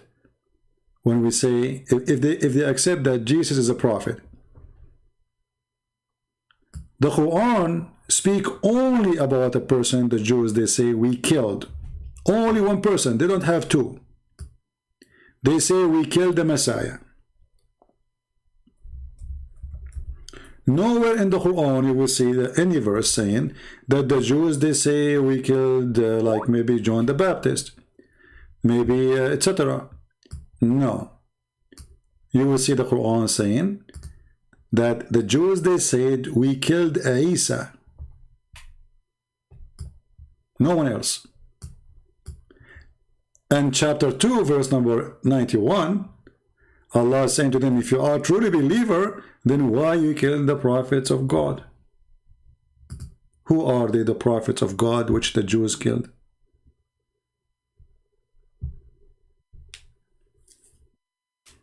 We have somebody, he says he is from Indonesia. We do not know. Maybe this is ultimate fault again.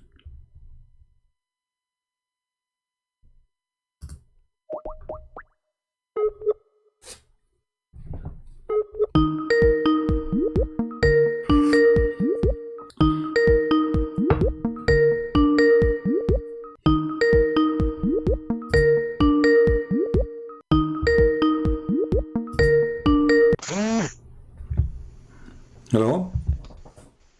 Ultimate? Hello? You know, it's still me. Yeah, I know it's you because there's no idiot except you. Why are you lying on me? And you are a liar. You are talking about liars. Did you send me a text saying that I am from Indonesia? Yes. Okay, so who is the liar? No, because I gotta make Just sure that shut up, son of Muta, stupid idiot. So you call me to say I'm a liar, and you said just straight to me, I am from Indonesia? I mean, do you see how fast? I feel sorry for this guy. Liar. He is the one he said liar. I mean, this guy, as if he's working for me, honestly. He just called me liar. But he is the one who texted me, he says, I'm from Indonesia. And I know it's ultimate fault, because I told you, this guy is like a dog. The more you kick him, the more he will wrap himself in your shoe. Aren't you done? Stupid. So now you are Indonesian? What happened? Did you change your gender too? Next time he will call me with a picture of a girl. Her name is Susu. Stupid. I have no respect for such a people. You know, look, you know, if you think you are accomplishing anything, people are dying laughing. I am from Indonesia, and he's calling me a liar. The first word he said to me, liar.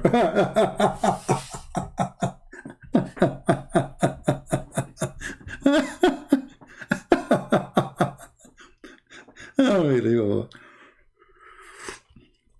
The tea is ready now. It's fun, isn't it? Hey guys, honestly, isn't this the best entertainment ever you can have? I mean, forget about TV, forget about Mickey Mouse and cartoon. I mean, those guys are hilarious. You know, once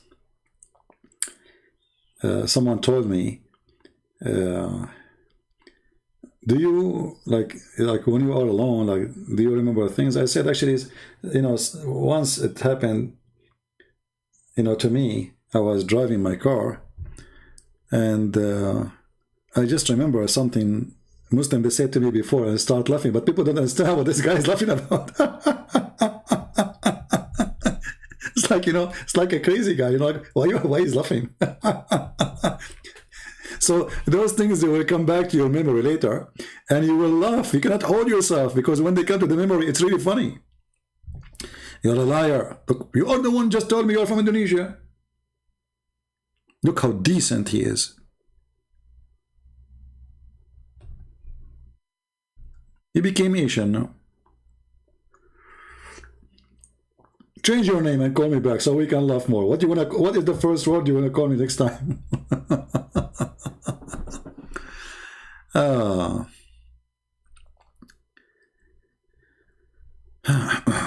Do we have a real Abdul from Indonesia? Real Abdul? Anyone?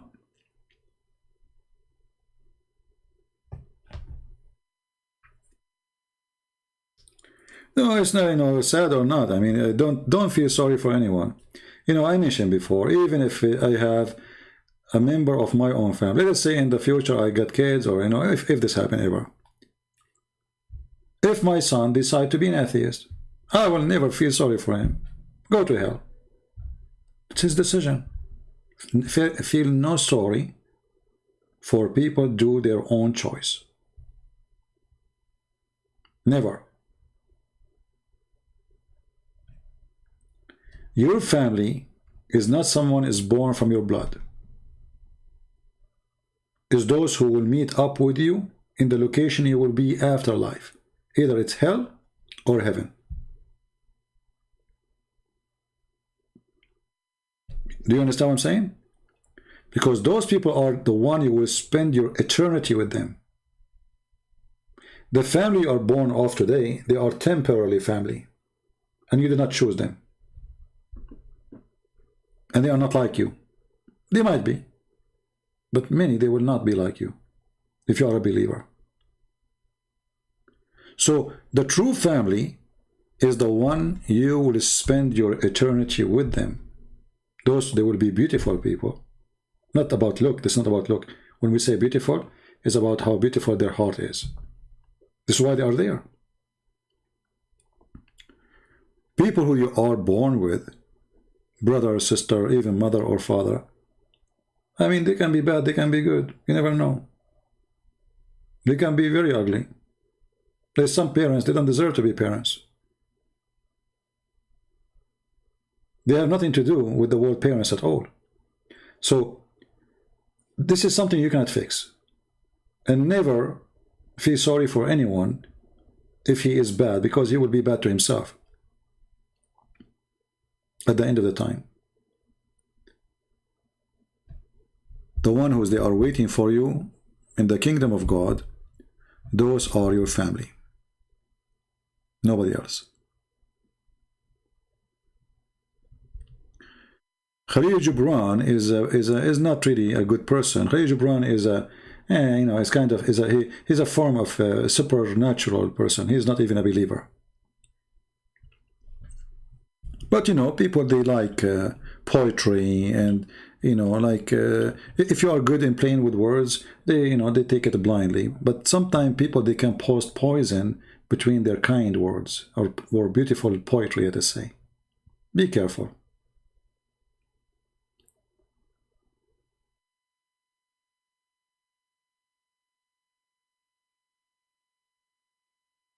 No, if my son became an atheist, I will never be sad for him. Why am I be sad for him?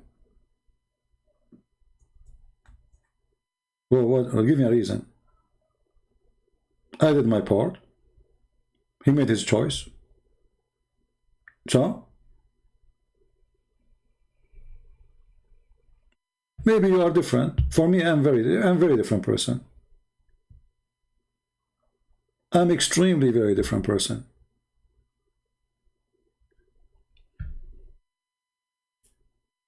But, It's your opinion. You will be sad, maybe. I will not. Let us say you have a family member. He became a Muslim. Okay, he's stupid. What I will do to him? Yeah. What's my problem? It's not my problem. It's his problem. Because I am saved, he is not, and he chose not to be saved. This is his business. Never be sorry for anyone. Never, ever, ever.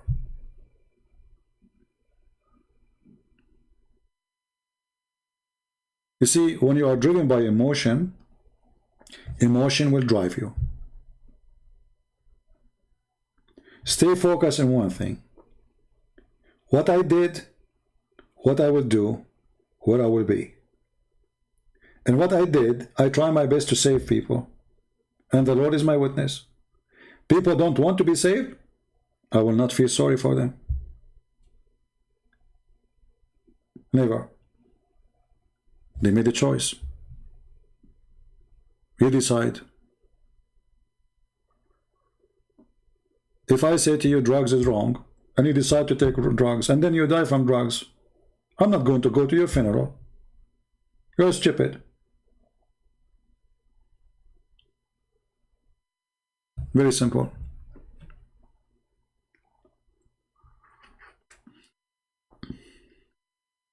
You know, people always are driven by too much emotion. This is why myself, I try to stay away from emotional people, because it's hard to communicate with them. And it's hard to reach an argument which lead to something right. Because it's always you are driven by emotion. And, you know, I noticed that emotion somehow is attached to culture, like Middle Eastern, Eastern, Asian. They are very emotional people. And that makes it very difficult. If you are a person who speak about, like, I'm a thinker, I want to be a thinker, I want to think, I want to use the gift of God, which is the logic. God, He give you emotion not to control your thinking, but to control, let us say, the good of you. So do you have feeling for the poor, you have feeling for a family member, you know, to a child you take care of, you don't throw him in the street. The emotion, it was for a good reason. But there's many of us, we abuse the emotion, and the emotion became our enemy. Yeah. Ultimate Fart is texting me again. And he is using Google Translation to type for me in Arabic. And he called himself Hafsa. I told you he will come back as a girl. Did I tell you he will come back as a girl? Let me call him.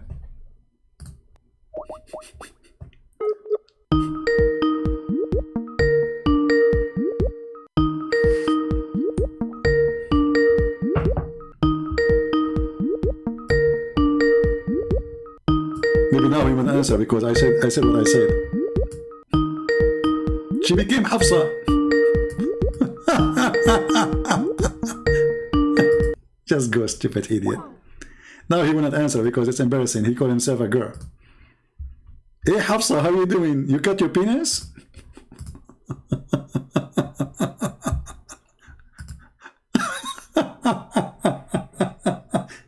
He is willing to change his gender. First he was African, then he became Indonesian, and now he became a girl. Hafsa.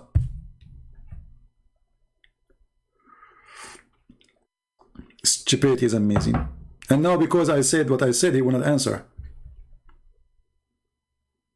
I mean, what's wrong with those people? You know, imagine that this guy is your neighbor. God forbid. I will end in jail.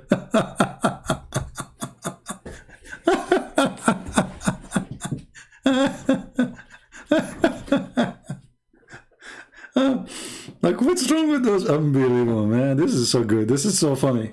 This is a priceless, you know. Stupidity is amazing. Hafsa is the wife of Muhammad. So ultimate fault, now he became the wife of Muhammad.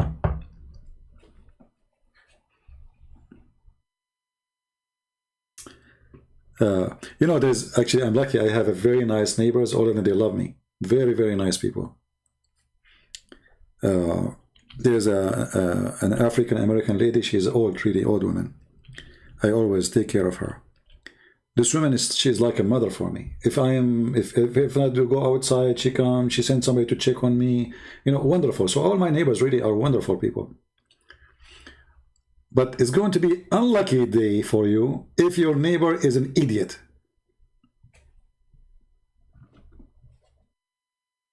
Unbelievable. Do we have any Abdul? Beside Hafsa? Hafsa now is busy changing her panties.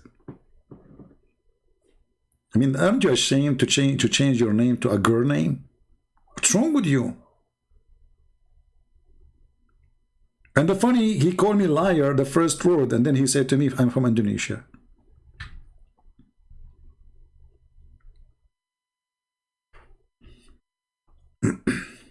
Sorry, I'm drinking tea. I don't know if the sound is coming. Do we have any Abdul?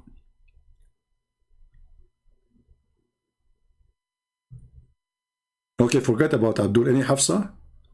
I mean, are we going to wait only for Ultimate Fard to call us? Is that like this is the only leftover of the Muslims? A guy who have his own interpretation, his own Quran, his own explanation. He don't believe in anything. Nobody is right. Only him. This is the only one you have?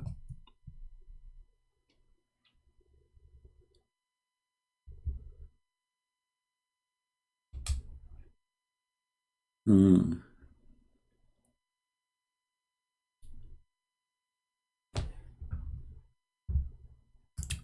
You know, like what they say when somebody go bankrupt, he go and look for his pennies. I'm going to Skype and see the old text. Look for the pennies. Let me see if like far down there is some text from Muslims.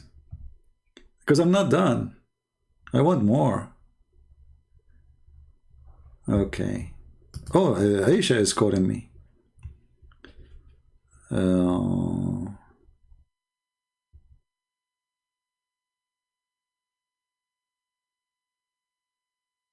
Aisha, let's see what Aisha she want. Maybe she is a fake Aisha. Let's see.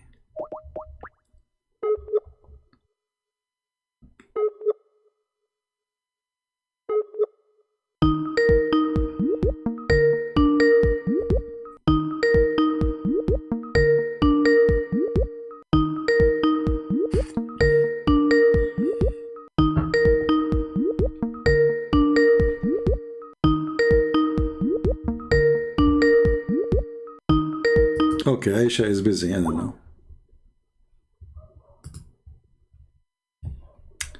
Let's try somebody else.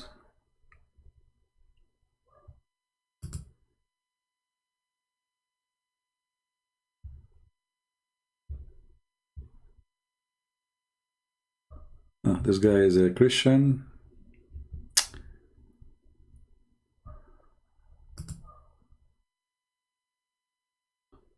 Okay. Let us see. What is the time now in Pakistan? I think it's very late, right? Maybe I should not call this guy from Pakistan.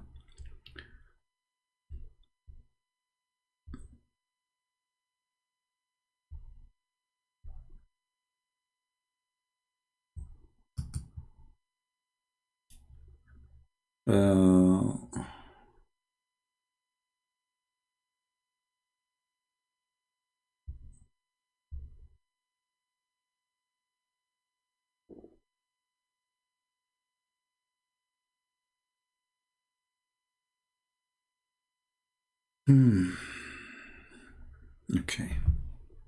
Well, look like we are out of customers. I don't know.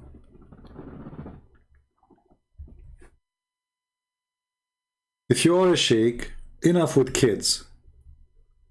Enough with kids. We don't want people to come and say whatever they want.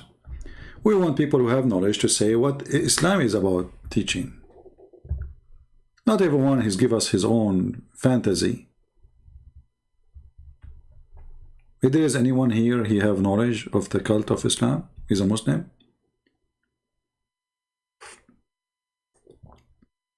It is 2 a.m. in Indonesia. Why you not sleep yet? Go sleep, my friend. It's not good to stay late. It will affect your health. For us, it's daytime here. I mean, it's afternoon. Actually, I was planning to go out to do something, but I don't know.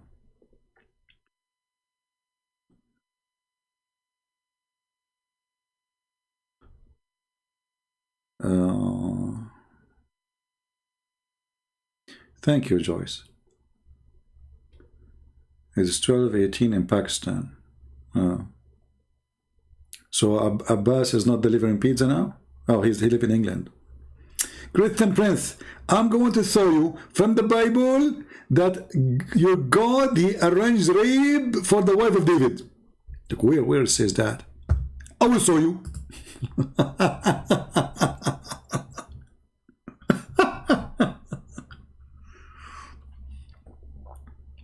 Potato.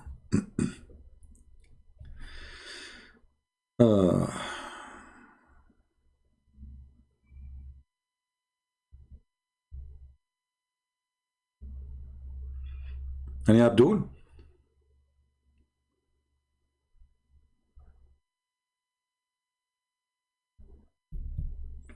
Anyone?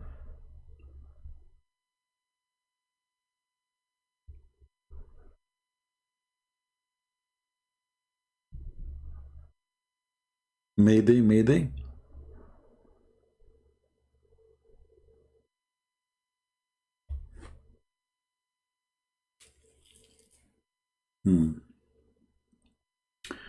All right, well, look like now things is slow and we are out of customers. And, you know, bad boys, what are you gonna do? What are you gonna go do? What do I... So, yes, when a Muslim, he speak about the story of David, you say the reference, right? Did you say the reference? But maybe if you can find the story in English, in a Muslim website in English, so you can use it in English, because the reference we gave you, it's an Arabic page translated to Google, right? By Google. So if you can find an Islamic website, maybe by searching in Google, about David looking at women when she was showering, hadith, something like that, maybe you can find, just add like Islamic word next to the search, so you can find maybe some Muslim website have the reference in English, so you do not need to post, you know, a page in language nobody understand.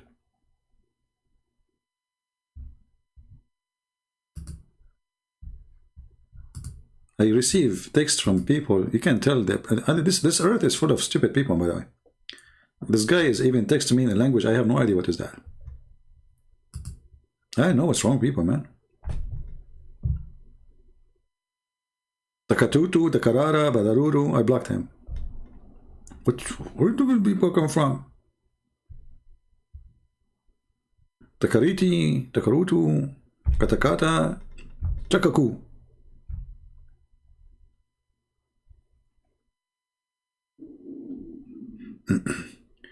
You have a story about Shaitan resurrecting Adam. We'll post link for people to, so they can read. There's tons of Islamic stories, all of them they are stupid. But you know, like the story about David, because this is what the Muslim they come to you with, you know. So they might say to you, do you know that in the Bible it says in 2 Samuel that David, he went after a wife of one of his soldiers?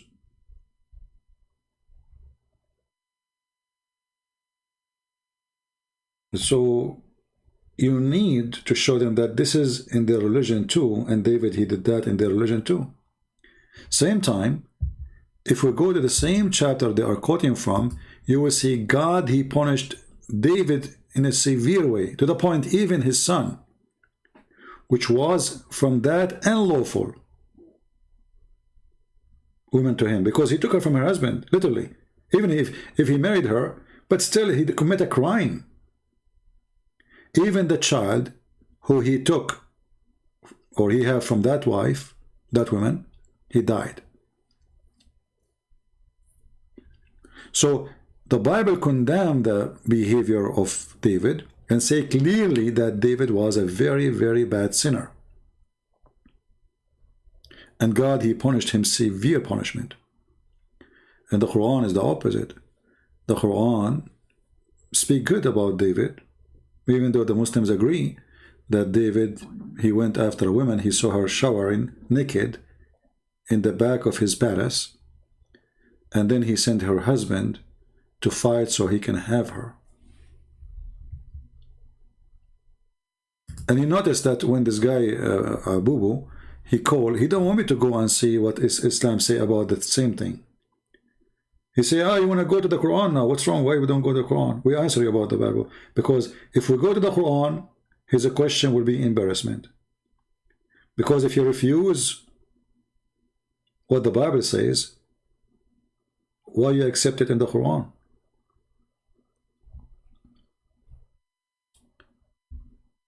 Debate halal? I can debate halal hamburger, anyone. Why you don't ask them to call me? Or to give me their Skype, I will call them. Why you don't debate halal hamburger and Fifi? I will give me their Skype, I will call them right now. Right now, not tomorrow. I challenge you. In front of everybody, give me the Skype of halal hamburger or Sisi sister, and I will call her, both of them, now. So you are saying to me, why you don't call? Why you don't debate? Are you stupid? It's them who don't debate me. I'm here. Here we go. I am here for the last 5 hours. Who is holding them from calling me? They can go even live in their program, and I will call them there. And if they are saying I will mute them, I'm calling you in your program. How can I mute you? You can mute me. I cannot mute you. Potatoes. All your men are not men. They are a product of the likeness of men. They are potatoes.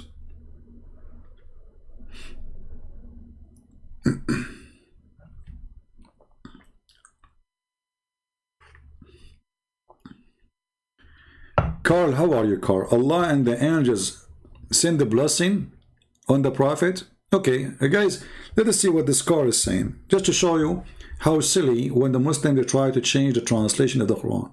Thank you, Carl, for giving us an opportunity to laugh. This is his post. Okay. I will take a selfie for you. Here we go. Allah and his angels send the blessing on the Prophet. Okay, where is the word blessing in the verse? It says, Allahu wa malaikatahu yusalluna ala nabi. Secondly, if Allah, he sent the blessing, why he need the blessing of the angels? I mean, all the blessing come from God anyway. So if God, he blessed me, who need the angels? Who is angels?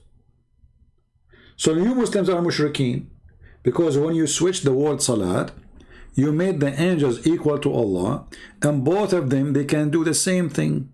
They can send blessing. But all of us, we knew that a blessing is only from God. I can say to you, bless you, but doesn't mean I am the one who bless you. I am saying, may God bless you. But just to make it short, I say, bless you. For only God, he can give a blessing.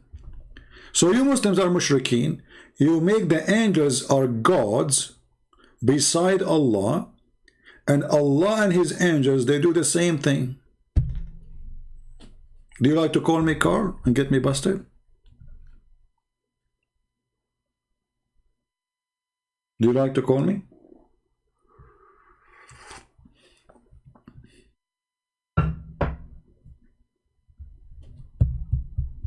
This is shirk. Muslims are pagans. They are associating angels with the act of God. Both of them, they can do the same act. Additional to that, if God, he blessed me already, that's it, I'm blessed. What this is sending blessing?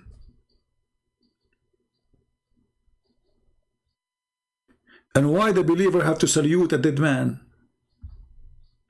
And why he's asking the believer to send a blessing on him? If the word blessing is there, the fact is not. It says, Sallu alayhi, pray on him. Muhammad, he became the center of the universe. God, angels, believers, everybody doing one thing. Praying on Muhammad. Kuffar, they are pagan. They worship a man, his name is Muhammad. As simple as that. Muhammad, he became the center of the universe, and everybody is busy doing what? Focusing in Muhammad, praying on Muhammad. Allah, angels, believers, who's left? Christian Prince left. He is just getting Muhammad busted. You know, instead of the angels and the believers and when Muhammad praying to Allah, is the opposite. Allah, the angels, the believers, and everybody praying on Muhammad. So is your God.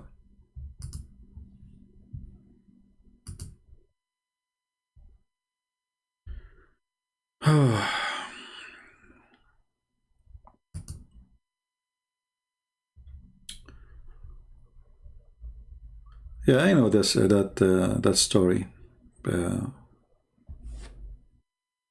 Yeah.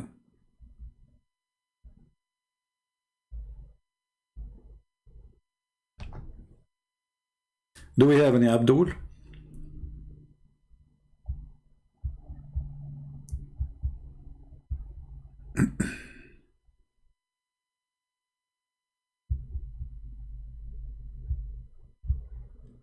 Actually, if you go in my book, you will see that each time Eve, she delivered a child, he died. And then Shaitan, he told Eve and Adam, if she called her son Al-Harith, which is a name of Shaitan, he will live.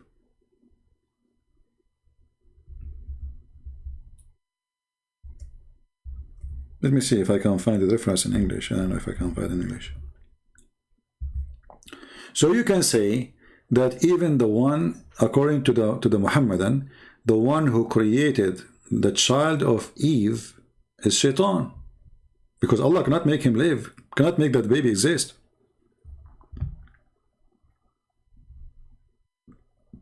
Excuse me. Let us see if I can find the reference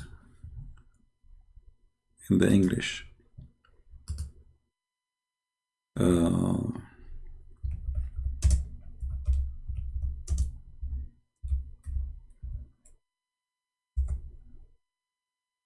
Okay, here we go.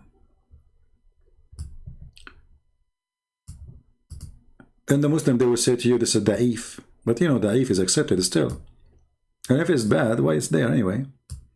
So the Prophet said, when Hawa became a pregnant, Iblis came to her, and her children will not live after birth. So he said, name him Abdul Harith. And she named him Abdul Harith, and he lived. Do you see it?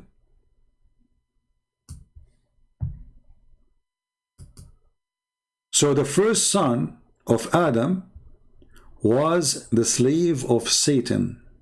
His name is Abdul Harith, which means the slave of Satan. Remember, Harith is one of the names of Shaitan.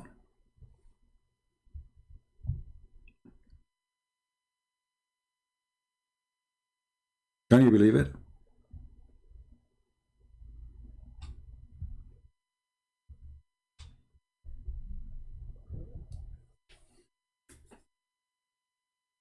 Do we have any Abdul?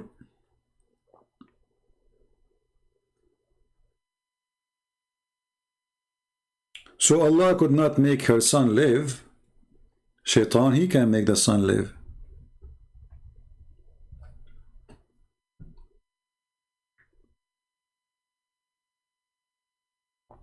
And the funny here, all of us, we knew that, you know, Islamic religion is a Middle Eastern religion at the end of the day. And the one who decides the name of the son is the father, not the wife. So when he say that Hawa, she is the one who did that, that's mean that Adam was a potato. He was washing dishes. She said to him, no, we will name him this. And the guy, he was like, okay, okay, okay. Because you see, he did not say that Adam, he named him the slave of Shaitan, the slave of Al-Harith. She named him. So Muhammad wanna blame the women.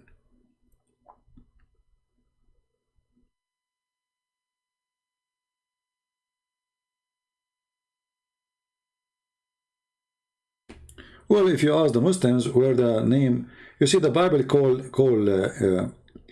both Adam and Eve call them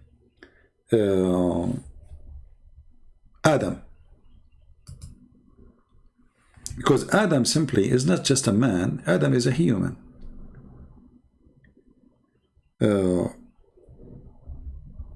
to differentiate between the two Adam the male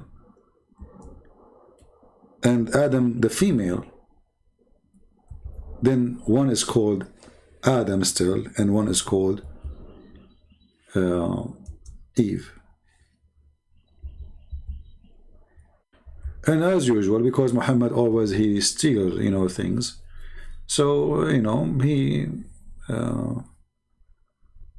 he took the name. He do not know what it's mean. And this is coming from the Hebrew, like when God he breathed, you know, because God he took, according to the story, God he took like a bone from Adam and he breathed into it, or like he recreated, and he made Eve. This is where the original name coming from.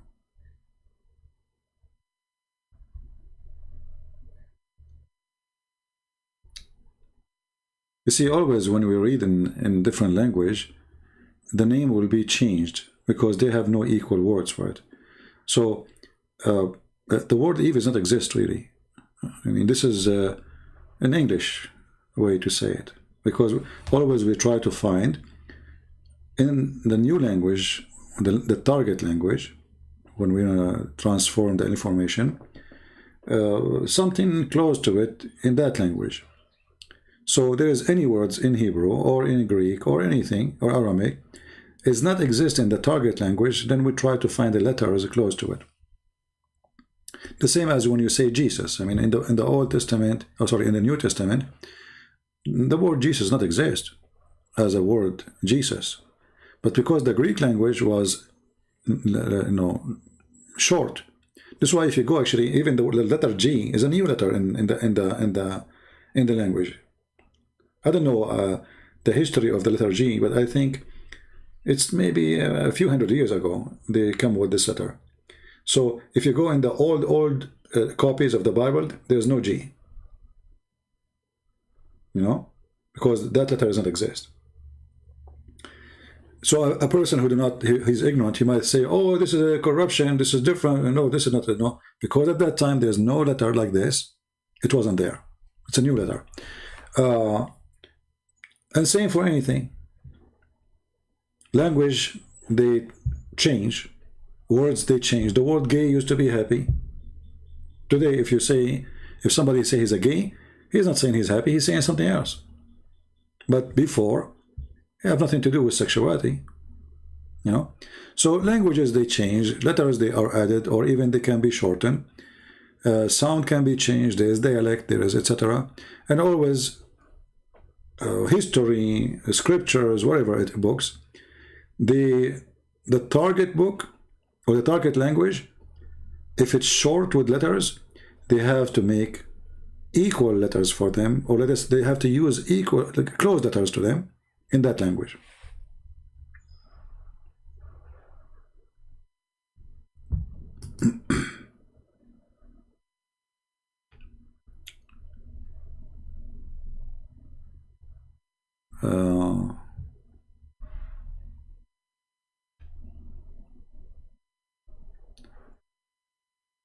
Any question? And actually, it's fascinating, by the way, if you are a person who like to study languages, if you study the Aramaic language, The Aramaic will lead you to understand better the Hebrew and even Arabic. Me myself, you know, I wish really I can go like and have a full Aramaic time to study it. I wish when I was really, I mean, in my 20, if I was able to go to an Aramaic school to learn the language, to learn the original, the old Aramaic, not the new Aramaic. That can help a lot to increase in a fascinating way the knowledge. Because always the best way to get what it's meant is to go to the origin language and the root of it. When you are reading translation, always you are short of the meaning, no matter how good the translator is.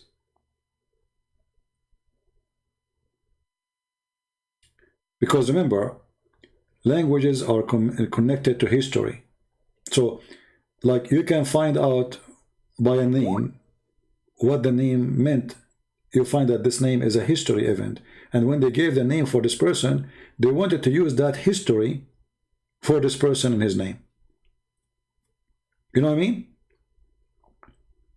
So, if I want to say, I want to call my son Peter, for somebody who doesn't know what Peter means, he will say, okay, he just named him Peter.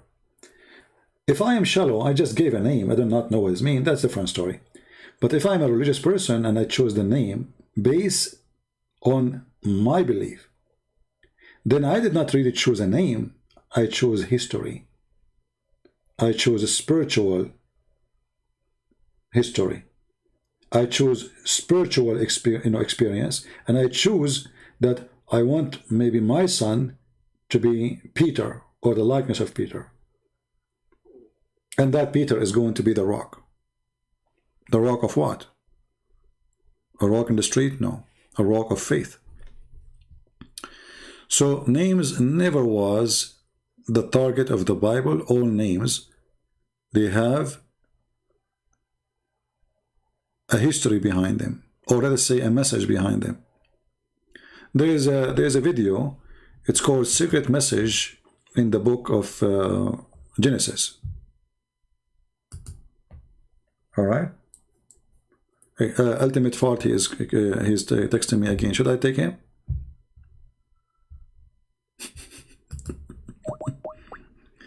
Okay, Fault, I will take you because we are bored.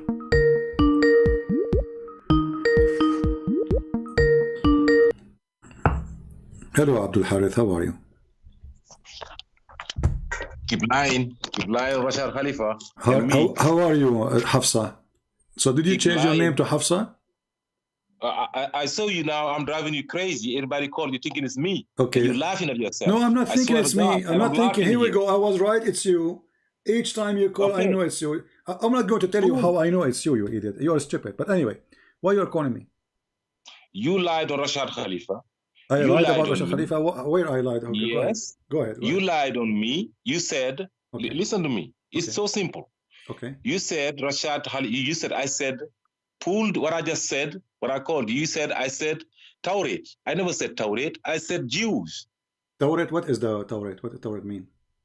Tauret is a book. Jews is a people. In which language, Tauret?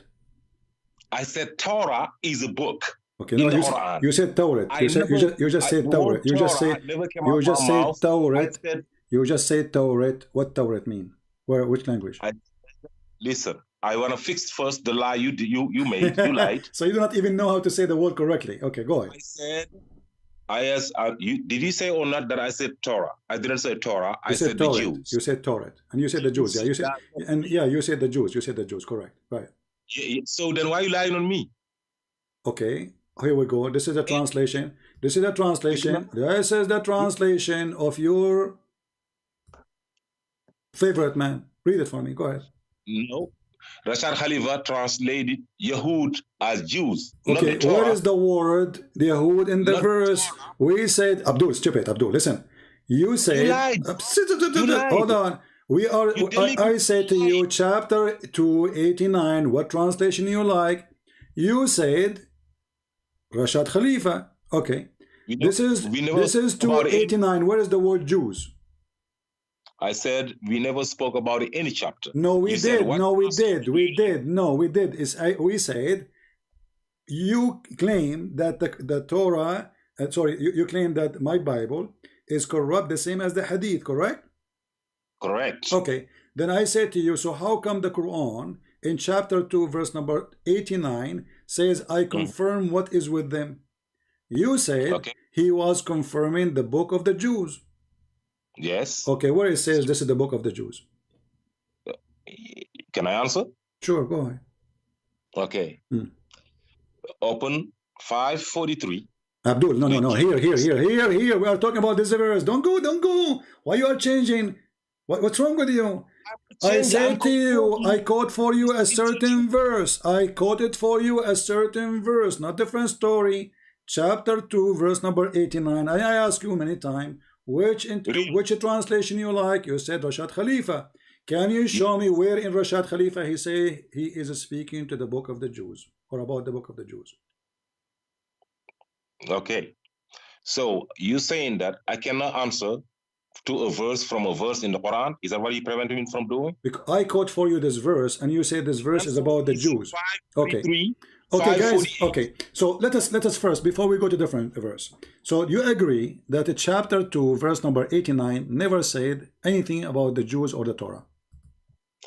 It says anybody the Torah and the Injil was sent to, and that's the Jews. There's Injil there? Throughout the Quran, the Torah and the Injil are sent to the Bani Israel.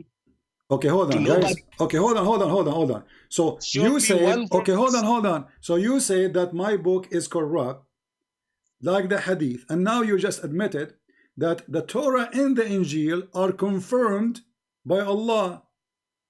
Yeah, but I never said the Bible. I said the Torah and the Injil, not the Bible. Not the Bible. Get out of here, son of Muta. Because your God, Allah, never said there's another book. He never said the Bible. I never said the Bible.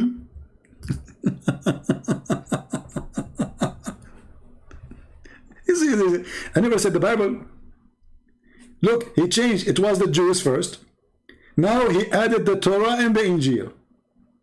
He went into the bathroom, he scratched his ass. He said, no, I told him this is about the Jews only. Now let us add the Torah and the Injil. But you idiot, you donkey, you stupid, certified idiot, your God Allah, He never said that the Christians, they have, or He gave name to any books except, as you call it, Injil. And Injil is the 4 Gospels in Greek language, you donkey. So the second you say the word Injil, you confirm that we are talking about not only the Bible, not only the Gospel, we are talking about the Gospel in the Greek language. For this is a Greek word. This is not Hebrew. This is not Aramaic. This is a Greek.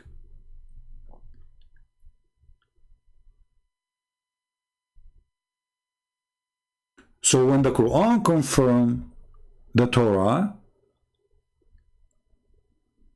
and by the way, according to your prophet, Allah, He sent the Torah, all of it to Moses in the tablet, not only the 10 Commandments. And then Moses, he carried all those rocks in his back. You can imagine, he spent his life carrying rocks. But all the Quran confirmed that Allah, He gave the Torah, Allah, He gave the Injil. If we ask any Abdul, what is the word Injil? They will say the good news.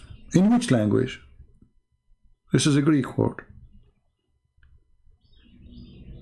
So what Allah in the Quran, Aka Muhammad, He's quoting for us that the book which he sent to Isa, it was a Greek book and never was in Hebrew or Aramaic.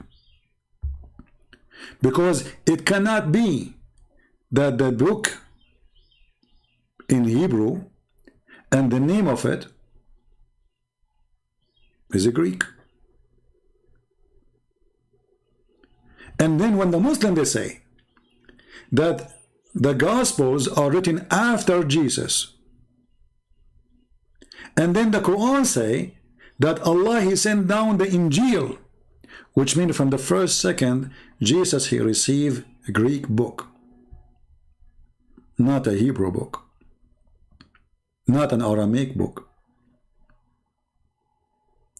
And the stupid Quran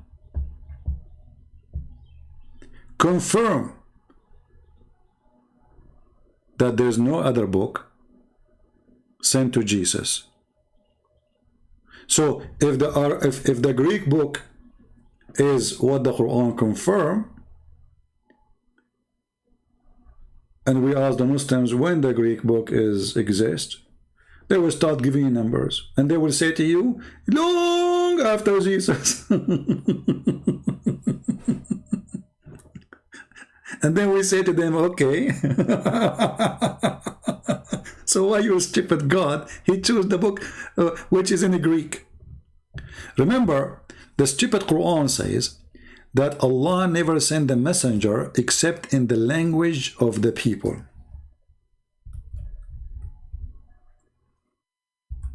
Why? So they might understand. Which makes sense, by the way. This is why we Christians, we have no problem with the translation. Muslims, they have to pray to Allah in Arabic. The translation is not accepted by a single Muslim. Translation is not Quran for them. The Arabic is the only Quran. Which means they denied what Allah, He said. And they said to themselves, you know, Allah confirmed that the book have to be in Arabic, but at the same time they denied that they have to be Arab in order to take it in Arabic, because He never sent a messenger unless a messenger, he is from the people, speaking the tongue of the people. Going back to the word Injil, so if Allah, He gave Jesus Injil, which is a Greek word, that means Jesus was not sent in Israel, He was sent in Greece. Because the Quran confirmed, we send not a messenger except with the language of his people. And that destroy all the idea of Islam, because if Muhammad is a prophet, you see, he will say to me, oh, it says Rasulan lil Alameen in the Quran. You idiot. Alameen, Alameen, which mean the two words, the word of a human and the word of the genie.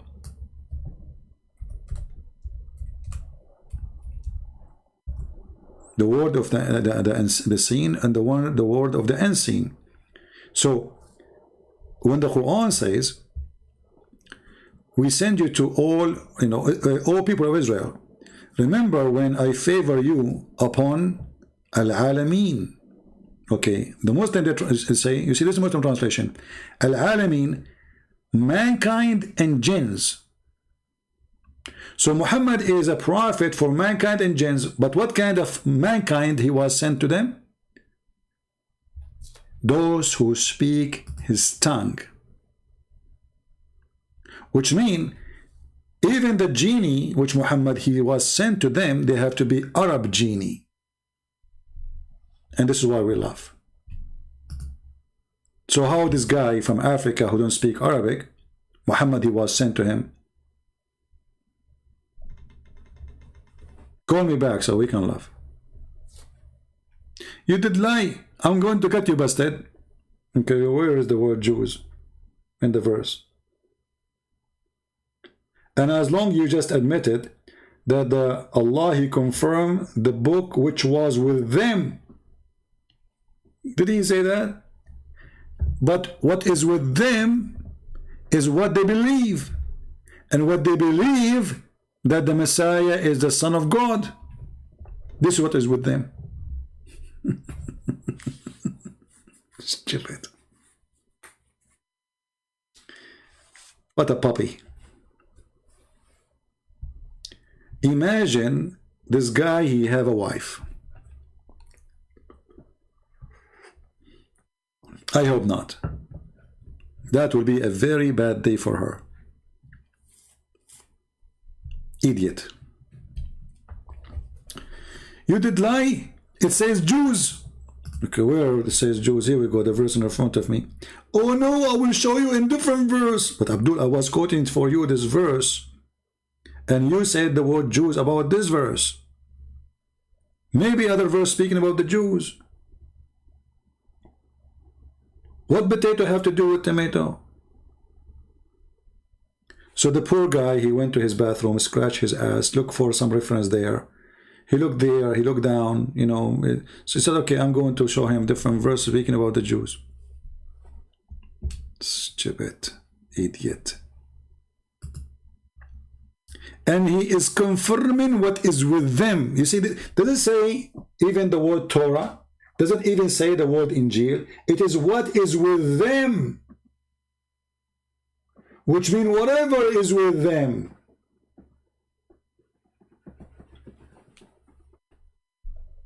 Didn't say Torah. He said Toronto. I said to him, what is this? In which language is that?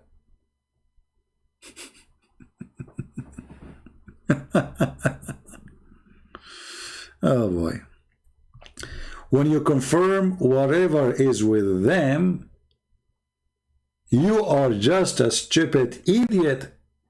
Because what is with them, especially the Jews, can be horrible. They have tons of books, have nothing to do with the Bible, full of crazy stories.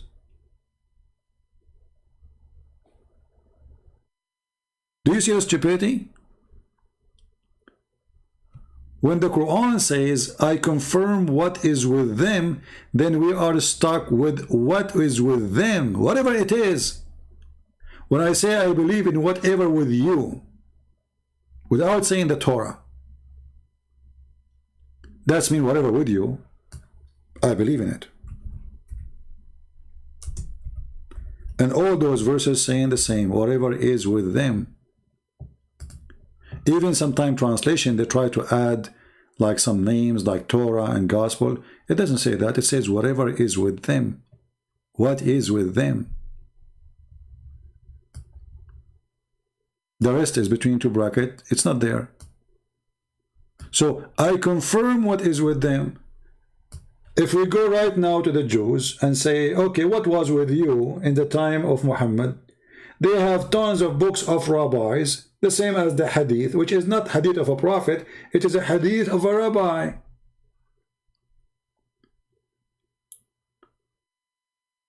They have a very high rabbis, and their books is extremely valuable for them.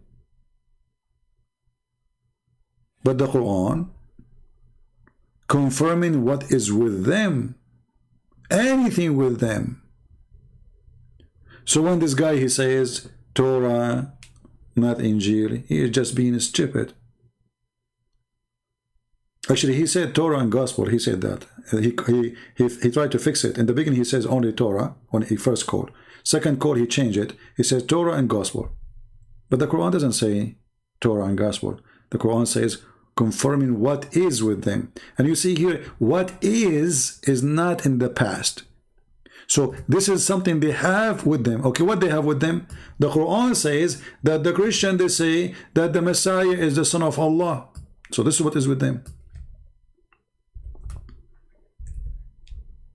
Stupid.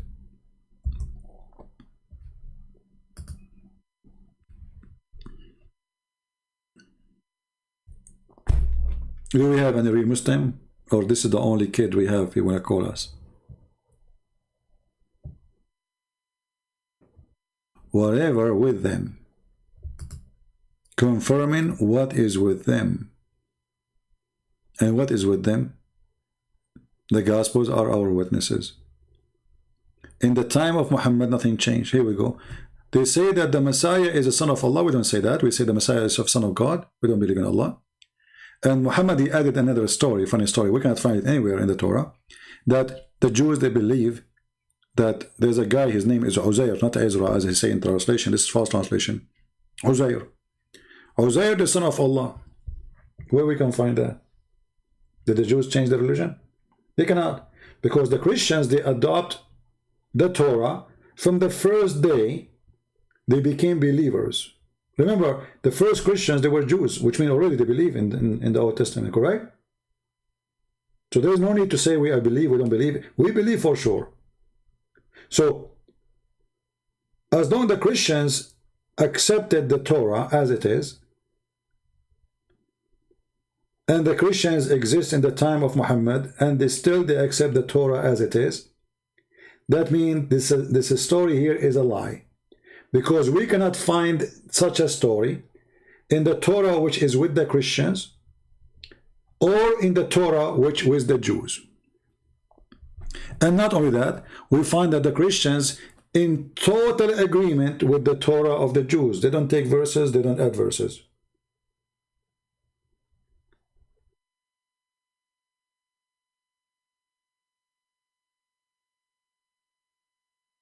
So when the Quran says confirming what is with them, then whatever with them is confirmed.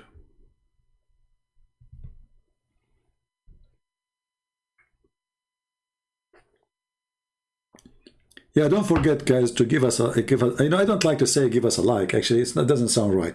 But because those Abdul, they come and they try to flag us, so in order to show YouTube that there's a lot of people, they love this video because they have automatic system, you know.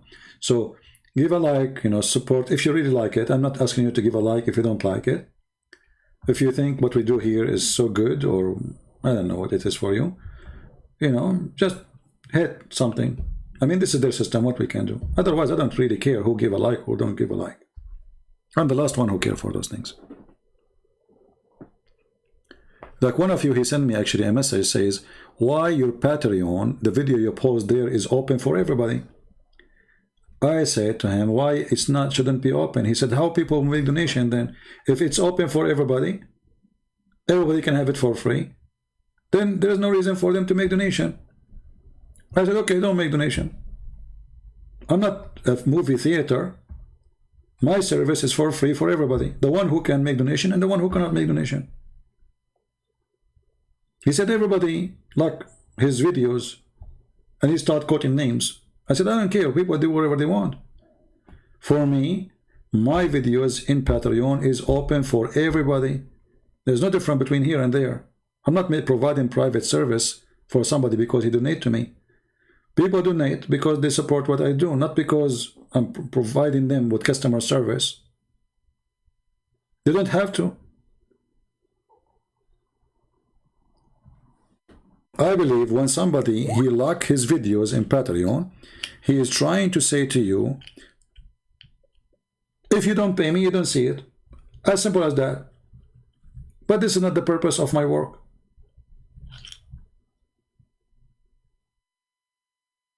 I give my books for free.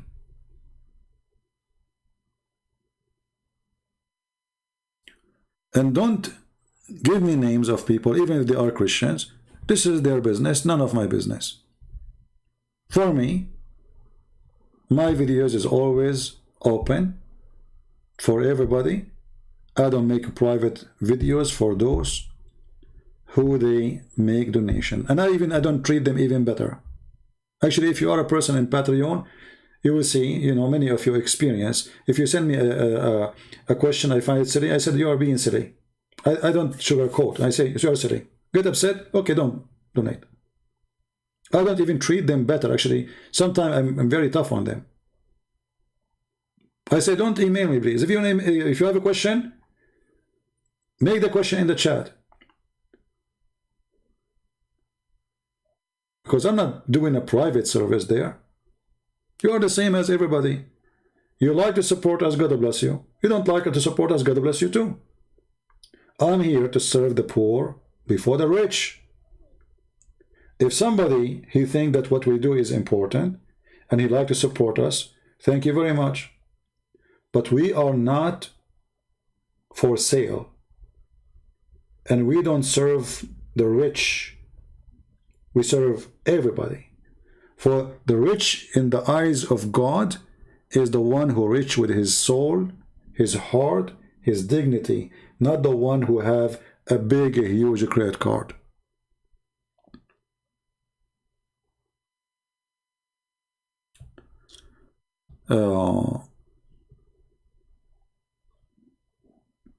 from what you do live. Well, you know, God, He provide. Do I need to give you a list? Do you want to come here and give you a list? I sell hummus. Are you happy now? I have my books. People make donation. I have many. Thank God. I mean, even people, they are really nosy. Well, how you make living, CP? Hey, my friend, I'm an Arab. Very easy. I go to the grocery store. I said, I'm a refugee. They give me for free. Joe Biden, he will pay for it. I go to Germany. They'll give you free apartment, free housing, free health insurance. I just say I'm like an Arab refugee. Very easy.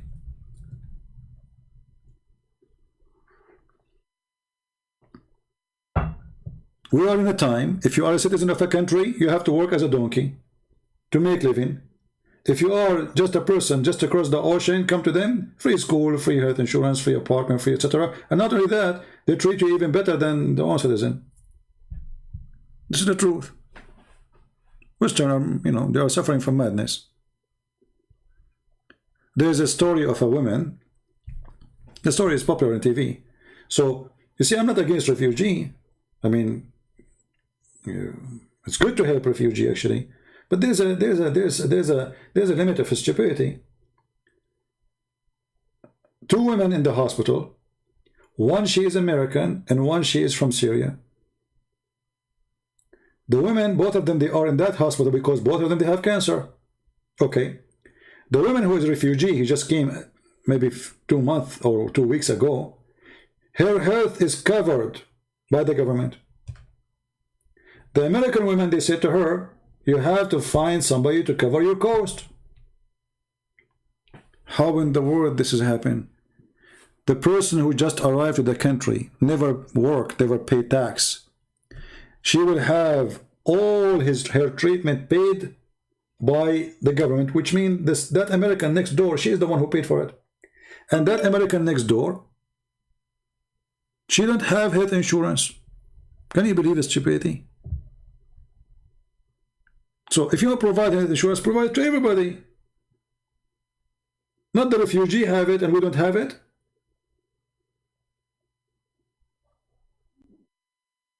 If you are an American, you have to pay for your son when he go to school. If you are a refugee, you don't pay. So it's better to be a refugee.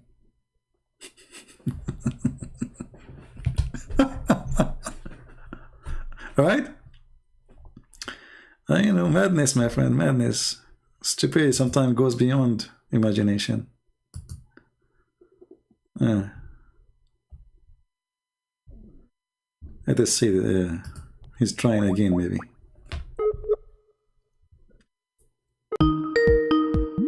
You want to laugh? Here we go. The laugh is coming.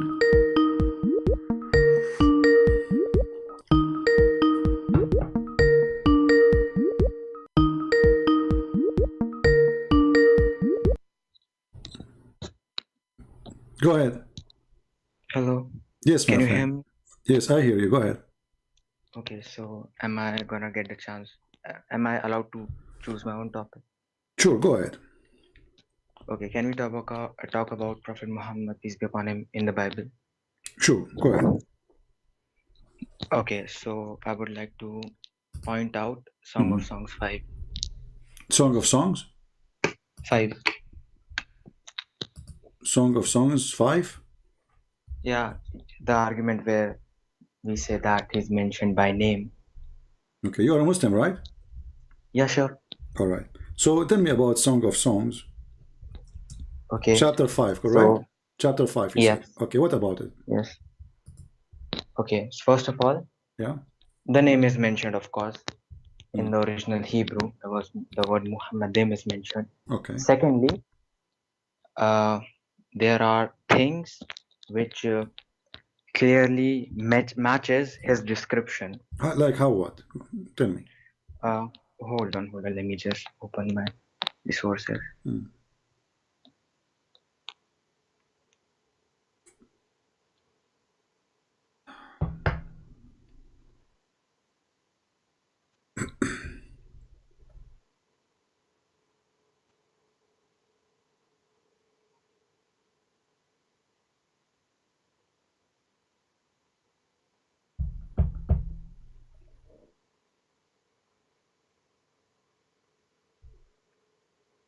Verse number 10. Okay. My beloved is radiant and ruddy. Okay. Outstanding. Let us say one by one. Is your prophet radiant? What is the color of your prophet? White and redness. Oh, okay. So guys, take a note. Muhammad is blonde. Okay. Then continue. Sorry? Your prophet is blonde, right? No, he's white with redness in his skin. Okay, like but you have redness of your skin if you are extremely white. Repeat that. The reason you have a redness in your skin because you are extremely blonde. Not necessarily. Okay. How is that necessary? Because this is how it is. They say somebody is redhead simply because you know his color going into red more than even whiteness. But anyway, continue. Okay, outstanding among 10,000.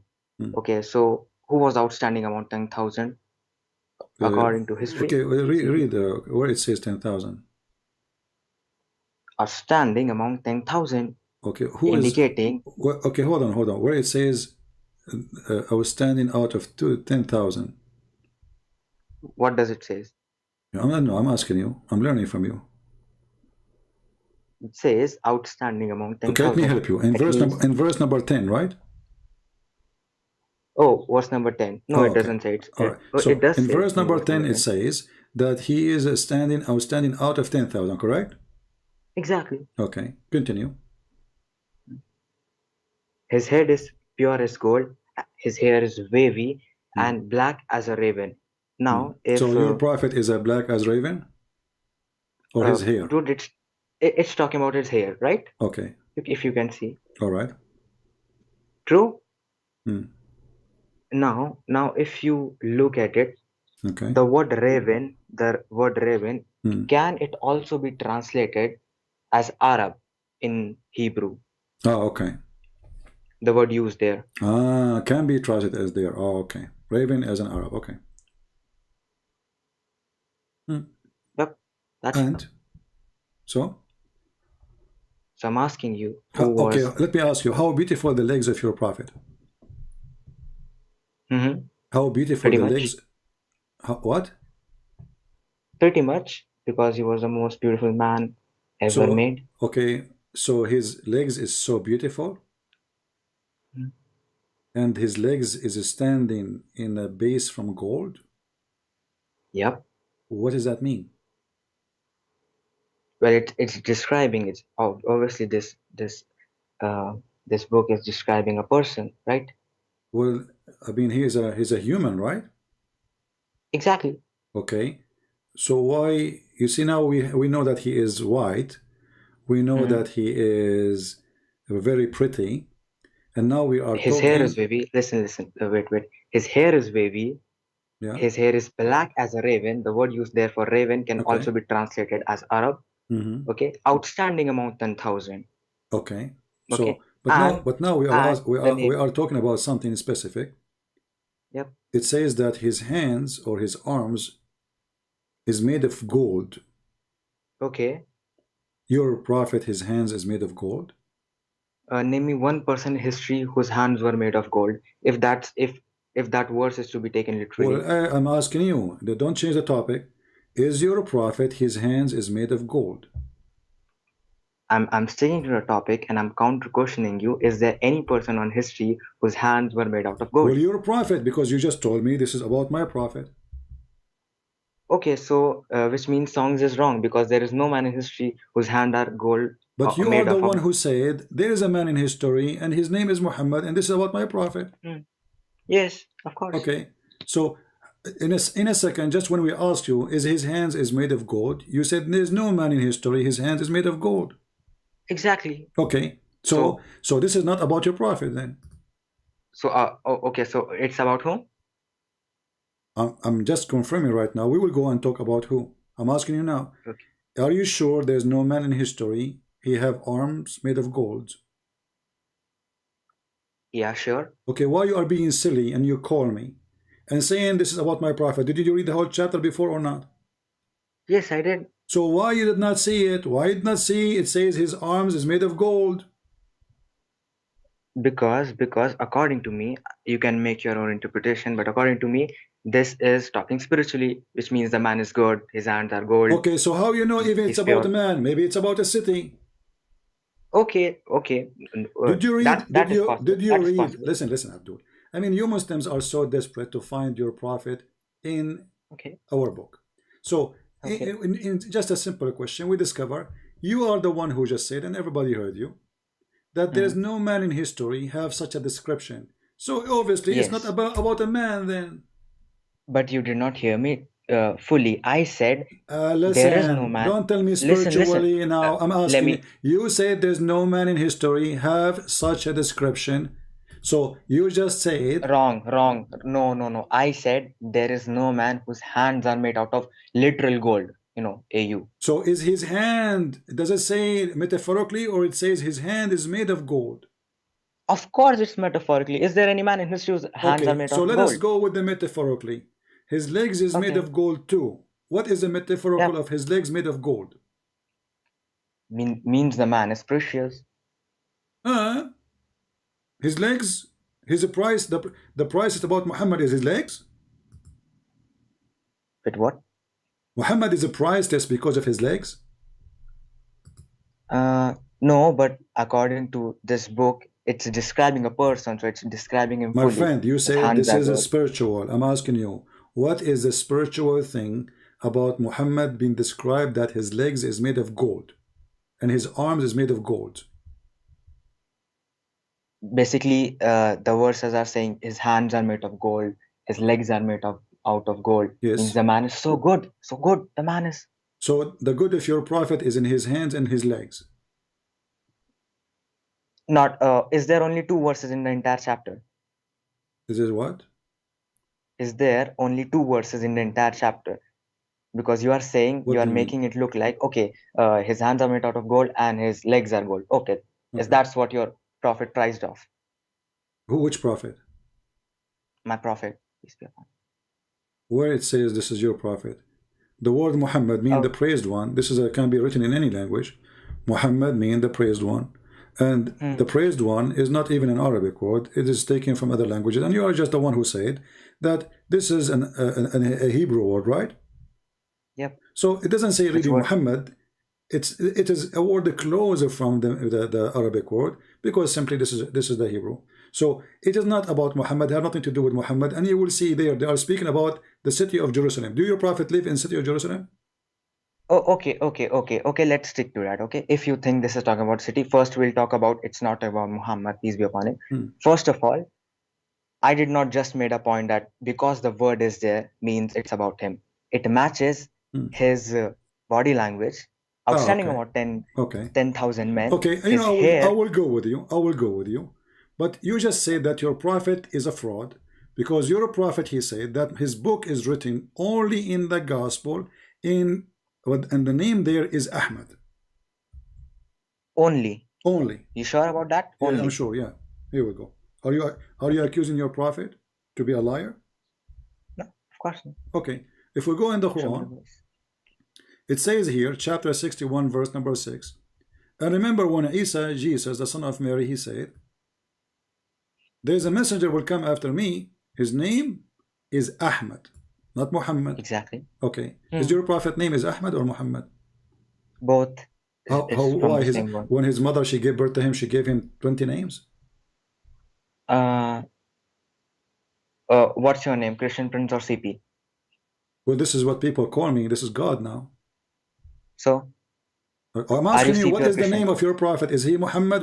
What his mother, she call him Ahmad or Muhammad?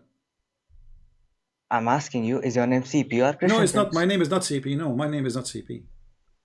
It's Christian Prince, right? It's not even Christian Prince. I'm asking you now. Don't change the topic. Okay, so if people call you Christian Prince, that's wrong. You call me, you said the name of my prophet is Muhammad, and you quoted for me from the book, the Song of Songs. Okay, but your prophet said that in their books they will find the word Ahmad, and that is going to be in the gospel, not in the Old Testament. Well, CP, it says Jesus said his name is going to be Ahmad. Okay, so did the Quran, when Jesus said his name will be Ahmad, Did Jesus choose a wrong name? I didn't got your question. No, you know my question. I'm asking, when your Quran saying that Jesus said, there's a messenger will come after me, his name is Ahmad. But you are quoting for me a book saying his name is Muhammad.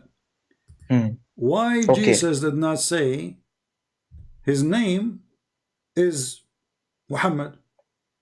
Cool, you just trapped yourself. Okay, now show me one place anywhere in the New Testament where Jesus is called Emmanuel, because according to the Old Testament, his mother will call him Emmanuel, right? Yeah. No, he will be called Emmanuel, which means people will call him Emmanuel. Show me one place where he's called Emmanuel. All over, because Emmanuel present that Jesus, who is God, with us. So Jesus is with us. Show me. All over, Emmanuel. We call him Emmanuel. All over. The second you say he will be called, that means people will call him Emmanuel. That means people. Show me one place. Abdul, listen. Show me one place. I just showed you. I call him Emmanuel because he is my Lord. Do the Christian believe that Jesus? Hold on. Do the Christian believe that Jesus is God? Some of them do, yeah. No, don't be stupid with me. Don't for me to hang up on you. If there is a single Christian don't believe that Jesus is God. Yeah, there were many according to till the 3rd century. They were really in dispute about the Trinity. Okay, so your God is a stupid, because your God, he said that the Christian, they say that the Messiah is Allah. Say that again. How come I have to repeat things? Are you trying to buy some time to answer? Your God, he said the Christians, all the Christians, they say that the Messiah is Allah. Yeah. Okay. So some of them say, so there's no exactly. some. There's no some. Did your God Allah say there's some Christian they believe that the Messiah is Allah, or all the Christians? It says Christians say, it doesn't say all. When it says the Christian, it's mean the Christians. So anyone who is a Christian. Hold on. Listen.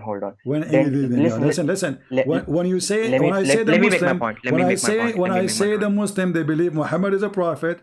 I am not quoting Shia. I'm not quoting Sunni. I'm quoting those who they are called Muslims. Correct? Okay. So the Quran says those who they are called the Christians, they say that the Messiah is Allah. Yeah, let me interrupt you there. The Quran also says that the Jew says that Isa ibn Maryam is the son of Allah. Okay, obviously, the Jews, they say some that, of them say son of God. The Jews, they say that. Hold on. The Jews, they say that the Messiah is son of Allah. Yeah. Where? Yeah, Where? I know that argument, but that will no. Give me the verse. No, give me the verse. Where the Jews, they say the Messiah is son of Allah. Who says? What's wrong with you? You just said the Jews. Oh, sorry, the Christians, my bad. The Christians, my bad. Ah, you mean the Christian? Okay. So the Christian, they say the Messiah is the son of Allah. The Christian, they say the Messiah is Allah. You just got your God busted. Okay, how? Because how he is the son of Allah and he is Allah? Well, that's why the reason. That's the reason Quran says. That's what Christians do. They say he's a son. No, we don't say that. No, we don't say that. No, we don't say that. We Christian, we don't say. Okay. Listen to me. Listen. Let me make my point. We Christian, we don't believe. Hold on. We Christian, we don't believe that the Messiah is the Father. We don't. That's why it's called the Trinity. So no Christians say that the Messiah is the Father. So your stupid God, he is giving wrong information about the Christians. Okay, fine. Now listen to me. Do you believe Jesus is God? Okay. Now, do you believe Jesus is Son of God? That's it. That's what the Quran is saying. You just agreed two things. That one, simple as that. No, because, how can someone be son of himself? Allah is a name of a person, and the Messiah is a name of a different person. So if we say, what's the meaning listen, of a let me person? answer you. Person, mean person. Is Allah is a person or not? Allah is God. Is he a person or not? Does he exist? Exist in which sense? I don't care. Is he a person who exists? Is he individual who exists? Person mean individual. Is he individual who exists? Well, if you see the definition of person from Oxford language, it will say a human being regarded as an individual. Okay, is Allah is a human? Is Allah is a human? Nope. Okay, so why Allah, he looked like Jesus? Again, you are changing the topic. Was I am that our not. topic? You see, you are the one who said that the word person mean a human. Correct? Yep. And Allah is not a human. You are the who opened the topic, not me. So why your prophet, he described Allah as a human, and he is afraid that the Muslims, they will think that he is the Messiah, which is a human. And he is saying the only difference between the Messiah, the true Messiah, the false Messiah, sorry, and Allah is one eye. Is your God Allah is a human or he is not? No, he's not. Okay. So why he is afraid that you will worship a human, and saying the only difference between him, that a human, and Allah is one eye? Well, of course, my prophet does care about me. You know, he tells me about things of the future, so we do not be deceived like the Christians. You know, Jesus didn't care to mention Prophet Muhammad, peace be upon him, even once explicitly, so that at least 1.3 billion people could be saved. Sad. Okay, listen, you are very smart. Still, you aren't answering. You're trying to avoid. Allah Prophet, he said. And no, hey, hold on. You made the argument. You told me. Are you against what your prophet said? Be honest.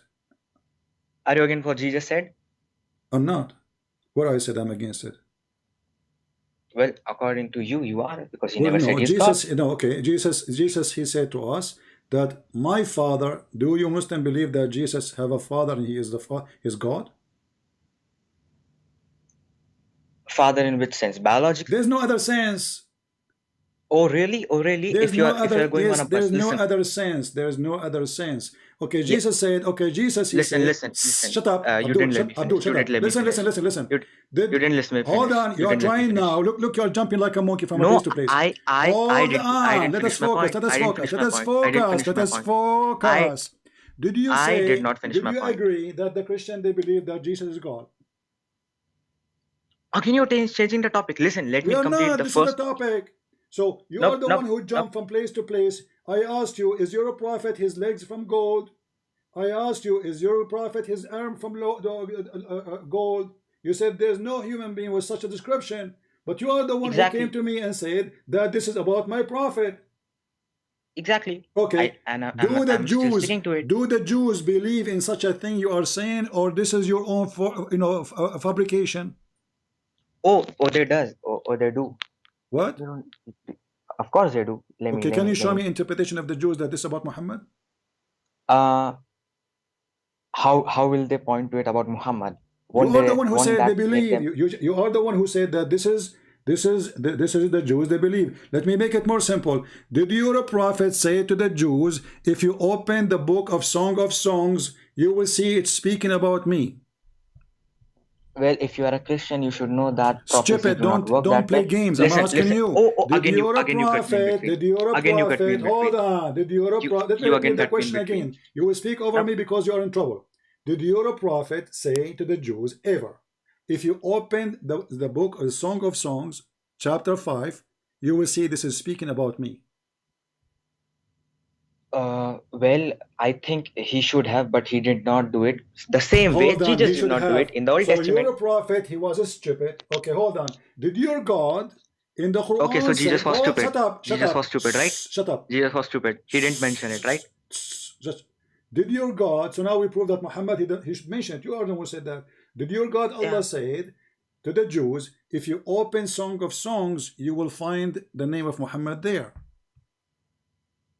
Did your God tell you that open Old Don't Testament change the topic. so they will find Jesus? So you are saying your God is a stupid, Muhammad is a stupid, you Muslims are Jesus smart, is stupid. Because you Jesus can say whatever stupid. you want. Christians are idiots. You are insulting a prophet of Islam now, and that's mean you are not a Muslim. Shame on you. No. You will go to hell based on this because you insulted Jesus. But listen, no, I'm insulting Jesus of the Bible. You're angry for no reason. I proved from your words that your God never mentioned it, your prophet never mentioned. That means both of them, they are ignorant. Jesus never mentioned. Your Jesus never mentioned. Hold on, but this is not about Muhammad. This is not about even Jesus. So you come after centuries of Muhammad, 1400 years, because of stupid Ahmad did that. And by the way, the same guy did that. He was making fun of the Song of Songs.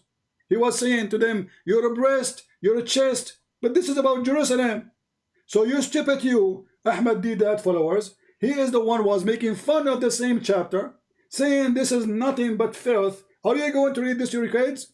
Later he heard that somebody saying to him there's the word Muhammadim. And suddenly it became a holy chapter. It became about the Prophet Muhammad. Hypocrite Abdul. And now we ask you, did your prophet mention to you that my name is in the Song of Songs? You said he should mention it. So your prophet is stupid. He made a mistake. Again, listen to me, CP. Are you listening? Yeah, I'm listening, yeah.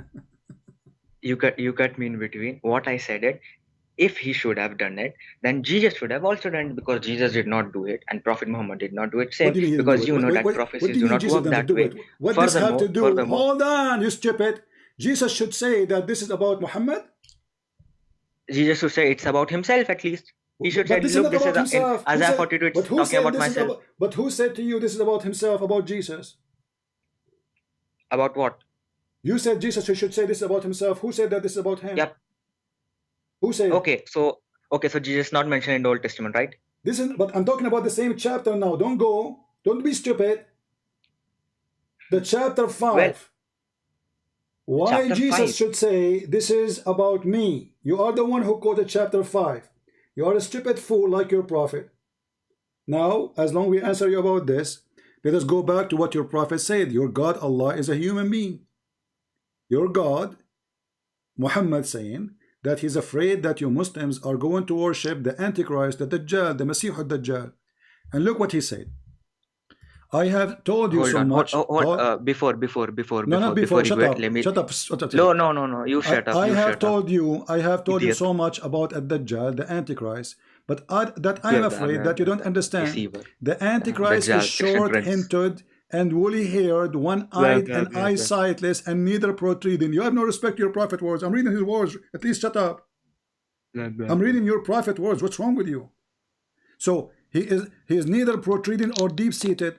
If you are confused about him, that your Lord is not one-eyed. So why Muhammad afraid that the Muslim will be confused by Allah and a man? Where does it say that Muslims will be confused by Allah and this man? I just read for you. Are you donkey? Are you donkey? Well, I am not. Your prophet, he married Zainab into Jahsh, the daughter of the donkey, and his last name is Dogs. So focus with me. I just said to you, your prophet said, and you are saying to me where it says that? Just like Jesus called people dog, right? You want to be rude? I can whip the floor with you. Muta boy. Oh, really? Yes, really? I am doing that.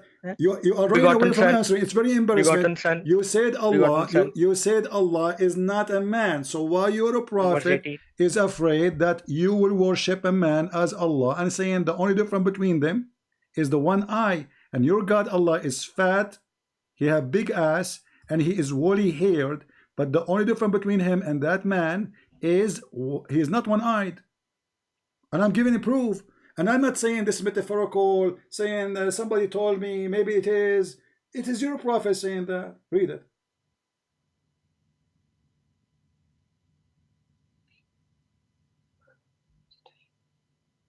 Okay, so read it loud. Can I speak now? Yeah, you can speak. Can I speak now? Yeah, I give you the mic to speak. I want you to read it loud. Go ahead, read it loud. Okay, sure. So first of all, I want to mention where you cut me last time. Okay, you said Song of Songs. Jesus should have mentioned this about him. First of all, according to Barnes' notes on the Bible, Matthew's Paul's commentary, Gill's exposition of the entire Bible, and Matthew Henry's conscience commentary, they say that this is about Jesus. Oh my God! They can say whatever they want, as long as Jesus did not say this verse is about me. They are scholars. Abdul, listen. And even it's about Jesus, you just got yourself busted. So if it is about Jesus, it's meaning you are a liar. Look how stupid you are. You just busted yourself. You just busted yourself. You deceiver. You just busted yourself. Tell me. Listen. Tell me. Listen. I said, why your God did not say, I am my name is there, because he was debating the Jews. So if you say why didn't Jesus say he is mentioned in Song of Songs? Now you tell me, why didn't Jesus say he's mentioned in Song of Songs? Anything tell me. Shut up. Anything Jesus did not say, people, they can make any assumption they want, but Jesus never said that. This is their assumption. You are being stupid again. So I'm asking you. So when exactly. You no, just made my no, point. it's not CP, exactly. CP, you just But made you my point. are the one. You just made my so point. now you are Listen, making you just help me. You just help me. You no, said, no. you said people. I'm not helping listen, you. no, I'm not helping you. I'm not not gonna let you helping speak. you. No. Okay, okay, I'm helping you. Hold on. I'm helping you. Did your God Allah mention in the Quran that the name of Muhammad is written in the Gospel? Yes or no?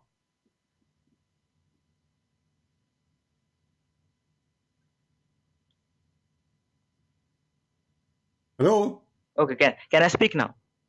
Yeah, I'm waiting for you. Did your God Allah you said, mention? listen. Did your I just God want to. Allah? Let us show everybody how stupid you are.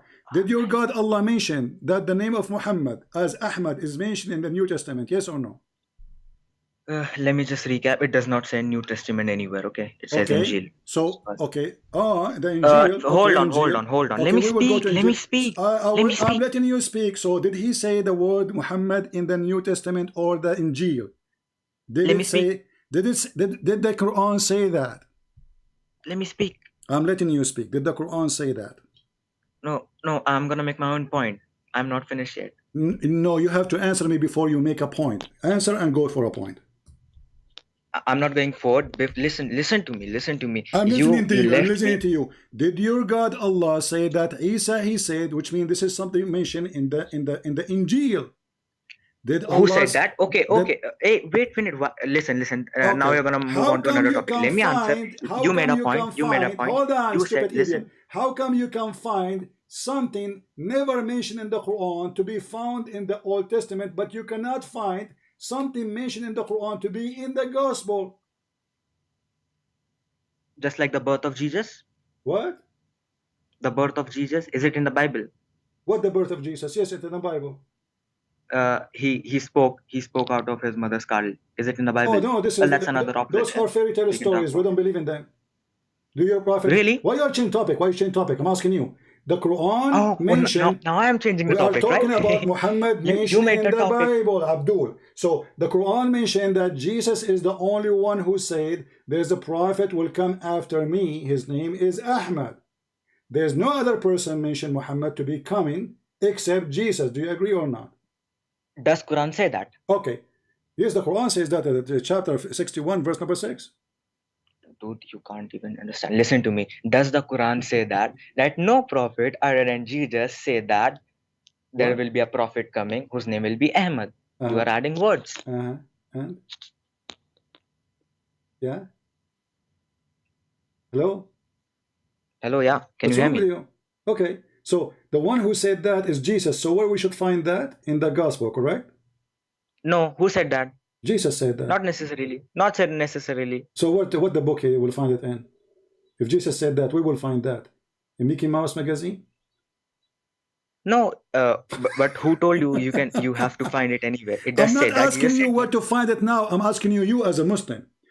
Does it say for you as a Muslim, not for me, that Jesus said, there is a messenger will come after me, his name is Ahmad? Does it say that? Yes, it does. Okay. In which book that will be found, this news? Which Jesus which said? version? King James.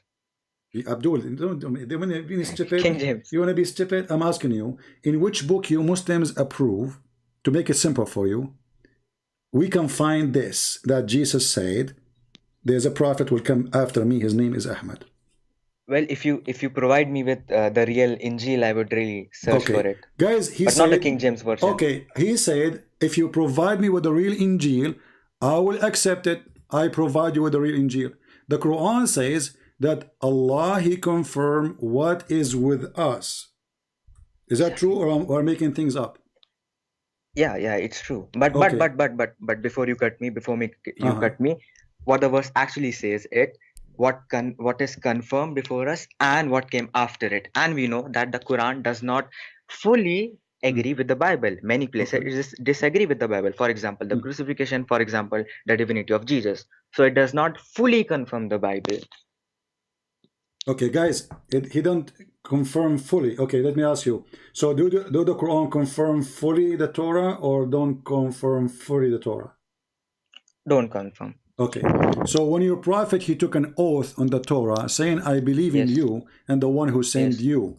He was swearing the Torah, lying? No. He was swearing the Torah, right? He was swearing by the Torah.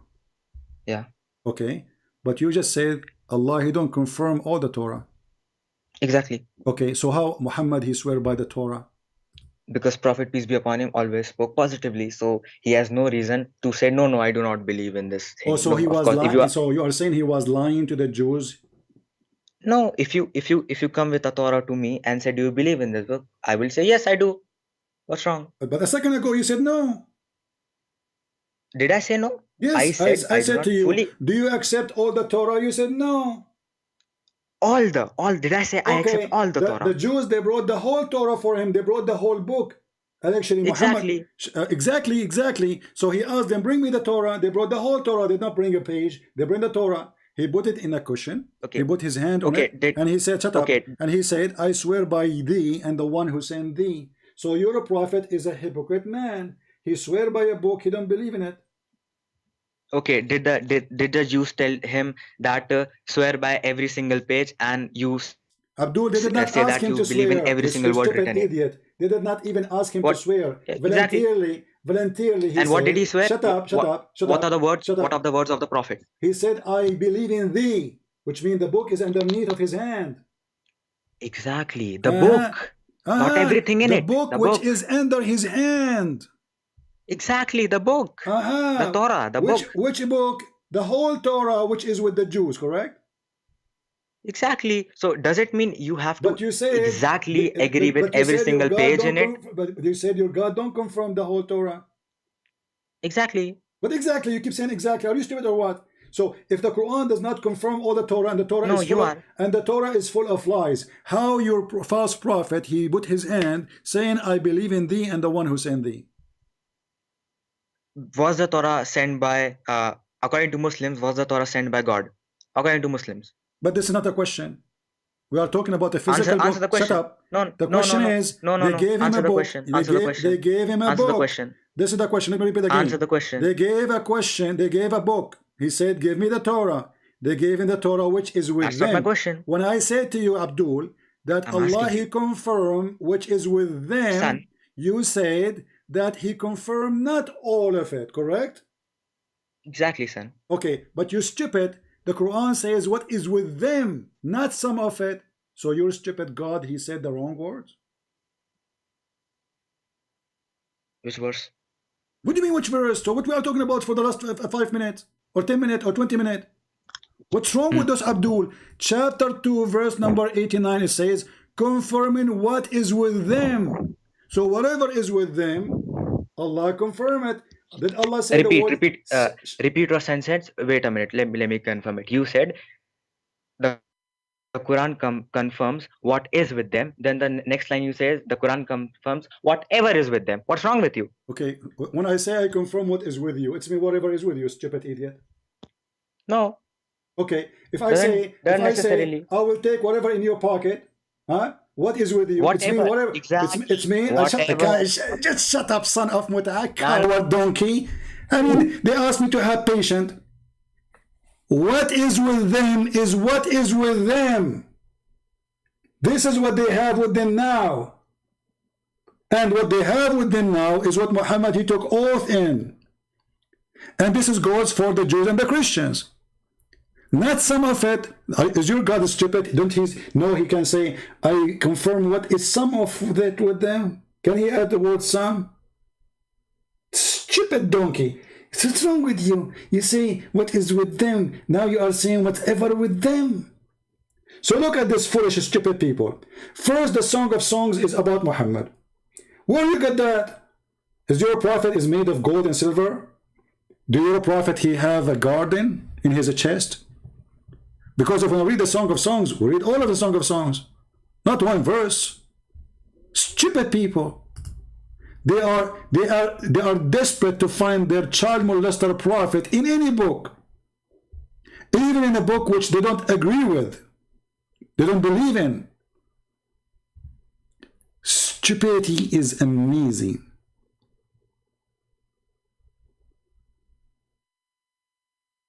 Secondly, you stupid donkey. The Song of Songs is a song of a king. It's not even God talking. Donkey. Stupid.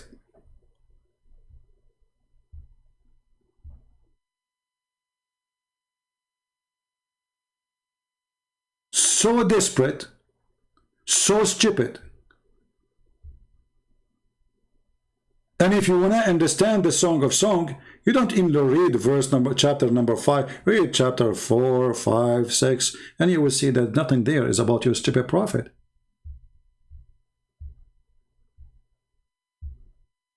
His cheek are this as a bed of spice, as a sweat of flowers. His lips is the lips of lily, dropping sweet smelling myrrh. His hand as gold rings set in the berry. His belly. This is all about your prophet?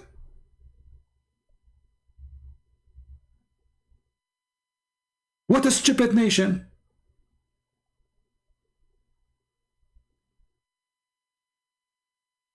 And your prophet is from Jerusalem.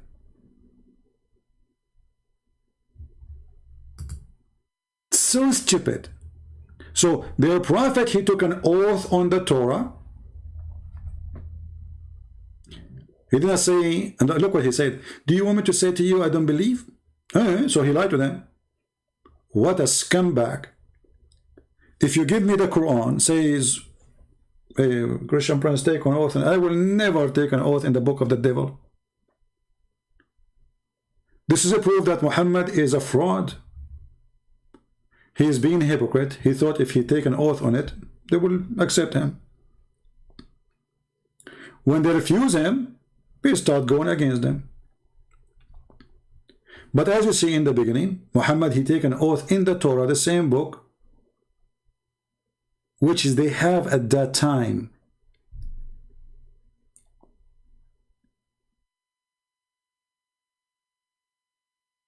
Then you know, anything about the Old Testament, if somebody give interpretation saying this verse is about Jesus or this verse is about Jesus, if Jesus said this is about me, it's mean Jesus said this about me. If not, this is interpretation.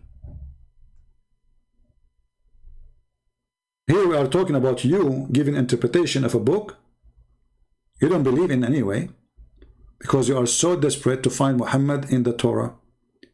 But the Quran says that the one who mentioned the name of Muhammad first time is Isa, which means that should be mentioned in the Injil, which is proving Allah again to be stupid God, because the stupid prophet, he quoted the name of the gospel in Greek. So the name of Muhammad should exist in a Greek book. We ask him, did your prophet say to the Jews at that time, open the Song of Songs chapter number 5 and read what's speaking about me? He said he should mention that. So your prophet, he's a stupid fool. Allah did not tell him to say it. And you are smarter than your prophet? Yes, brother, we are smarter than the prophet.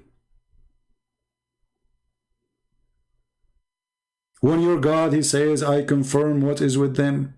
Is that whatever with them or some? It's whatever with them, because what is with them? What is with them is what is with them. Not some, not a few, not little. And they say to me, you have to have more patience. Little tiny lizard, you've been smashed and cooked. And when you say to me, it does not say whatever with them, prove it. Here we go, your prophet, he took an oath on it. Whatever in it. Saying, I believe in thee, and the one who sent thee. He did not say, I believe in the one who sent thee alone. He said, I believe in thee and the one who sent thee. Which means wherever in thee, I believe in thee.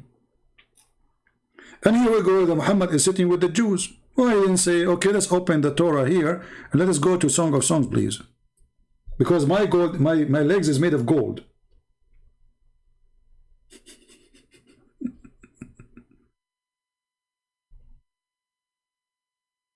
I know it's not the Torah, sorry, but I'm saying the Muslim, they believe, hold on, the Muslim, they believe that all those books are the Torah. All those books are the Torah, you know. Muhammad, he believed that, you see, like the Muslim, they call, as an example, book, it's called a Zabur. They have different names for different books, right? But if you ask the Muslims, where we can find the name of your prophet, they say in the Old Testament. What is the Old Testament? They will say the Torah. You see, when the Quran say the people of the book, the Muslim right away, they say the Gospel and the Torah. Do you see it? So even the Quran is being stupid or being smart.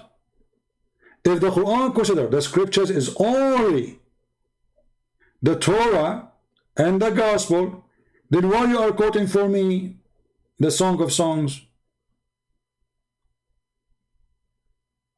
And if you are considering the Song of Songs is part of the Quran, shouldn't the Quran say, here we go, the verse, let me quote it for you, let me read the verse for you?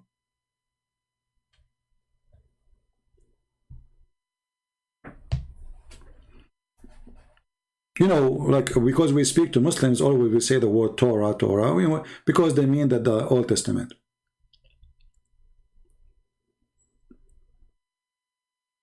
But do you see how arrogant, how stupid they are? I'm going to call him back to give him a chance to fix it. Shall we? Just for fun.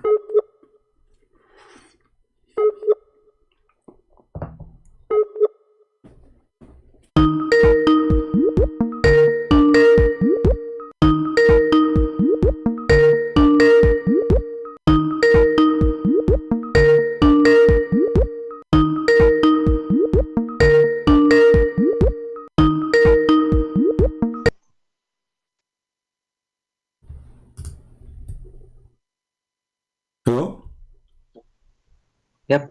Okay, so let us go back to zero now. So did your God Allah confirm what is with them, which is whatever with them, or only some of it? Okay. Hold on. Did you again use the word whatever? Well, he said what is with them. What is with them? Did he say whatever okay, is with them? you know, I will give you the mic. Explain to us what it was with them mean. What is with them? What does that mean? Go.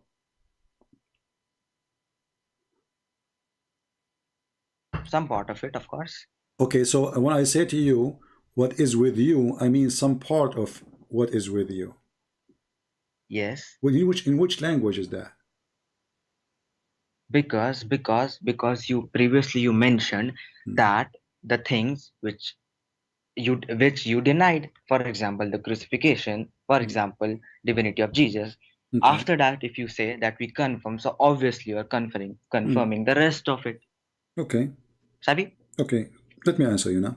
So you are saying that the Quran is a book is full of contradiction, because in one side he don't accept the crucifixion of Jesus, in the other side he says I accept what is with you, but this is what is with them. What? Again? Okay, hold on. The silly you made the contradiction here is about the Bible when it's about the Quran, because if he confirmed what is with you, he did not say the word some. He did not say except this. And then in different verse, he have different story for the crucifixion. And by the way, the Quran did not deny the crucifixion. Actually, it is agreeing with it. Yeah, I know that. It denied the crucifixion. You know that, right? Huh? Yep. Yeah, so, exactly. So the Quran agreed that there is somebody, his name is Jesus, crucified, correct? His name is Jesus. Nope. No? No. Oh, that's again changing the topic. Not gonna go there. No, we are again. not, because you are the one who mentioned the crucifixion, saying as an example, the Quran does not accept the crucifixion of Jesus. You are the one who brought it. Why you want to bite your tongue? No. No. Hold on. No. You are the one who said that. So did the Quran agree that there is somebody, his name is Isa, he was killed on the cross, and the Jews, they confirm that according to the Jews? Yes or no? Related to a topic, it doesn't matter. What? Related to a topic, it doesn't matter anyways. You are the one who mentioned it, not me. What did I mention? Repeat You it. are the one who said, as an example, the Quran does not agree with the crucifixion of Jesus. Did you say that or not? Exactly. Okay, you are the one who mentioned Yes, it. Why don't I talk about it? So I said to you as a response, that is false. The Quran agree that the Jews, okay, show me. they Okay, say, cool. Okay, okay, as you want. chapter 4 verse 157 says that the Jews, they say, we killed the Messiah, Isa, the son of Maryam. Did the Jews say that? Yep. Okay, but it was Allah who made that appear to them. Does the Quran says that? Yeah. Okay. Repeat the chapter. What repeat the chapter? What's wrong with you? Let me open the verse. Oh, okay. You want to open the verse? Go ahead. Yeah, cool. Done. Okay. So Allah, He made someone look like Jesus in the cross, correct? Again, not related to the topic, but go ahead. We are talking about the crucifixion, not about who He made. Then you're gonna, okay, so He made deceive the people, etc. That shit. Okay. So did you just say Allah, He deceived the people? Oh my God. That's the reason I'm telling you not to go into that argument, because you're gonna make it go there. That's it. And let's talk about. You are the one who said that word, not me. That it's you who described it for me. You said Allah, He deceived the people there. Anyways, I do not want to talk about it. What do you mean? I don't know. I don't know. You just made a poo-poo. People, did you hear the poo-poo? No. Allah, He deceived the people there. He said that, not me. And now he don't want to talk about it no more because he just did the poo-poo. I said, my friend, in the park they have a rule. When somebody have a dog with him, right? And his dog made the poo-poo, you are again have to changing your clean question, right? the poo-poo after your dog. CP. So clean the poo-poo Again, you just made. your question. Did you just say? Did you just say that Allah deceived them? I said you're gonna make that argument. I say, okay, so did Allah deceive them or not?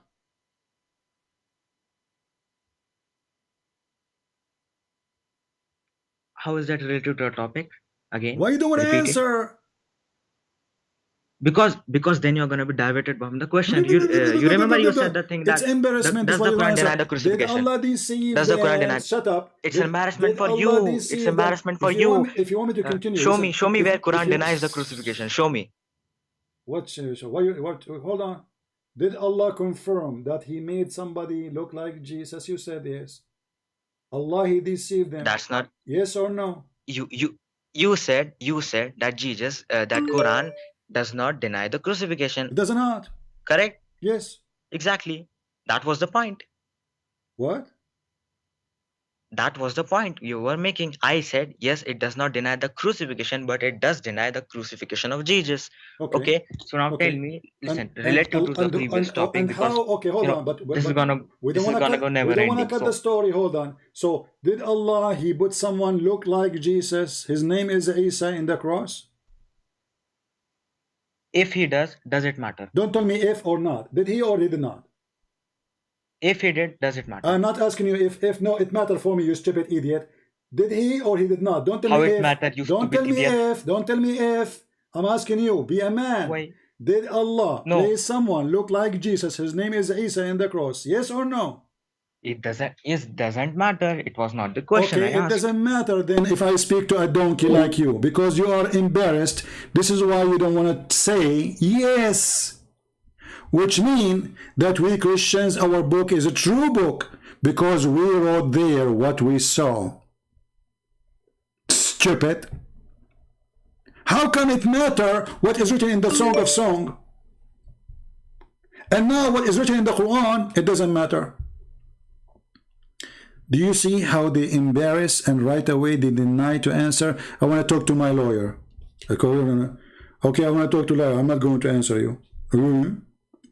I'm telling you, I'm not going to talk to you. You bring me my lawyer. Liquid?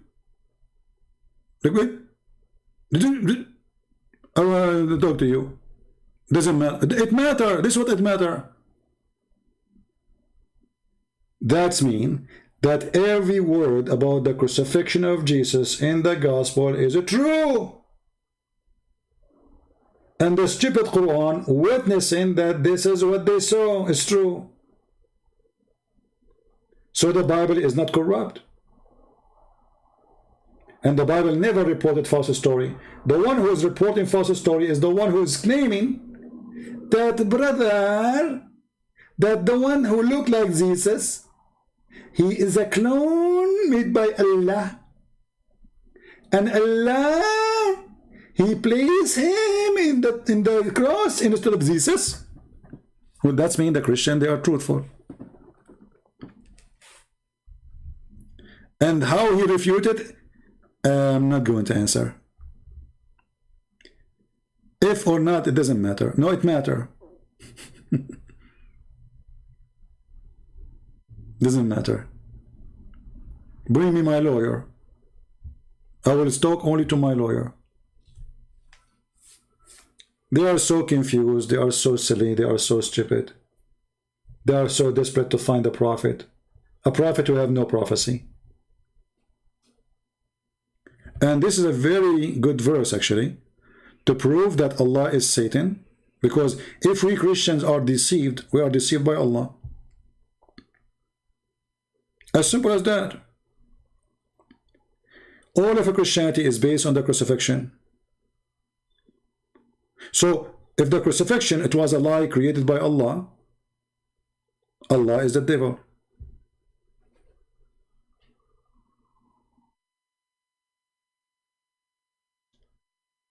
And when you corner them, he don't want to answer. So, your prophet, he said, the Quran said, I confirm what is with them. Suddenly, what is with them is some of it. They are adding words to their own book. Is Allah capable of adding the word some? Can't he say the word some? Did he forget to say the word some? Don't the Muslims, they say that the Quran is so clear? So when he tried to say, well, if this is, he agree with all of it, and then he deny in the other verse the crucifixion, that is a contradiction for the Bible. Look how stupid it is. This is a contradiction in your book, you idiot. Because the two stories in your book. So if I confirm what is with them, and then we find what is with them, that they believe that Jesus is God, that means your God is stupid. And then the Quran confirm that is what is with them is what happened, what they saw. And this is the proof in front of you. So the Christian did not lie. The Christian, they were witnessing the crucifixion of Jesus. They saw someone exactly according to Muslim. He looked like Jesus.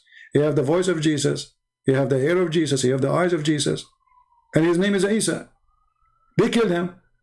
And even the Jews, they say, we killed him. The Jews, they don't say maybe. They are very sure. Allah, he said, okay, you are sure from killing him? Yes, but you killed a person I gave to you instead. He looked exactly like him. So 600 years after, a stupid Abdul who take a shower with dead dogs and women blood from period, and he's a child molester, he come to say, oh, this was not Jesus. So the verse here confirming that all those things happened and all those people are witness to what happened. What they witnessed? Crucifixion, Jesus on the cross, and was killed. The Jews and the Christians, both, they witnessed this by tens of thousands. Remember when the crucifixion happened, this is what they do actually in occasions. Everybody in the city, in the town, or even whoever doing shopping in the town, they come to see the execution. Especially at that time, there was an execution for someone who was trying to make a revolution against the Roman, which the Jews, they support him. So you can imagine how many people came just even for that guy. So all those people, they are there witnessing, including the Roman, an historian who wrote the crucifixion, who they are not even Christians. The Quran confirms every single word in the Bible. But the poor Abdul is trying to find Muhammad in the Old Testament. Where? In the Song of Songs. So the Muslim, they could not find Muhammad in the Old Testament until 1400 years after. There's a guy, his name is Ahmad Didat, who was making fun of the same book. He said, is that a book you want to read for your children?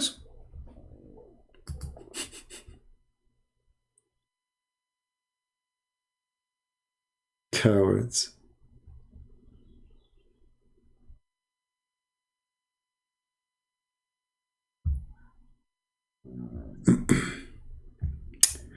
I know what to say. You see, my stomach is singing.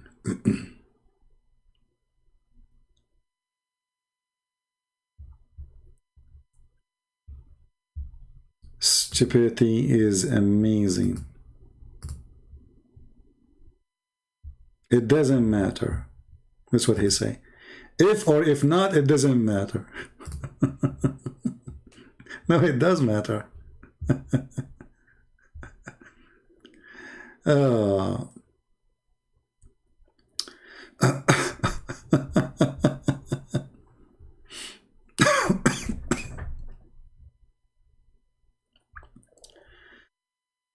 Oh boy. Bad boys, bad boys. What you gonna do? What you gonna do when they come for you? And you will notice, by the way, the Muslims, they are very much try their best. Don't use our books. Because the second you read their books, use their books, their madness collapse.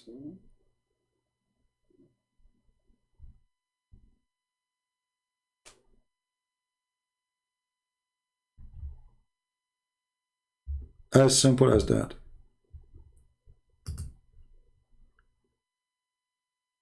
Actually, yesterday we have a Muslim, we asked him, who is the one who deceived, who created this lie that Jesus in the cross? He admit, he said, it's Allah.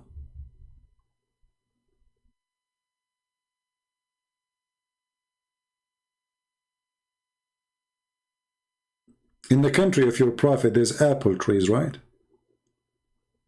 There's apple in Mecca, apple trees. Hmm.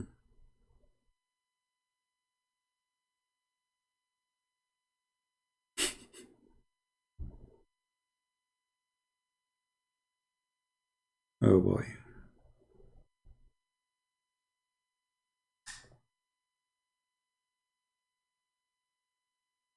And why would, by the way, why we don't find the Song of Songs in the Quran? I mean, especially if the name of Muhammad is there, at least quote the verses who they are about Muhammad there. And why Muhammad in the time of the Christians and the Jews don't say, open the book of Matthew or whatever they have, because he confirmed what is with them. Say, open this verse, it's about me. As long as his name is Ahmad, he should say, okay, go. This is my name. I confirm what is with you. That means what is with them is what he confirmed. We say whatever with them. He say, where is the word whatever? What is with you? What is with them? The four gospel and the Torah and the other books, which is considered part of the Bible.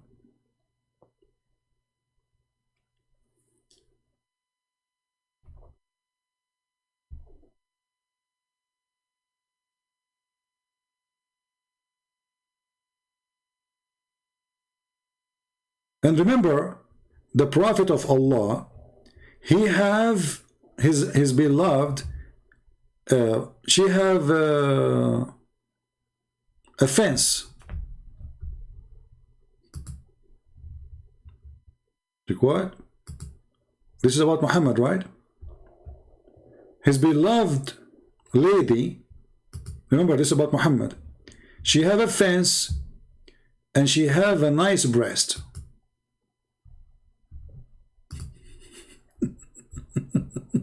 This is what he was to say to the Christian. This is what your book? This is what your book say? Is that what a book of God? Stupidity.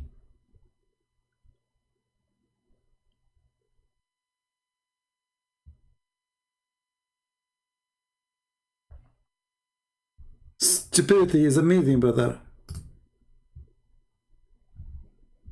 Very amazing.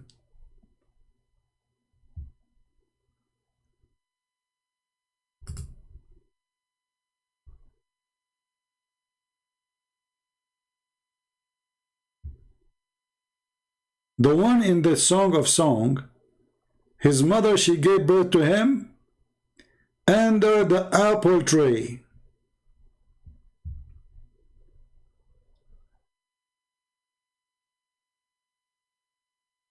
Muhammad was born under apple tree.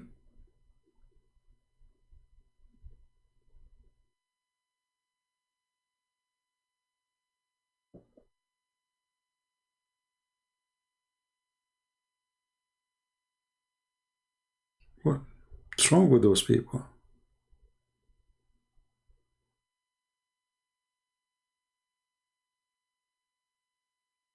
Stupidity.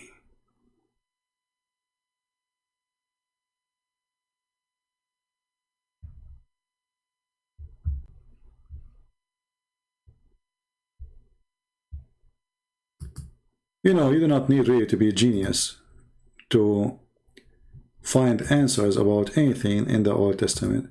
Just read the whole chapter, then you will come to the conclusion.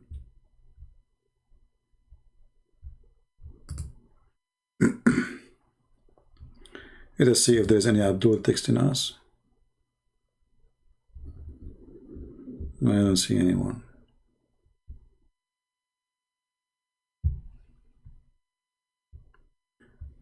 So when the Song of Songs says that this lady, she says, I am a wall and my breast like a tower. This is the wife of Muhammad?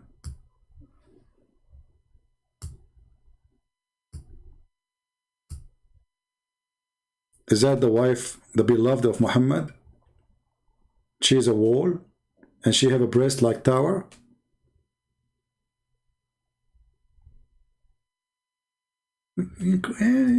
Copy paste. Somebody made an article, they write the article, they copy it, they spread it, and they repeat it.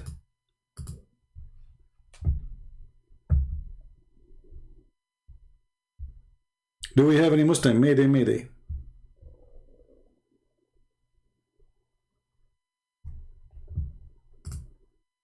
Anyone?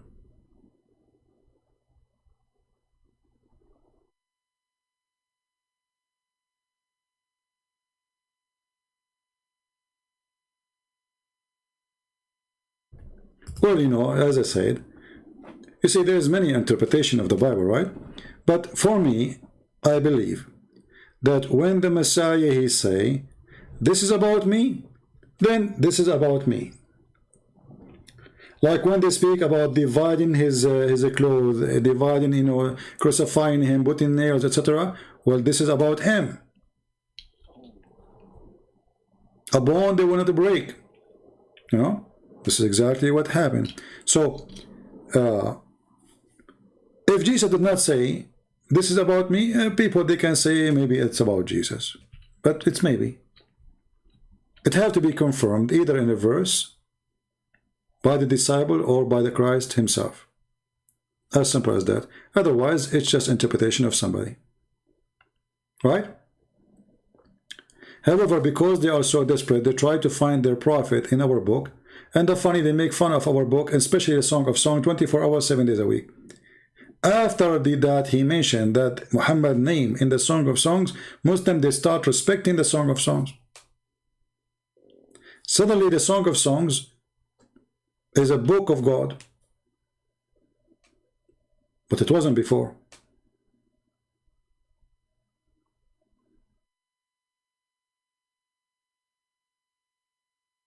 Any Abdul?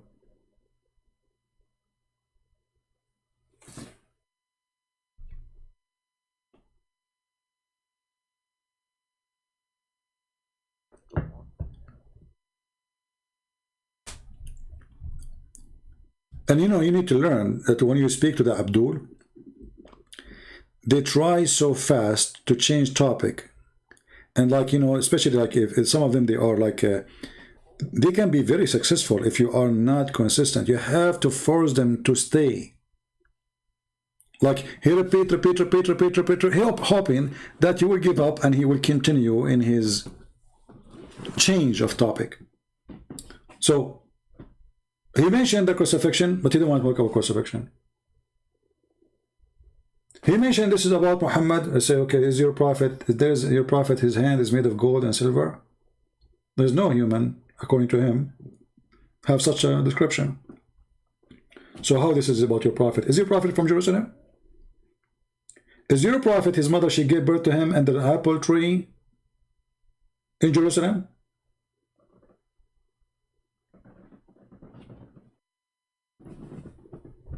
Desperate. And if so, why the Quran never say open chapter? I mean, how easy it is. Allah, he made the stories about the ant, about the cow. Things are not so important. This is Muhammad now. The Jews, they keep saying to Muhammad, why you don't give us a proof that you are a prophet? Once after once, why didn't he say, not only say it is in your book, he should say, open this chapter. Did Muhammad knew? Did Allah inspire him, or he did not know? No. So we wait for 300 years until a Muslim, he discover it.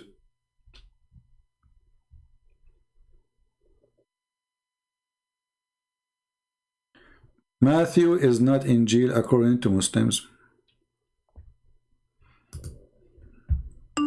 Yeah, you see, but Muhammad is a foolish man. The word Injil, this is what happened to this stupid Muhammad.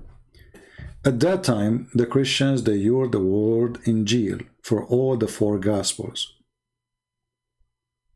You know what I mean? But remember, Muhammad, he is receiving revelation from Allah. So he should not copy what people say. So when he say we send the Isa the Injil, he is choosing the wrong word.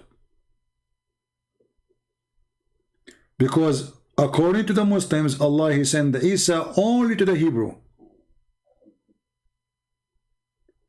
And Injil cannot be the book of the Hebrew, because the name is a Greek word. So why Allah, he chose the word, the Greek word, to name his book? Because remember, at the end of the day, this is supposedly the book of Allah. This is not the book of Isa.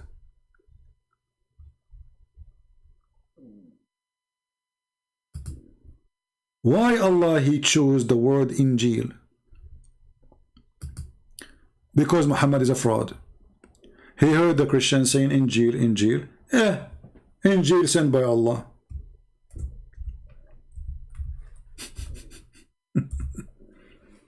And the Muslim, the smart Muslim, he said to you, oh no, Allah, he approved only the Injil, not your book. You stupid, go to the Middle East. This is what the Christian they use for it. Any Christian, we don't have the word Bible. This is an English word. We say Injil. And the second we say Injil, actually, even in the Middle East, when we say Injil, usually we say to air, you know, like the whole 4 Gospels include the book of Acts, etc. Which means not only the 4, like the Matthew, etc. Even the Act, Revelation, this is Injil for us. The New Testament, this is Injil for us. So the foolish Muhammad, he claimed that he received revelation from his God. He heard the Christians say that they believe in the Injil. He took the word without knowing what Injil means. But by doing that, he agreed that whatever Paul he wrote is from Allah. Because whatever Paul wrote is part of the Injil for the Christians. And remember, the Muslims, they hate Paul to death. Especially the new generation today, because they, you know, they've been fueled against Paul. But we go in the books of Islam, we will find that Paul was a messenger of Allah, and Allah made him blind because he was going after the Christians.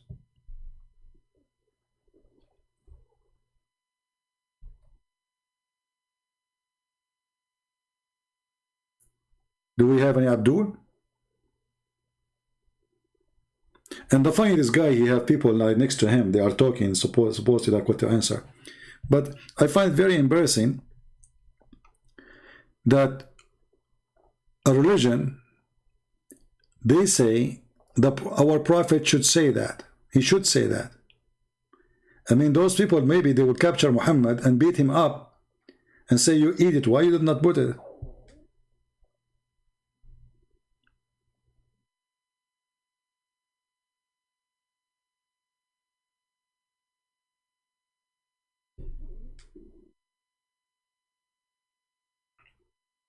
Yeah, yesterday I ate very late actually. That's why I'm not hungry now.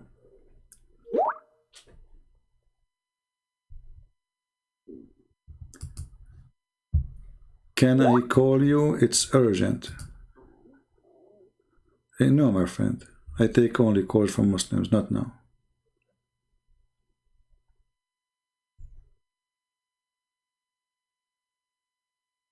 Do we have any Muslim?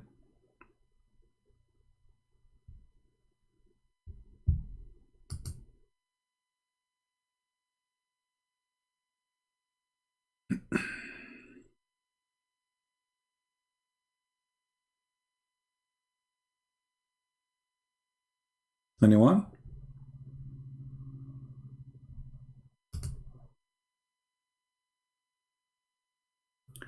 I have important question about Islam. Ask it in the chat.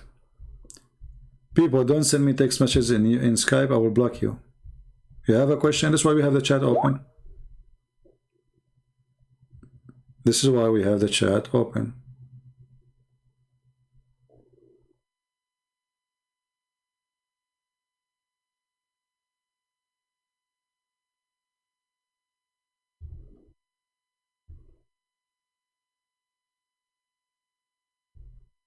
Anyone?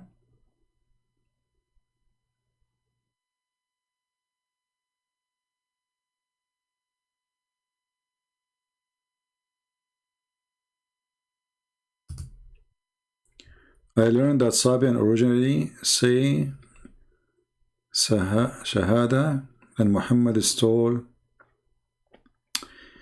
You see, everything Muhammad have is coming from somewhere. But just to give you an idea about what Muhammad do, very clear idea. If you open chapter number 1 in the Quran, the first chapter, what it does say? It says, Bismillahir Rahmanir Rahim. Correct? Rahman. But do you know that Muhammad, he spent half of his life never mentioned the word Rahman? Suddenly Muhammad, not a single time he speak without saying Ar-Rahman. Okay, what happened?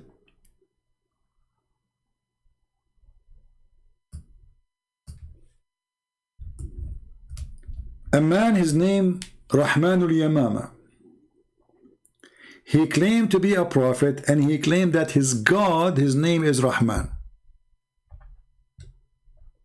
He wrote Muhammad a message, a letter.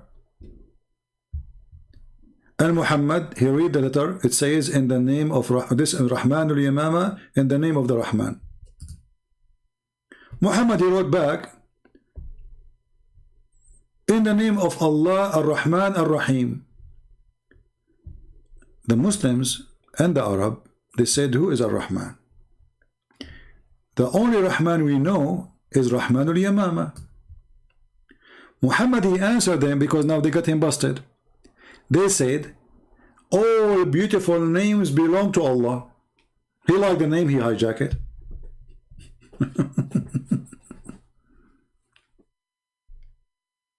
Do you see it? He never mentioned Ar-Rahman before. Okay, where was the name before? Why Allah hide it? Only when the guy who is named Rahman, he contacted him, he remembered that he should say that name.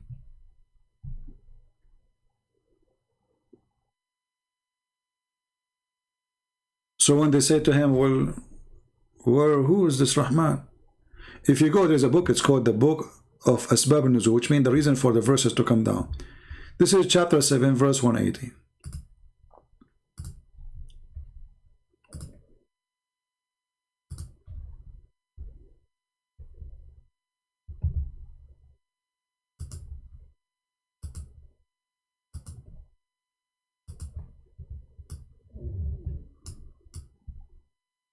Oh, actually, it's not in Asbab al-Nuzul, let's say Tafsir Ibn Abbas.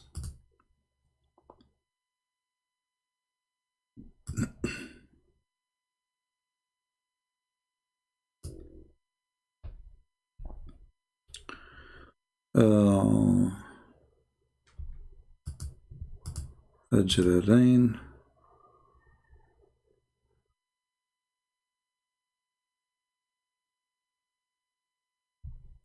Yeah, we need to find where. No, actually, I'm reading the wrong verse. Hold on, give me a second.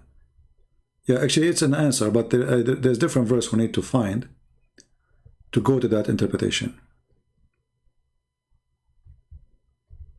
Chapter 17, verse 110, the one we should be going to see the interpretation of it. 17, 110, not 7.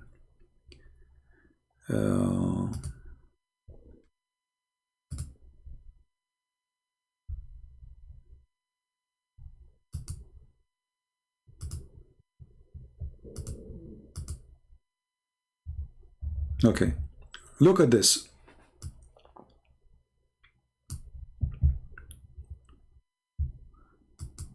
Muhammad, read with me, guys.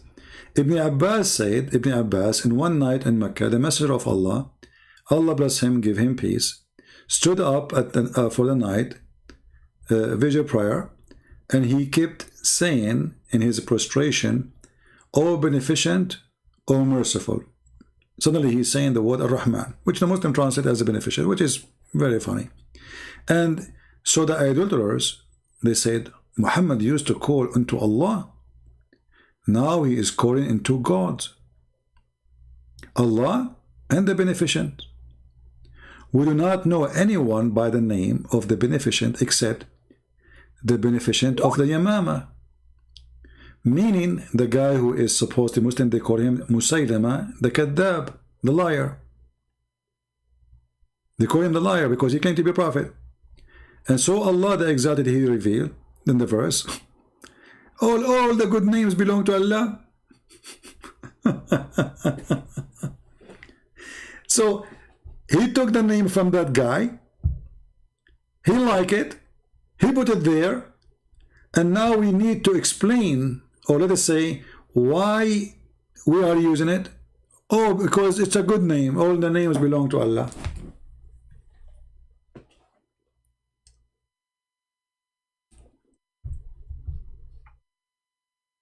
Do you see the stupidity? So why Allah did not say to Muhammad from the first time he sent him a message in the name of Allah Ar-Rahman Ar-Rahim? Why he waited all those years until the guy whose name is Ar-Rahman and he worship a God, his name Ar-Rahman? Muhammad, he saw the letter, he remembered that this is a nice word, let me use it. Now this is explanation based on Muslim books. We can go to different explanation coming from the Aramaic language, but we will go with the Muslim books for now, which is enough to expose Muhammad to be a fraud. And you notice here, the Arab, they were surprised because, oh, they thought he is worshipping two gods, because the other word Rahman is a name of other God. And this is a God of a person, according to Muslim, he's a fraud. So how Muhammad he accept the name to be him?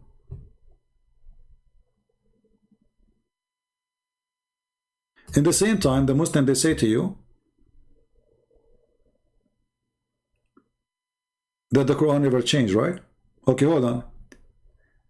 This is a chapter 17.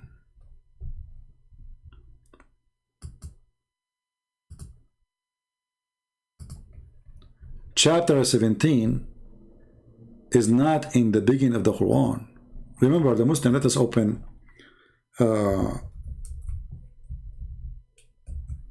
Muslim webpage, Quran according to Revelation.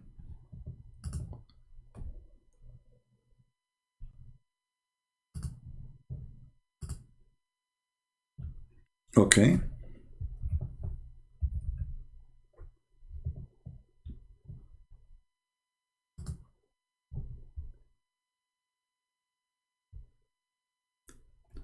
Read carefully what you will find, the discovery you will find in this scenario.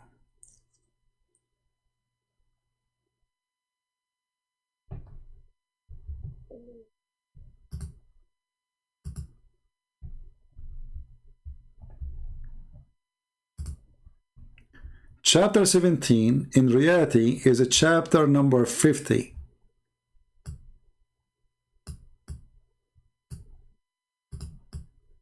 This is the original number of it, which means Muhammad, he made 50 chapter, yet he never mentioned before that day the word Ar-Rahman. Half of the Quran should not have the word Ar-Rahman. So listen carefully. That means all those names of the verses before or chapters before should not have the word Rahman. But if you go, you will find the word Rahman in every single one of them.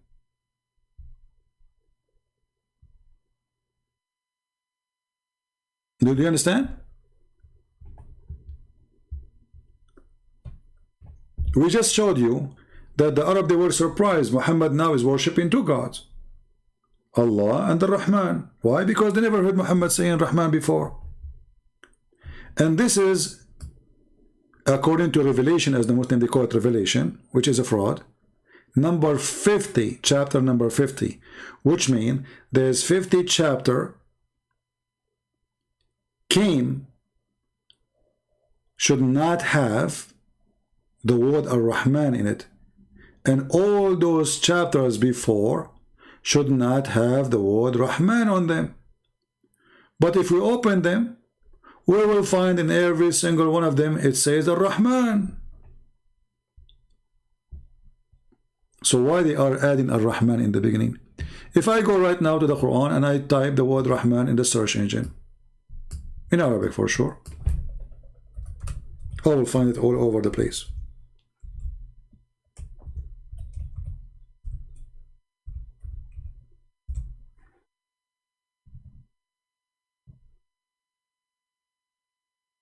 And by the way, it's written wrong in the Quran.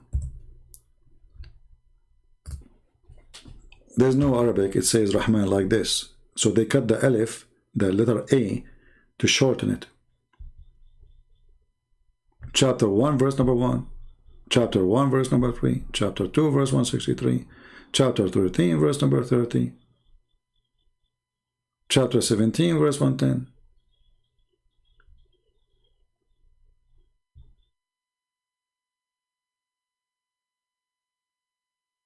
But all of those.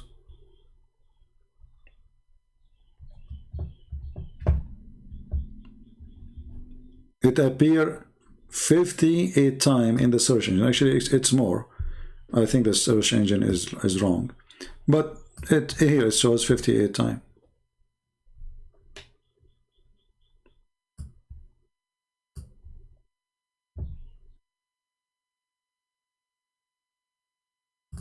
Do we have any Muslim? The first chapter Muhammad he received is Al-Alaq. Al-Alaq, which is now number 96. Okay, if we go there, are we going to find Ar-Rahman? Let us see.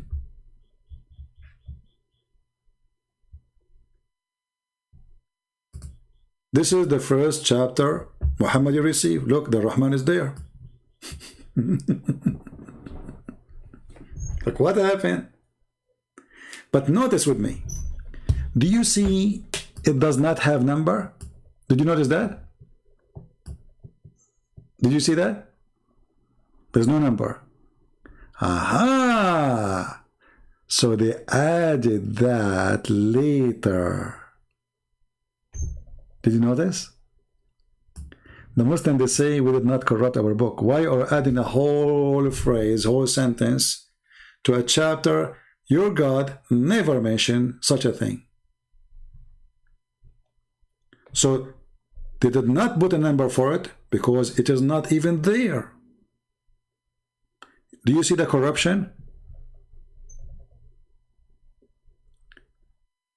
Are we adding it to make the Quran look better? Or we are adding it because it is more correct? Either way, you are correcting Allah.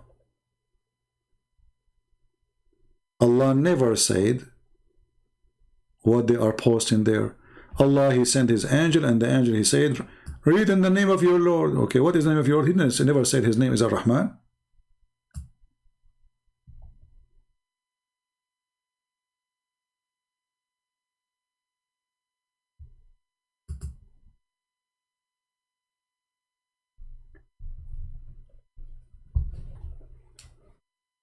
See the stupidity?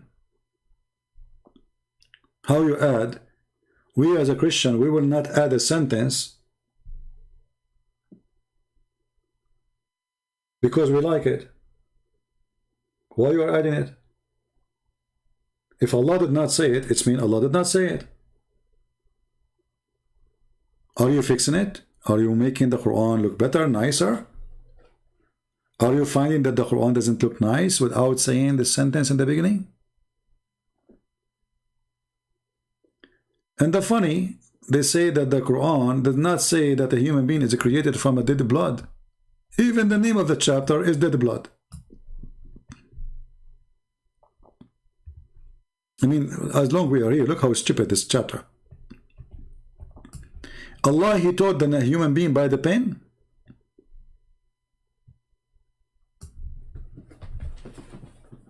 And then they add Idris. What Idris? Where is the word Idris? Where you get this from?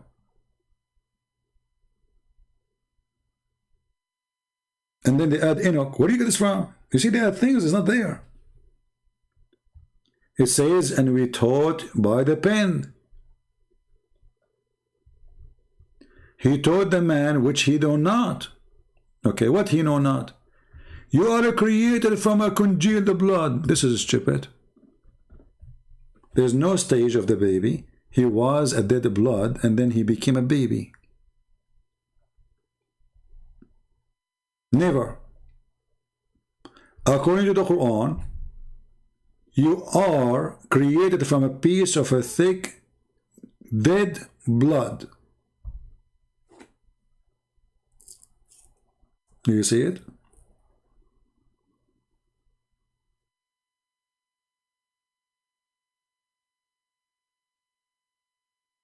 Yeah, according to Muslims, Idris is Enoch. Anyway, maybe we will have a more study about Enoch in Islam because Muhammad is a thief. Okay, how Enoch become Idris? Can Muslim tell me how the word Enoch became Idris? I mean, what's wrong with this God? Why all the names is upside down? I mean, do they sound even similar? Idris, Enoch. Like what? Actually, they don't share any letter together.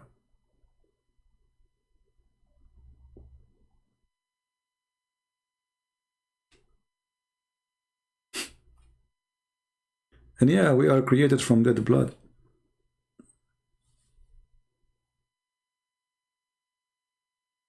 You know, I asked my grandmother where she got my grandfather from.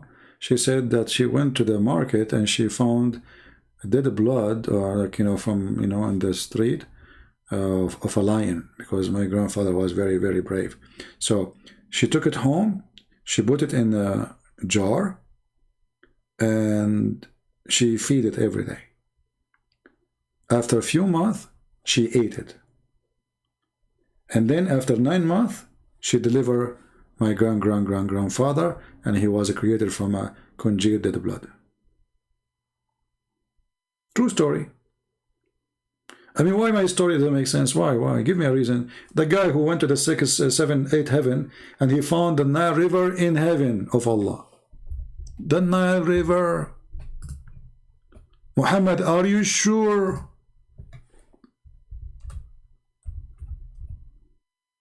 And not only the Nile River, he found the Nile River and Euphrates. Where?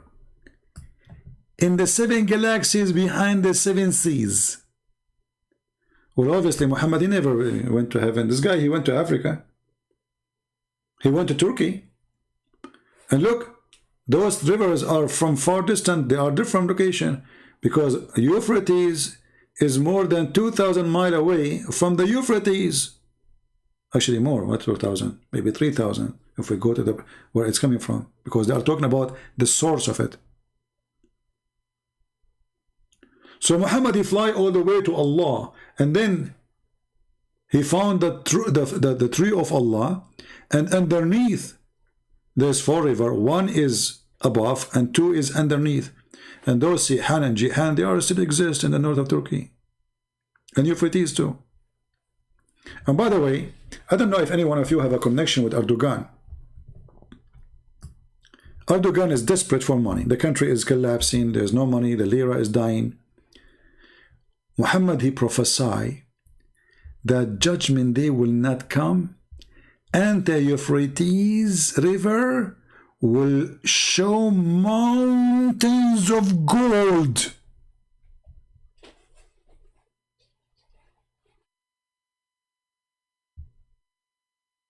Somebody tell Erdogan.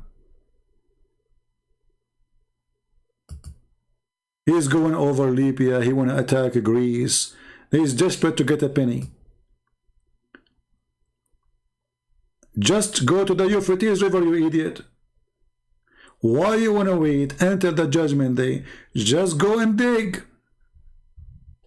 There's mountains of gold there.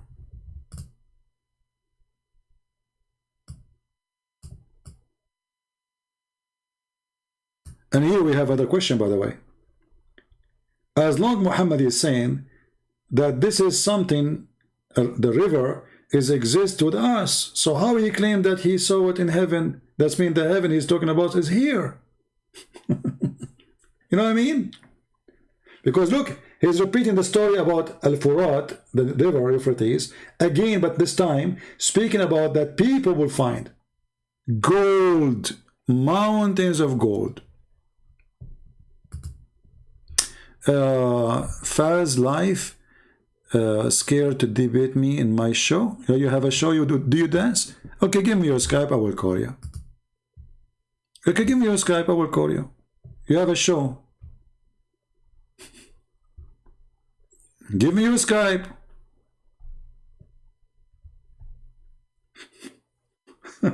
This guy is trying to get promotion. I'll promote you. People will come and subscribe to you, especially the Muslim Abdul. But be careful. They might do the opposite because they will be dying. Like Abdul, don't spam the text. Give me your Skype so I call you. Otherwise, I will block you. He's fake? Okay. There we go. We'll block him.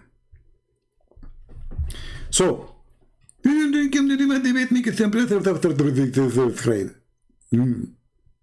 scared of all of you.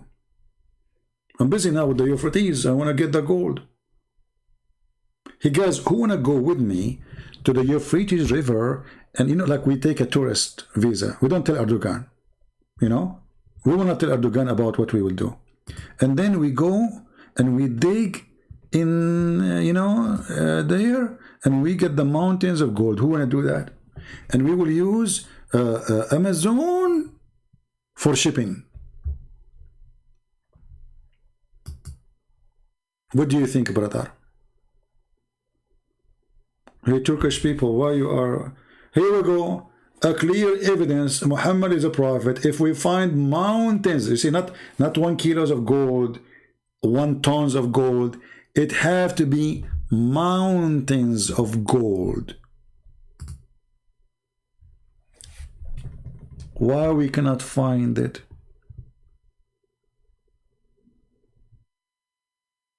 And then, brother, there is people, they will kill each other for it. But I don't know if you notice with me what it says here. It says Yushiku, which means almost. The time is near when the river of Euphrates will dry up and veil a treasure of gold. Do you see it? This is a prophecy he said 1400 years ago, saying soon.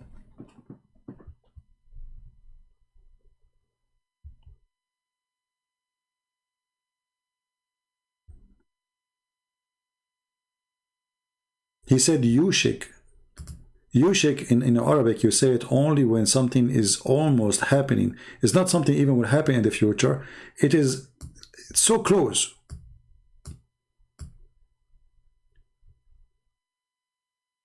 Again, this is a clear proof that Muhammad is a fraud.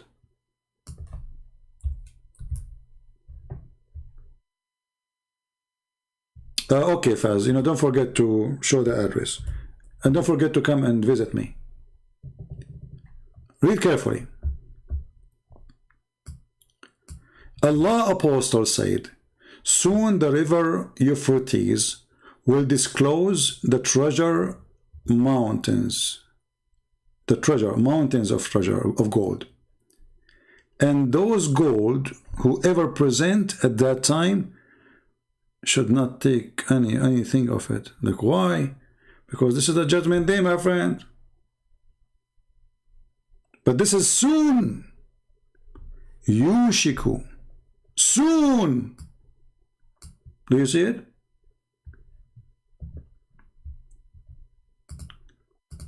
Betete. So what do you think, Muslims? What the name Isa mean? Ask the Muslims. I mean, Muhammad is the one who come with such a name. They don't know. They don't know what Isa mean. They do not know what Masih mean. They do not know what Jibreel mean. They don't know what Israel mean. They know. They have no idea.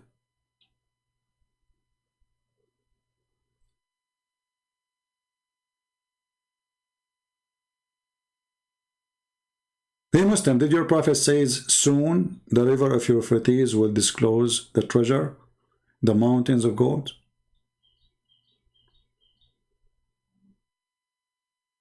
Did he say that? Is that a false prophecy? Can somebody call Erdogan, poor guy, he is desperate to get money for his country?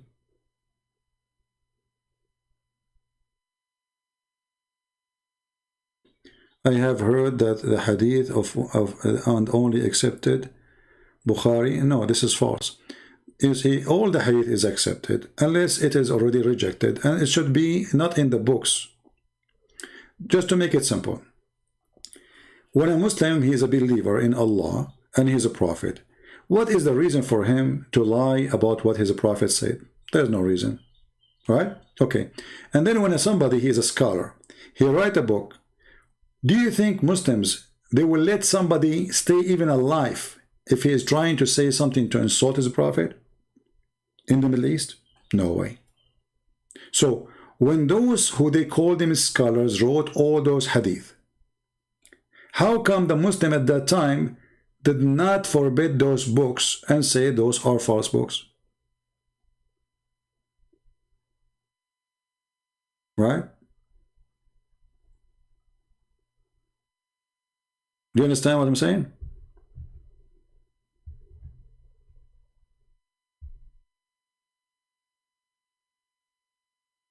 Nobody oppose it. Same time, all the hadith books the Muslims they have, they say that those hadith books is after filtration, which means it's already filtered. That's why this book is called Sahih. It's called Sahih because it is Sahih, which means authentic. So why they call it authentic if it's not authentic? And now if you go right now to Google, search for the authentic hadith books, you will find that there are 6, which means there's many books, but the most authentic one is 6 books. Not only Al-Bukhari.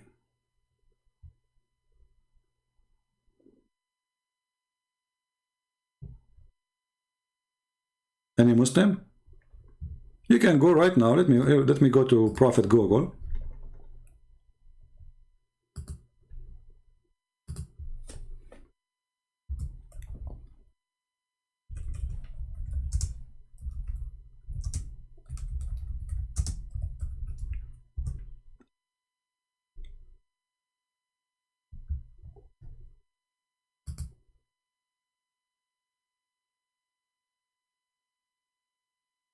Okay.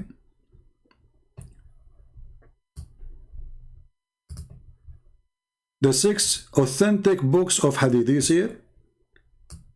Do you see it? So there are 6. Al-Bukhari is one of them, and here they count for you, and they have pictures of them. Al-Bukhari, Muslim, Abi Dawood, An-Nisa'i, and Sunan Ibn Majah. So they are 6 authentic. Authentic doesn't mean they refuse the other books. No, but those are the most highly considered to be books of hadith. So you will find Muslim, they quote from other books too, not only from those. But those are, let us say, the most approved book by the Muslims, especially the Sunni. There are 6 writers, not 6 books, by the way, because you might think just 6 books, like 6, books. No. 6 writers, and they have tons of books. Books of hadith. So Al-Bukhari, he have many books. Same for Muslim, same, etc. So those books written by Ibn Majah, those who written by Al-Bukhari, those who written by Muslim, etc., those are authentic. So when we say 6 books, does not mean they are just 6 folders of papers. You know what I mean? Are you getting my point?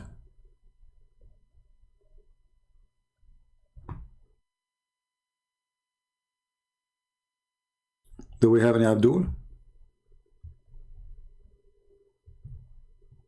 Yeah, this is a false people. They are desperate, those Muslims are desperate. They are David Wood, they are Christian Prince, they are everybody. Desperate Abdul. Potato. Abdul, he's desperate to get somebody to come to his page in YouTube. Don't forget to put striptease girls. That will bring more Muslim, trust me.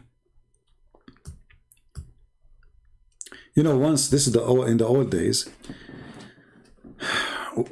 Muslims don't enter our chat room to debate with us. They don't. Even they made a fatwa, don't go there. So we thought about it. They are this religion is a religion of, it's always about sex.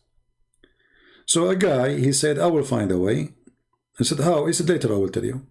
So what he did, he asked a lady to open a chat room to debate about Muhammad. Muslim lined up. There's like 200 hands up to talk to her. And she have a picture in her profile, which is not her. She got it from the internet. Muslims went crazy. She's so beautiful. All the Muslims want to debate this girl. So they invite me to that room. Actually, for me in the beginning, I believe it, that this is, it's a real room, etc. It turned to be that they are trying to get them busted by me. They said, okay, this is the admin code, come as an admin. The second I came as an admin, all the Muslims' hands is down and they left. All the Muslims who want to speak to this girl to debate about religion, the second they saw the name of a Christian Prince in the chat room as an admin, all is gone. I said, see, everything you did is gone in a second. It doesn't work. They want to talk to the girl. Once, this is a long time ago, not like now, there's YouTube and So I saw a chat room is really big, huge. I forgot the name. So I got curious to know why this room is so big, man. And they pay for it, like in Paltalk, you have to pay. Otherwise, there's chat rooms which is like you have certain number only. You cannot pass that number. So it's paid. It's a blue room. So I went there and I noticed that chat. He says, can you move the camera? Please to the left. Please to the chat is going crazy. So where is the camera? I look, is this person camera? She have a camera at her foot. Honest to God. This woman, she is not showing her legs. She is not showing any, she is not stripping. She have the camera down in the floor and the chat room of the Abdul are going crazy. Can you move it to the left? Please, yeah, she moved her. Guys, did you see? Yeah, she what? And the room is so huge. And the poor me can't find the Abdul to call me and debate me. A woman, she is showing her toes, is doing best. Right?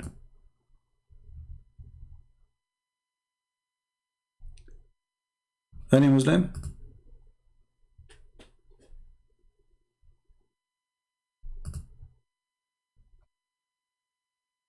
Anyone?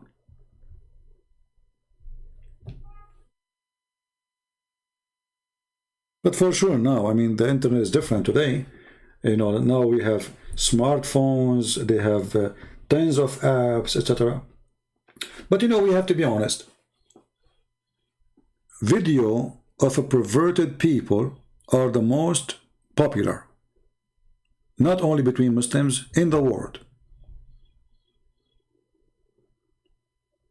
You know what I mean? This is the truth. So it's not only about Muslims. If we go right now and see how many people will see my video here, 20,000, 25,000. But if a girl, she's wearing, exposing her breast or something revealing, she will get millions of views. You know, I like to see, as an example, videos of people live in off a grid, which mean in the mountains, villages, like there's no water, there's no, to learn, you know, I like to go in the wood, surviving, how you can build a shelter, etc. So if you search for off a grid video, what you expect? You expect people not to be naked. Correct? But if you go right now, my friend, and search in YouTube for off a grid, I can't even show you.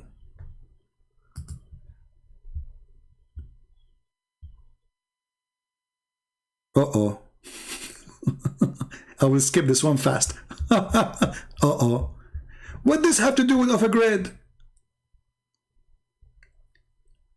And millions, they watch those videos.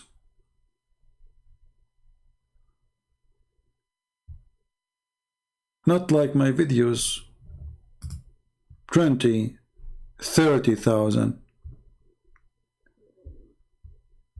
I mean, I turned the screen off because it's, you know, it's so bad. Look at this one. I will show you because it doesn't show much, but I will not go down more. 10 million. 10 million 4 months ago. What she's doing? She showed her naked back.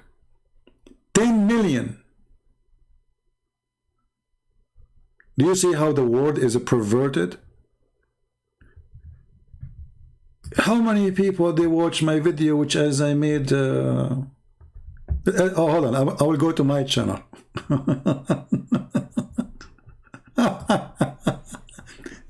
I will go to one of the old videos. Because I always delete my videos, as you know. But I will try to find something from the old broadcast, you know. Let us see something from long time ago. Okay. This one is from the oldest one we have here. Let us see.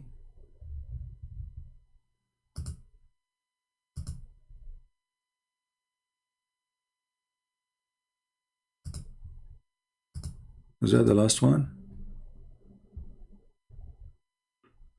Okay, maybe we don't have more. Okay, hold on. Let's see. Show all. No.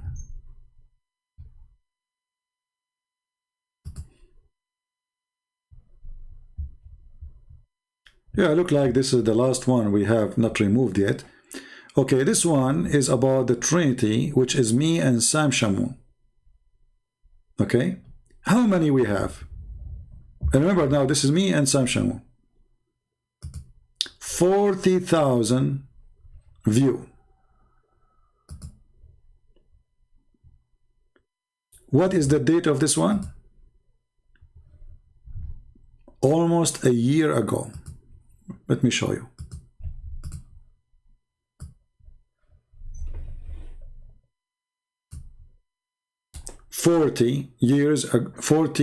Sorry, 40,737.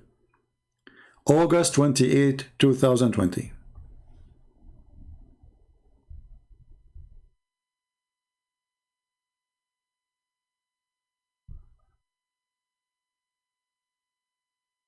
What I can say. So the word become a perverted word. This is not only between Muslims, it is everywhere. And because those people, they knew what the perverted world want, they are getting naked to get the click.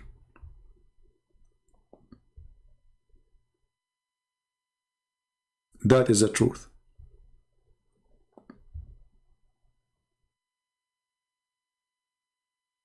And what make it even more horrible, that a person, even he display his wife with him, showing her body just to get a click, or his boy or girlfriend, if they call, I don't know what she is. Unbelievable. However, there is people who make videos about living off a grid. They are decent. They are real men. Their wife appear in the video, but she is dressed nicely, respecting themselves. Those are people to respect. But there's a lot of garbage too. 10 million, 15 million, 70 million. I saw a video the other day. It has 100-something million. I cannot believe the number. And the video is the most stupid ever video. There's nothing there. The girl, she is wearing some short, whatever. And the funny, you know, because YouTube, if you search for off a grid, then whatever you search for, YouTube is going to suggest for you. And then those things will come in your face. You search for hunting, then YouTube will start giving you hunting videos.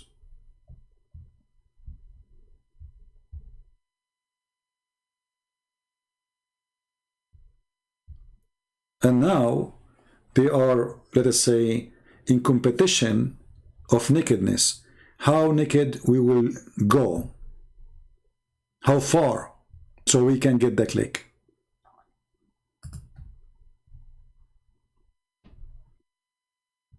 As you see, in my channel, me, myself, I do delete my videos. I like to have more view for sure, because I like people to see the truth.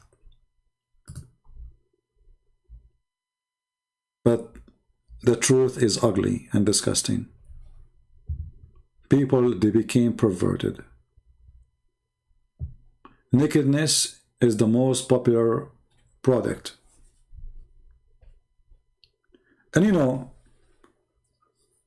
by time, all those things will collapse, because when everybody is naked, then nobody will care. You know what I mean? So maybe in the beginning they will get popular, get some, but then by time, I mean, okay, women are naked everywhere, so who cares? If there's a million app of nakedness, who care about your video?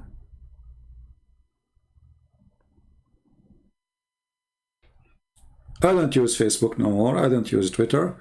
You know, Facebook many times, you know, you will go scrolling through Facebook and you will see somebody playing porn live.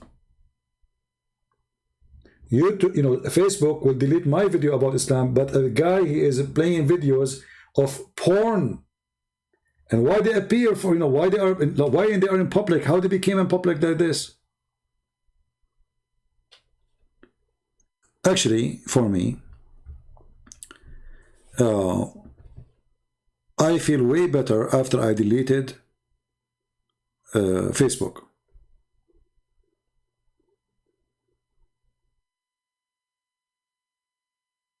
Because those applications, they bring nothing to your life except stress. If you have children, you have to watch what they are watching. I advise you to delete those.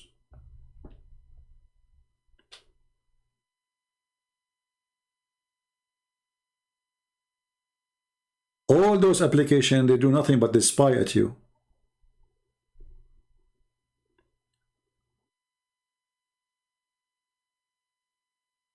You do not need it.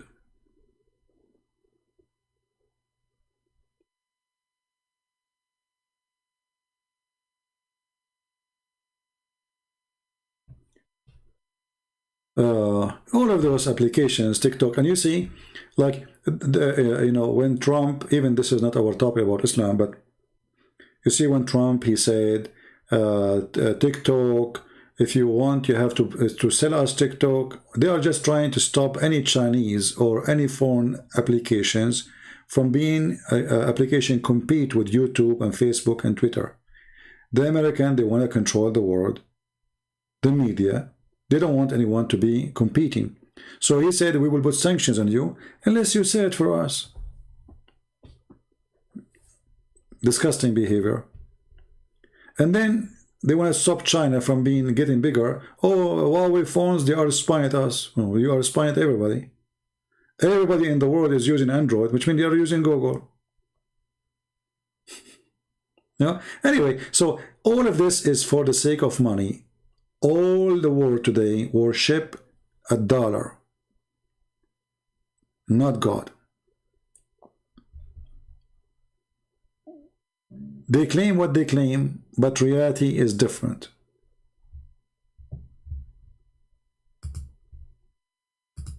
American, they are against China, not because of morality and ethic, because China is scary. They are against Russia not because it is... I'm not saying China is good, by the way. I'm not saying the government there is good. But this is not the real reason. The real reason, they don't want anyone to be big beside Allah, which is America. That is the truth.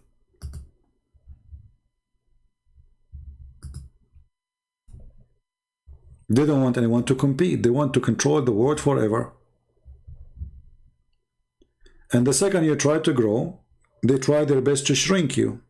So they make you the devil, like, China is the devil, and America is good, and CIA is angels.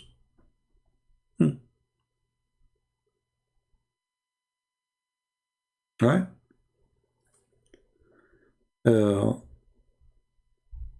But the truth is different from what you hear and what you see. And the whole world is a perverted world. Nobody want to share the truth. And if you are a person trying to friend their enemy, they will make you an enemy. The same as Islam. But if you are an enemy who paid him some money, you're a friend. The USA court, they found that there is no proof that the Saudi government is behind 9/11. What happened? How come? What happened to all the evidence? The embassies, the money they took from the embassies, from Saudi officials, everything disappeared.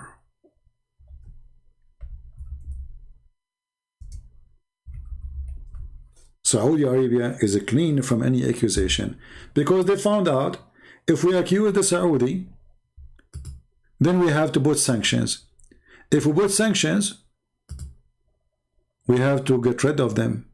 We cannot really be friends to them. That's it. We have sanctions. The Saudi, they are going to go toward China. They are going to friend Russia. They will not buy weapon from us. They will buy a weapon from everybody because we can't sell them weapon no more. We have to put sanctions.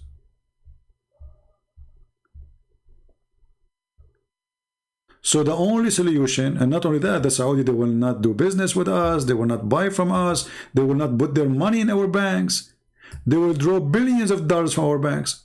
So what we will do? Forget about 9/11. But if you are poor, and you do a crime against America, America will remember every single crime you did.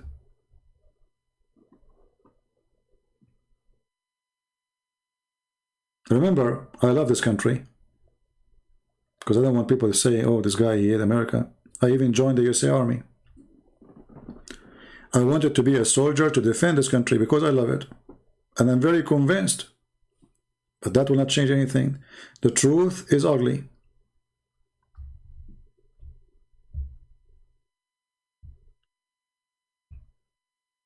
The government of America is no different from the filthy Muhammad. They remember your guilt when they want, and they forget all the madness you do when they want. They put sanctions on anyone breaking, violating human rights. Okay, what about Saudi Arabia? What about Qatar? Who they support terrorists? What about Erdogan? Oh, we have some sanctions. What, you stop selling potato to Erdogan? Erdogan now is asking for tens of airplanes, F-16. They will approve it.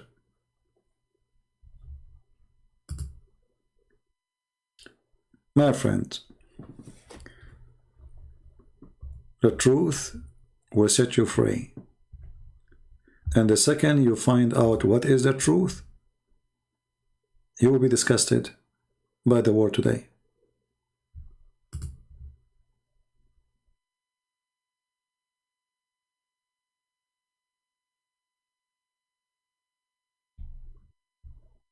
Anyway, I think we have enough for today. Actually, anyway, YouTube is going to shut us down soon because we have maximum of 8 hours to do live broadcast. And now we are here for... Oh, still we have time, actually. We are here only for 5 hours and 26. Oh, really? No way. There's something wrong in my page. Guys, for how long we are here? Is it really just 5 hours and 27 minutes?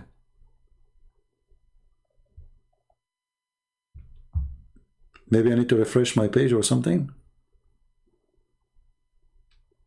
I'm not sure. Anyway, it is time to go. And 7 hours already? Yeah, because the maximum is 8 hours. Yeah. Because, you know, I used to do that before and we stay for 8 hours and then YouTube days, you know, just sent to you, that's done. You cannot stay more. 7:27? Yeah, okay, almost 8 hours. By the time I say hello, I'm going, it's going to be 8 hours. And guess, I made tea to drink it, right? I forgot about it. It's not in front of me. I'm like Muhammad, sometimes I forgot what the angel said to me. I just remember I made tea to drink because my throat is dry. Starting new, and what? We will stay another 8 hours? You want you to stay live 20 like two shift or what?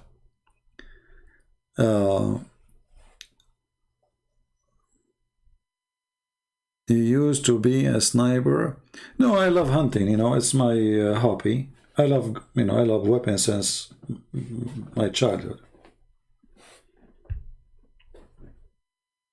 I used to close my eyes and put the gun together without looking when I was a kid. So, and you know, some people they don't like weapons, some people they hate them, some people get afraid of them. I believe that's, you know, weapon is not what is scary, it's what people do. Because a criminal, he can kill even if you don't have a gun. He can kill you by a car. You know, he can kill by a rock. He can kill you by hands if somebody is so big, strong, and you are small. One hit can kill you. So a criminal, he can hurt people, you know, regardless of how and what he uses. Yeah. But you know, I used to spend a lot of time doing hunting. I used to go like for 2-3 weeks doing nothing but hunting. You know, we go in the desert, but, you know, but we use different weapons. We take like a AK-47, Kalashnikov, guns, and you know, rarely we use what they call them. Like, I forgot the word. Anyway, I mean, we use all kind of weapon, but here hunting is more fun actually in USA because you have woods, you have mountains, you have a lot, way more animals, and you are not harming the environment. Actually, there's in some places, as an example, they have too much deer, too much, which means we need to get rid of some of them. Too much turkey, too much whatever, you know. In the Middle East, there's nothing to hunt actually because people, they shoot anything is moving. There's not even a sparrow. There is, you know, everything is dead.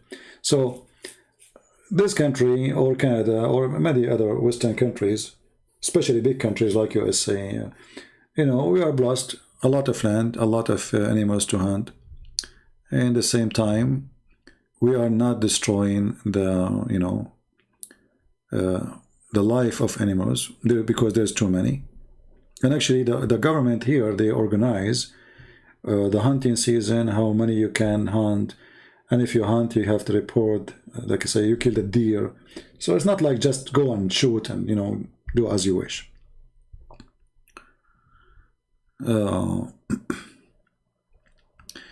End with the Lord Prayer in Aramaic. Well, maybe next time, you know, you can go and watch it yourself.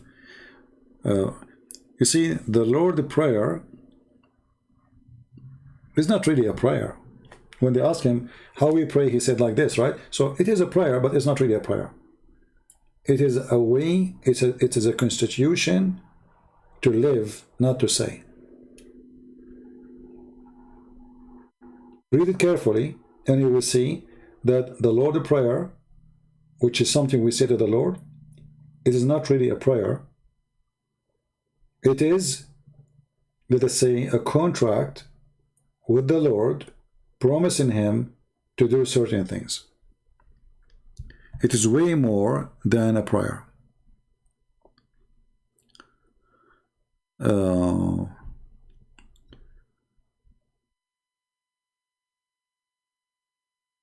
Yeah, I mean, a sniper, I mean, you see, snipers, they can be good. They have a very important mission. They can stop actually an army from advancing. But it can be a bad business too. Like if you are working for some agencies, ugly agencies, you know, assassinating people. So depends what you do. So it's not the job really. It's not the, let us say, the title of the job is what the job is about. It's about being a sniper against criminals, people who deserve to die, or just, you know.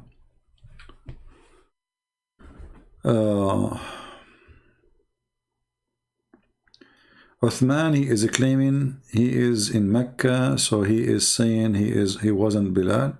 Okay, well, if he is not wasn't Bilal, or he was, still he don't dare to call me, and he don't dare to let me call him.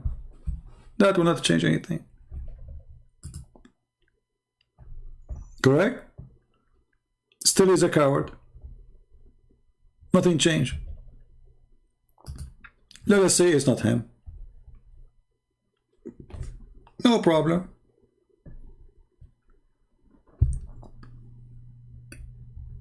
He can call me from Mecca. So if he's in Mecca, there's no internet in Mecca. You go right now, you can watch the Kaaba live on air. They have good internet there. So if he is in Mecca, he cannot call me? What does that mean? Like, I am in Canada now. Well, you can't have internet. If you say to me, I am in, even in Somalia, they have internet. If you say, even in Afghanistan, they have internet because the American, they provided for them. Maybe now they will stop. So what does this have to do with the... Right? Anyway, we asked those people, just give us your Skype and I will call you. As simple as that. We don't want more. Don't call me, I will call you. You go live, I will call you. As long as you are live, I cannot hang up on you. I cannot mute you because you are the one who is controlling your program. They make all kinds of excuses because simply they are terrified. And if you notice, when I speak to Muslims, I go down to his level. Like now, the kid, he called me. He thought he is smart. He was jumping like a monkey from place to place, but he was really digging for himself. And this is what they are afraid of. Somebody, he give you the shovel to dig down a hole for his own body. This is what they do. This is why they are so easy to accept debate with anyone. But with me, they have to put conditions. And those conditions, they never happen. Which is mean like, we will not debate you. But in front of the Muslim, we will say, oh, we want to debate him. He's a coward. He's running away. Right? How come I don't have conditions? How come I do not need moderator? How come I say, I will call you? So obviously, who is scared then? Who is the one is hiding? If they have knowledge and they knew they can get me busted, trust me, they will be fighting over to get Christian Prince busted.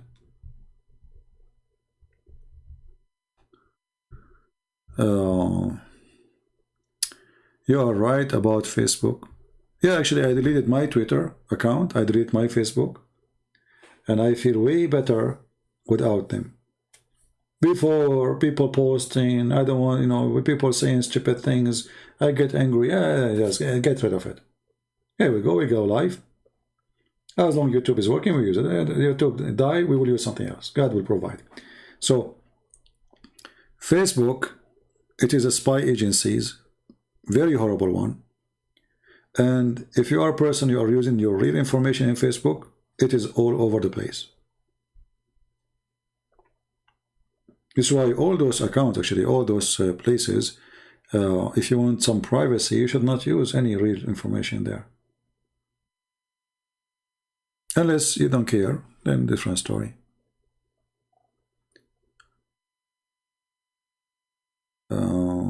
Any other question? I downloaded, I forgot the name of the app. They told me there's an app where Muslims, they are trying to promote Islam. I forgot really the name. And so like you can search by country. And they said there's a program in Turkey. Like, I don't know. I mean, the person who is posting is from Turkey. So I searched for Turkey and I found nothing but prostitution. Prostitution all over. I forgot the name of the app. You know? Even if I know it, I will not mention it because many people, they are perverted and they will go and download the app. So all those apps, you know, I don't know. I mean, I'm not telling you what to do, but I advise you, if you have no need of those things, don't use them. Don't use them. You can do, if you have a mission, do it right. Right? Go to EF Dawa. Okay, give me the Skype of EF Dawa and we will EF Dawa.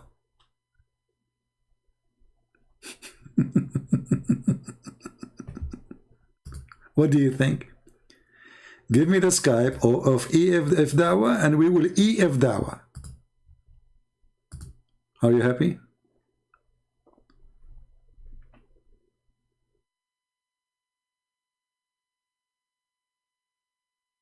Desperate.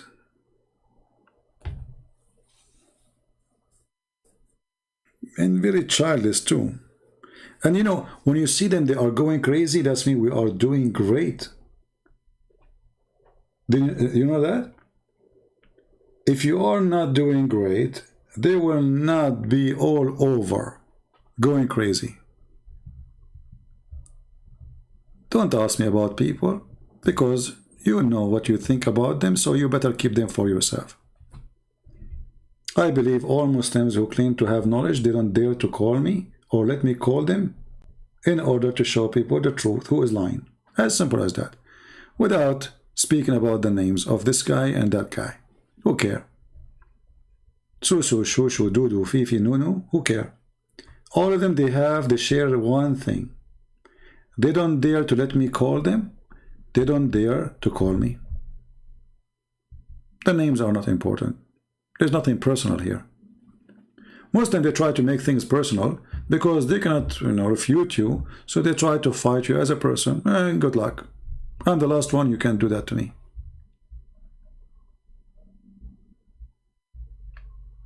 Right? And look what we talk about, and look what the people they chat in that, you know, in chat. Silly people. Somebody he says, "How old are you?" And the rest are volunteer. Now all of them, they are expert. What you care is about my age. People are silly.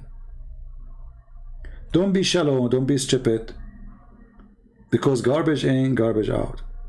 Is that like here? Is it a dating website? What is this? Shallow people. Try to be mature. Speak, if you are a man or a woman, speak as a mature person unless you are a kid.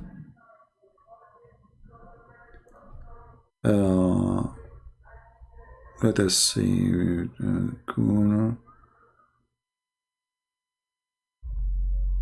Yeah, this is a very mature question. What is the color of your shirt? Okay. People getting smarter now. At least he did not ask me about other colors, you know. He's just focusing in the shirt for now. Yeah. Actually, once they asked me to have interview with me, and it was a lady, and she started asking me all kinds of funny questions, very stupid, you know. Do you have a beard? What? What? Weirdo.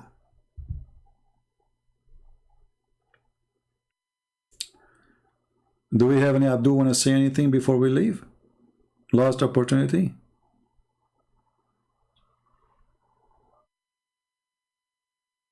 Actually, you know, there's sometime I go and I watch Arabic TV stations live, like a news TV station, and in the TV station news, there's a chat. Let me give you an example.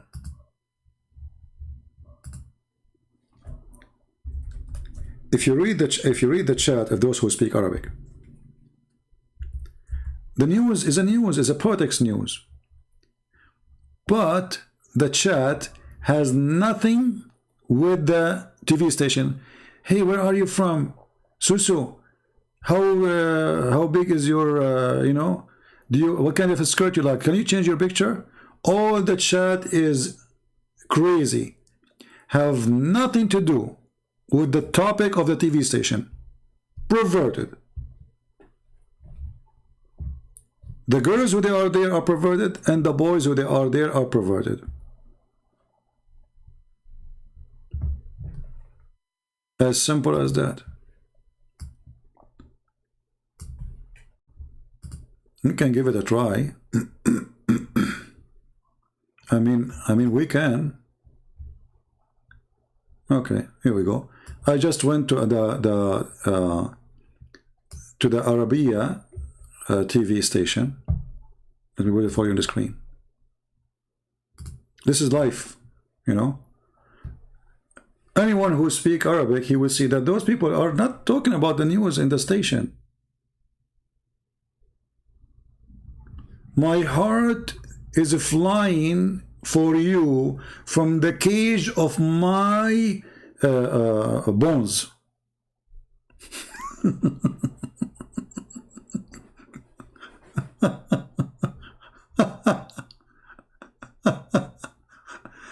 Okay. Anyway, وين راح just a stupid talk. Yeah. Anyway, what do you expect? What do you expect? So if you go to those stations, if you're an Arab, you need to watch news to see maybe what's happening. You have to turn it off because weird people all over the place. Anyway, guys, I think it's time to go. I want to say thank you all for being here. May the Lord bless you all. Until we, you know, why did your God heal people with snake statues? Are you adulterer?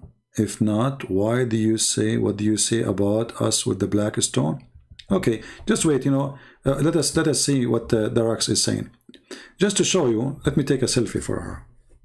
Here is Darax.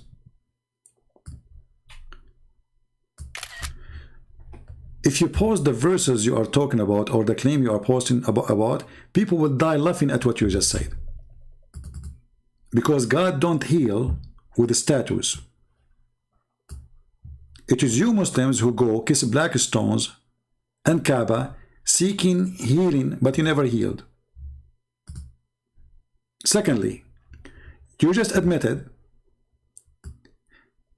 that if that exists in the Bible, there is equal to it is the black stone. Correct, guys? That's what she meant. Why did your God heal people with the snake statues? That's what you said. So you just admitted that the black stone is a statues.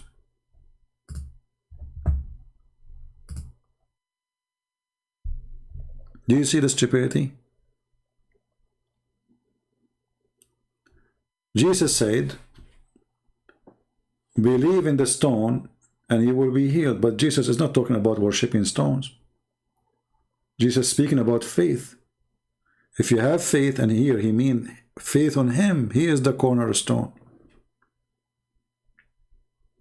So you can make whatever you want as you wish to explain something, because you are following perverted prophet, fabricating meaning. But what is the reason to kiss the black stone? Nothing. What is the reason to put your head inside it? Nothing. It's not even mentioned in the Quran. Why your prophet? Do you remember, guys, when once I opened a Muslim website, I think it's called Convert to Islam, they have a chat. So I asked the guy there, actually we can do it now, but now I need to go soon. I mean, it's already 8 hours. Soon, huh? So I asked him, by the way, I want to ask you, why the prophet he kissed the black stone? The guy in the Muslim website, he says, because it's holy. Then I said, so why it's holy? Took him like 5-10 minutes, and he answered saying, because he kissed it. Like, what the heck?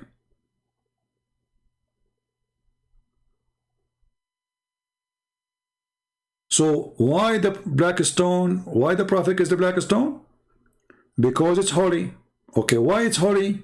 Because he kissed it. Okay, so before he kissed it, it was what? It was holy. But why it's holy? Because he kissed it. Okay, hold on. So before he kissed it, was the black stone holy?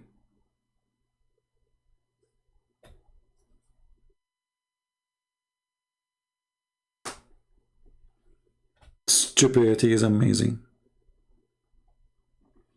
Pagan. And you know, the rocks, I want to give you an advice. Let us say, for the sake of argument, Christians, Jews, Hindus, Buddhists, they are worshipping pagans. That is not an excuse for you to be pagan too. Correct, people? If I show you that you are a fool, and then you show me that I am a fool, well, we became both fool. Thank you very much. Still fool. Stupidity. The black stone in the Quran? Okay, in front of everybody. I'm not leaving. Show me the verse speaking about the black stone in the Quran. Go ahead. Go ahead. I hope it's not going to take you 10 hours, because YouTube will shut us down when we have the complete the 8 hours. Give me the verse about the black stone from the Quran.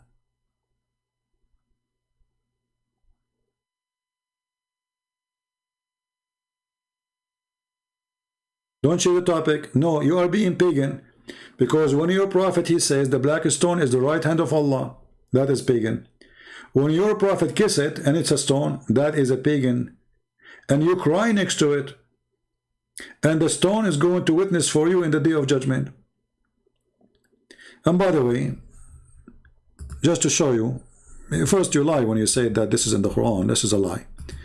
But if we go and see now the black stone, who sent the black stone? You will say Allah.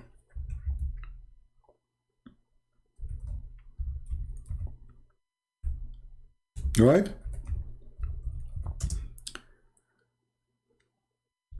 Why he sent it? To witness for us in the day of judgment. Okay. But if we go and look at the images of the black stone, we will notice there's nothing left. There's no black stone. Here we go. This is a picture taken by you Muslims, and actually this is from your Islamic TV station. Where is the black stone? Nothing left. In case you do not see, if you are blind, you will see the following: that there is little tiny rocks, and we will count them in front of your eyes, and there's nothing left. So Allah is a fraud, because if this is a stone sent by Allah to stay until the day of judgment, then we should have the whole stone. Look what we have: 1 rock, 2 rock, 3 rocks, 4 rocks, 5, 6. Do you see more? The rest is wax, ugly wax, disgusting wax. You are kissing what exactly? You are kissing the wax. How Allah He sent this stone, and then Allah cannot preserve the stone, so now we have little tiny rocks. We insert them inside wax. You can go right now and search on YouTube maintenance for the black stone. You will see the Abdul, and he's from Pakistan, using a tool to melt the wax and to add more wax.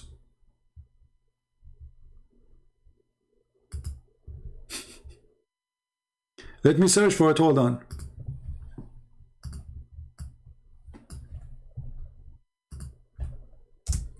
Your God, Allah cannot preserve it, and He could not, and it's already destroyed. And you Muslim now, you are doing maintenance to the black stone. Here we go. This is the guy from Pakistan. He is fixing the wax of your black stone. This is a different image. He is burning the wax. Do you see it? It's wax. There's no stones. You Muslim kissing wax. And the black stone is in the shape of a vagina. And now they have guards next to it so people don't steal those little rocks.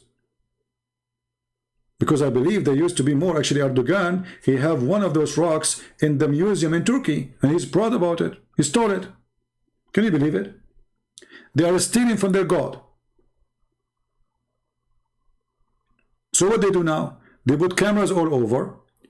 They have security guards all over. And he have a spray in his hand to spray every 2 minutes because the smell is so disgusting there. Your God cannot protect the black stone. When Al-Qurmuti, he came, he destroyed the Kaaba, he took the black stone for more than 21 years. And not only that, before he leave, he said to Allah, where are you, Allah? Here we go. Your Kaaba under my feet, your black stone under my feet, and where is your bird? If you don't believe me, go search your reference about Al-Qurmuti taking your black stone for 21 years. And then the Muslim, to get it back, they have to pay the caliphate of Al-Fatimin in Egypt to talk to Al-Qurmuti, and they made a deal. And look like Al-Qurmuti did not give them really a stone. He gave them little stones. Actually, even the hadith says, the stone when it came back, it was so light. The Muslim, they smart Muslim, they say, because the stone was so happy to come back. The stone was way lighter than before. So it was heavy because it's not happy to leave. And now because it's coming back, she is happy, and this is why she is not heavy no more. Perfect. Makes sense. But the truth is, there's no black stone in the black stone. And you do wax to it to save it.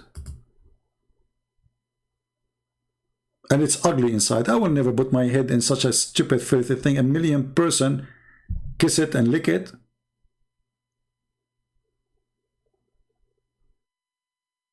This is literally a vagina licked by hundreds of millions.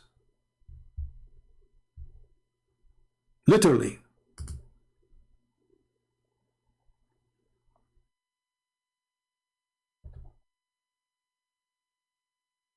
What kind of religion this religion is? And the funny, the Muslim, they accuse everybody to be pagan. The Hindus pagans, the Buddhists pagans, Christians are pagan, Jewish are pagan, but they are the only one who pray in the direction of a pagan building. They bow down in front of it. There's a sheikh, his video is on YouTube. He said, Islam is based on a stone. We kiss a stone, we go around the stone, and we bow down in front of a stone, and we pray in the direction of a stone.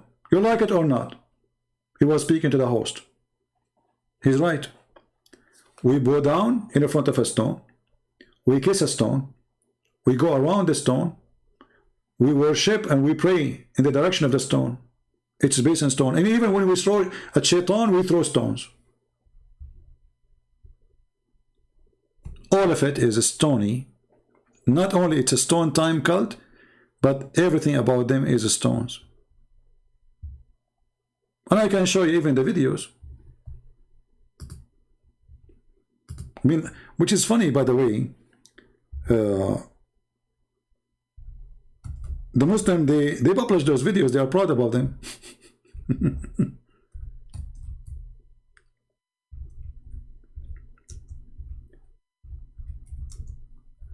Oh boy.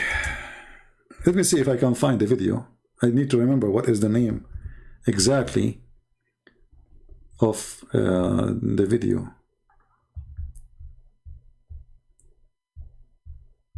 You see, they type the word Hajar, you get millions of videos. I need to find it.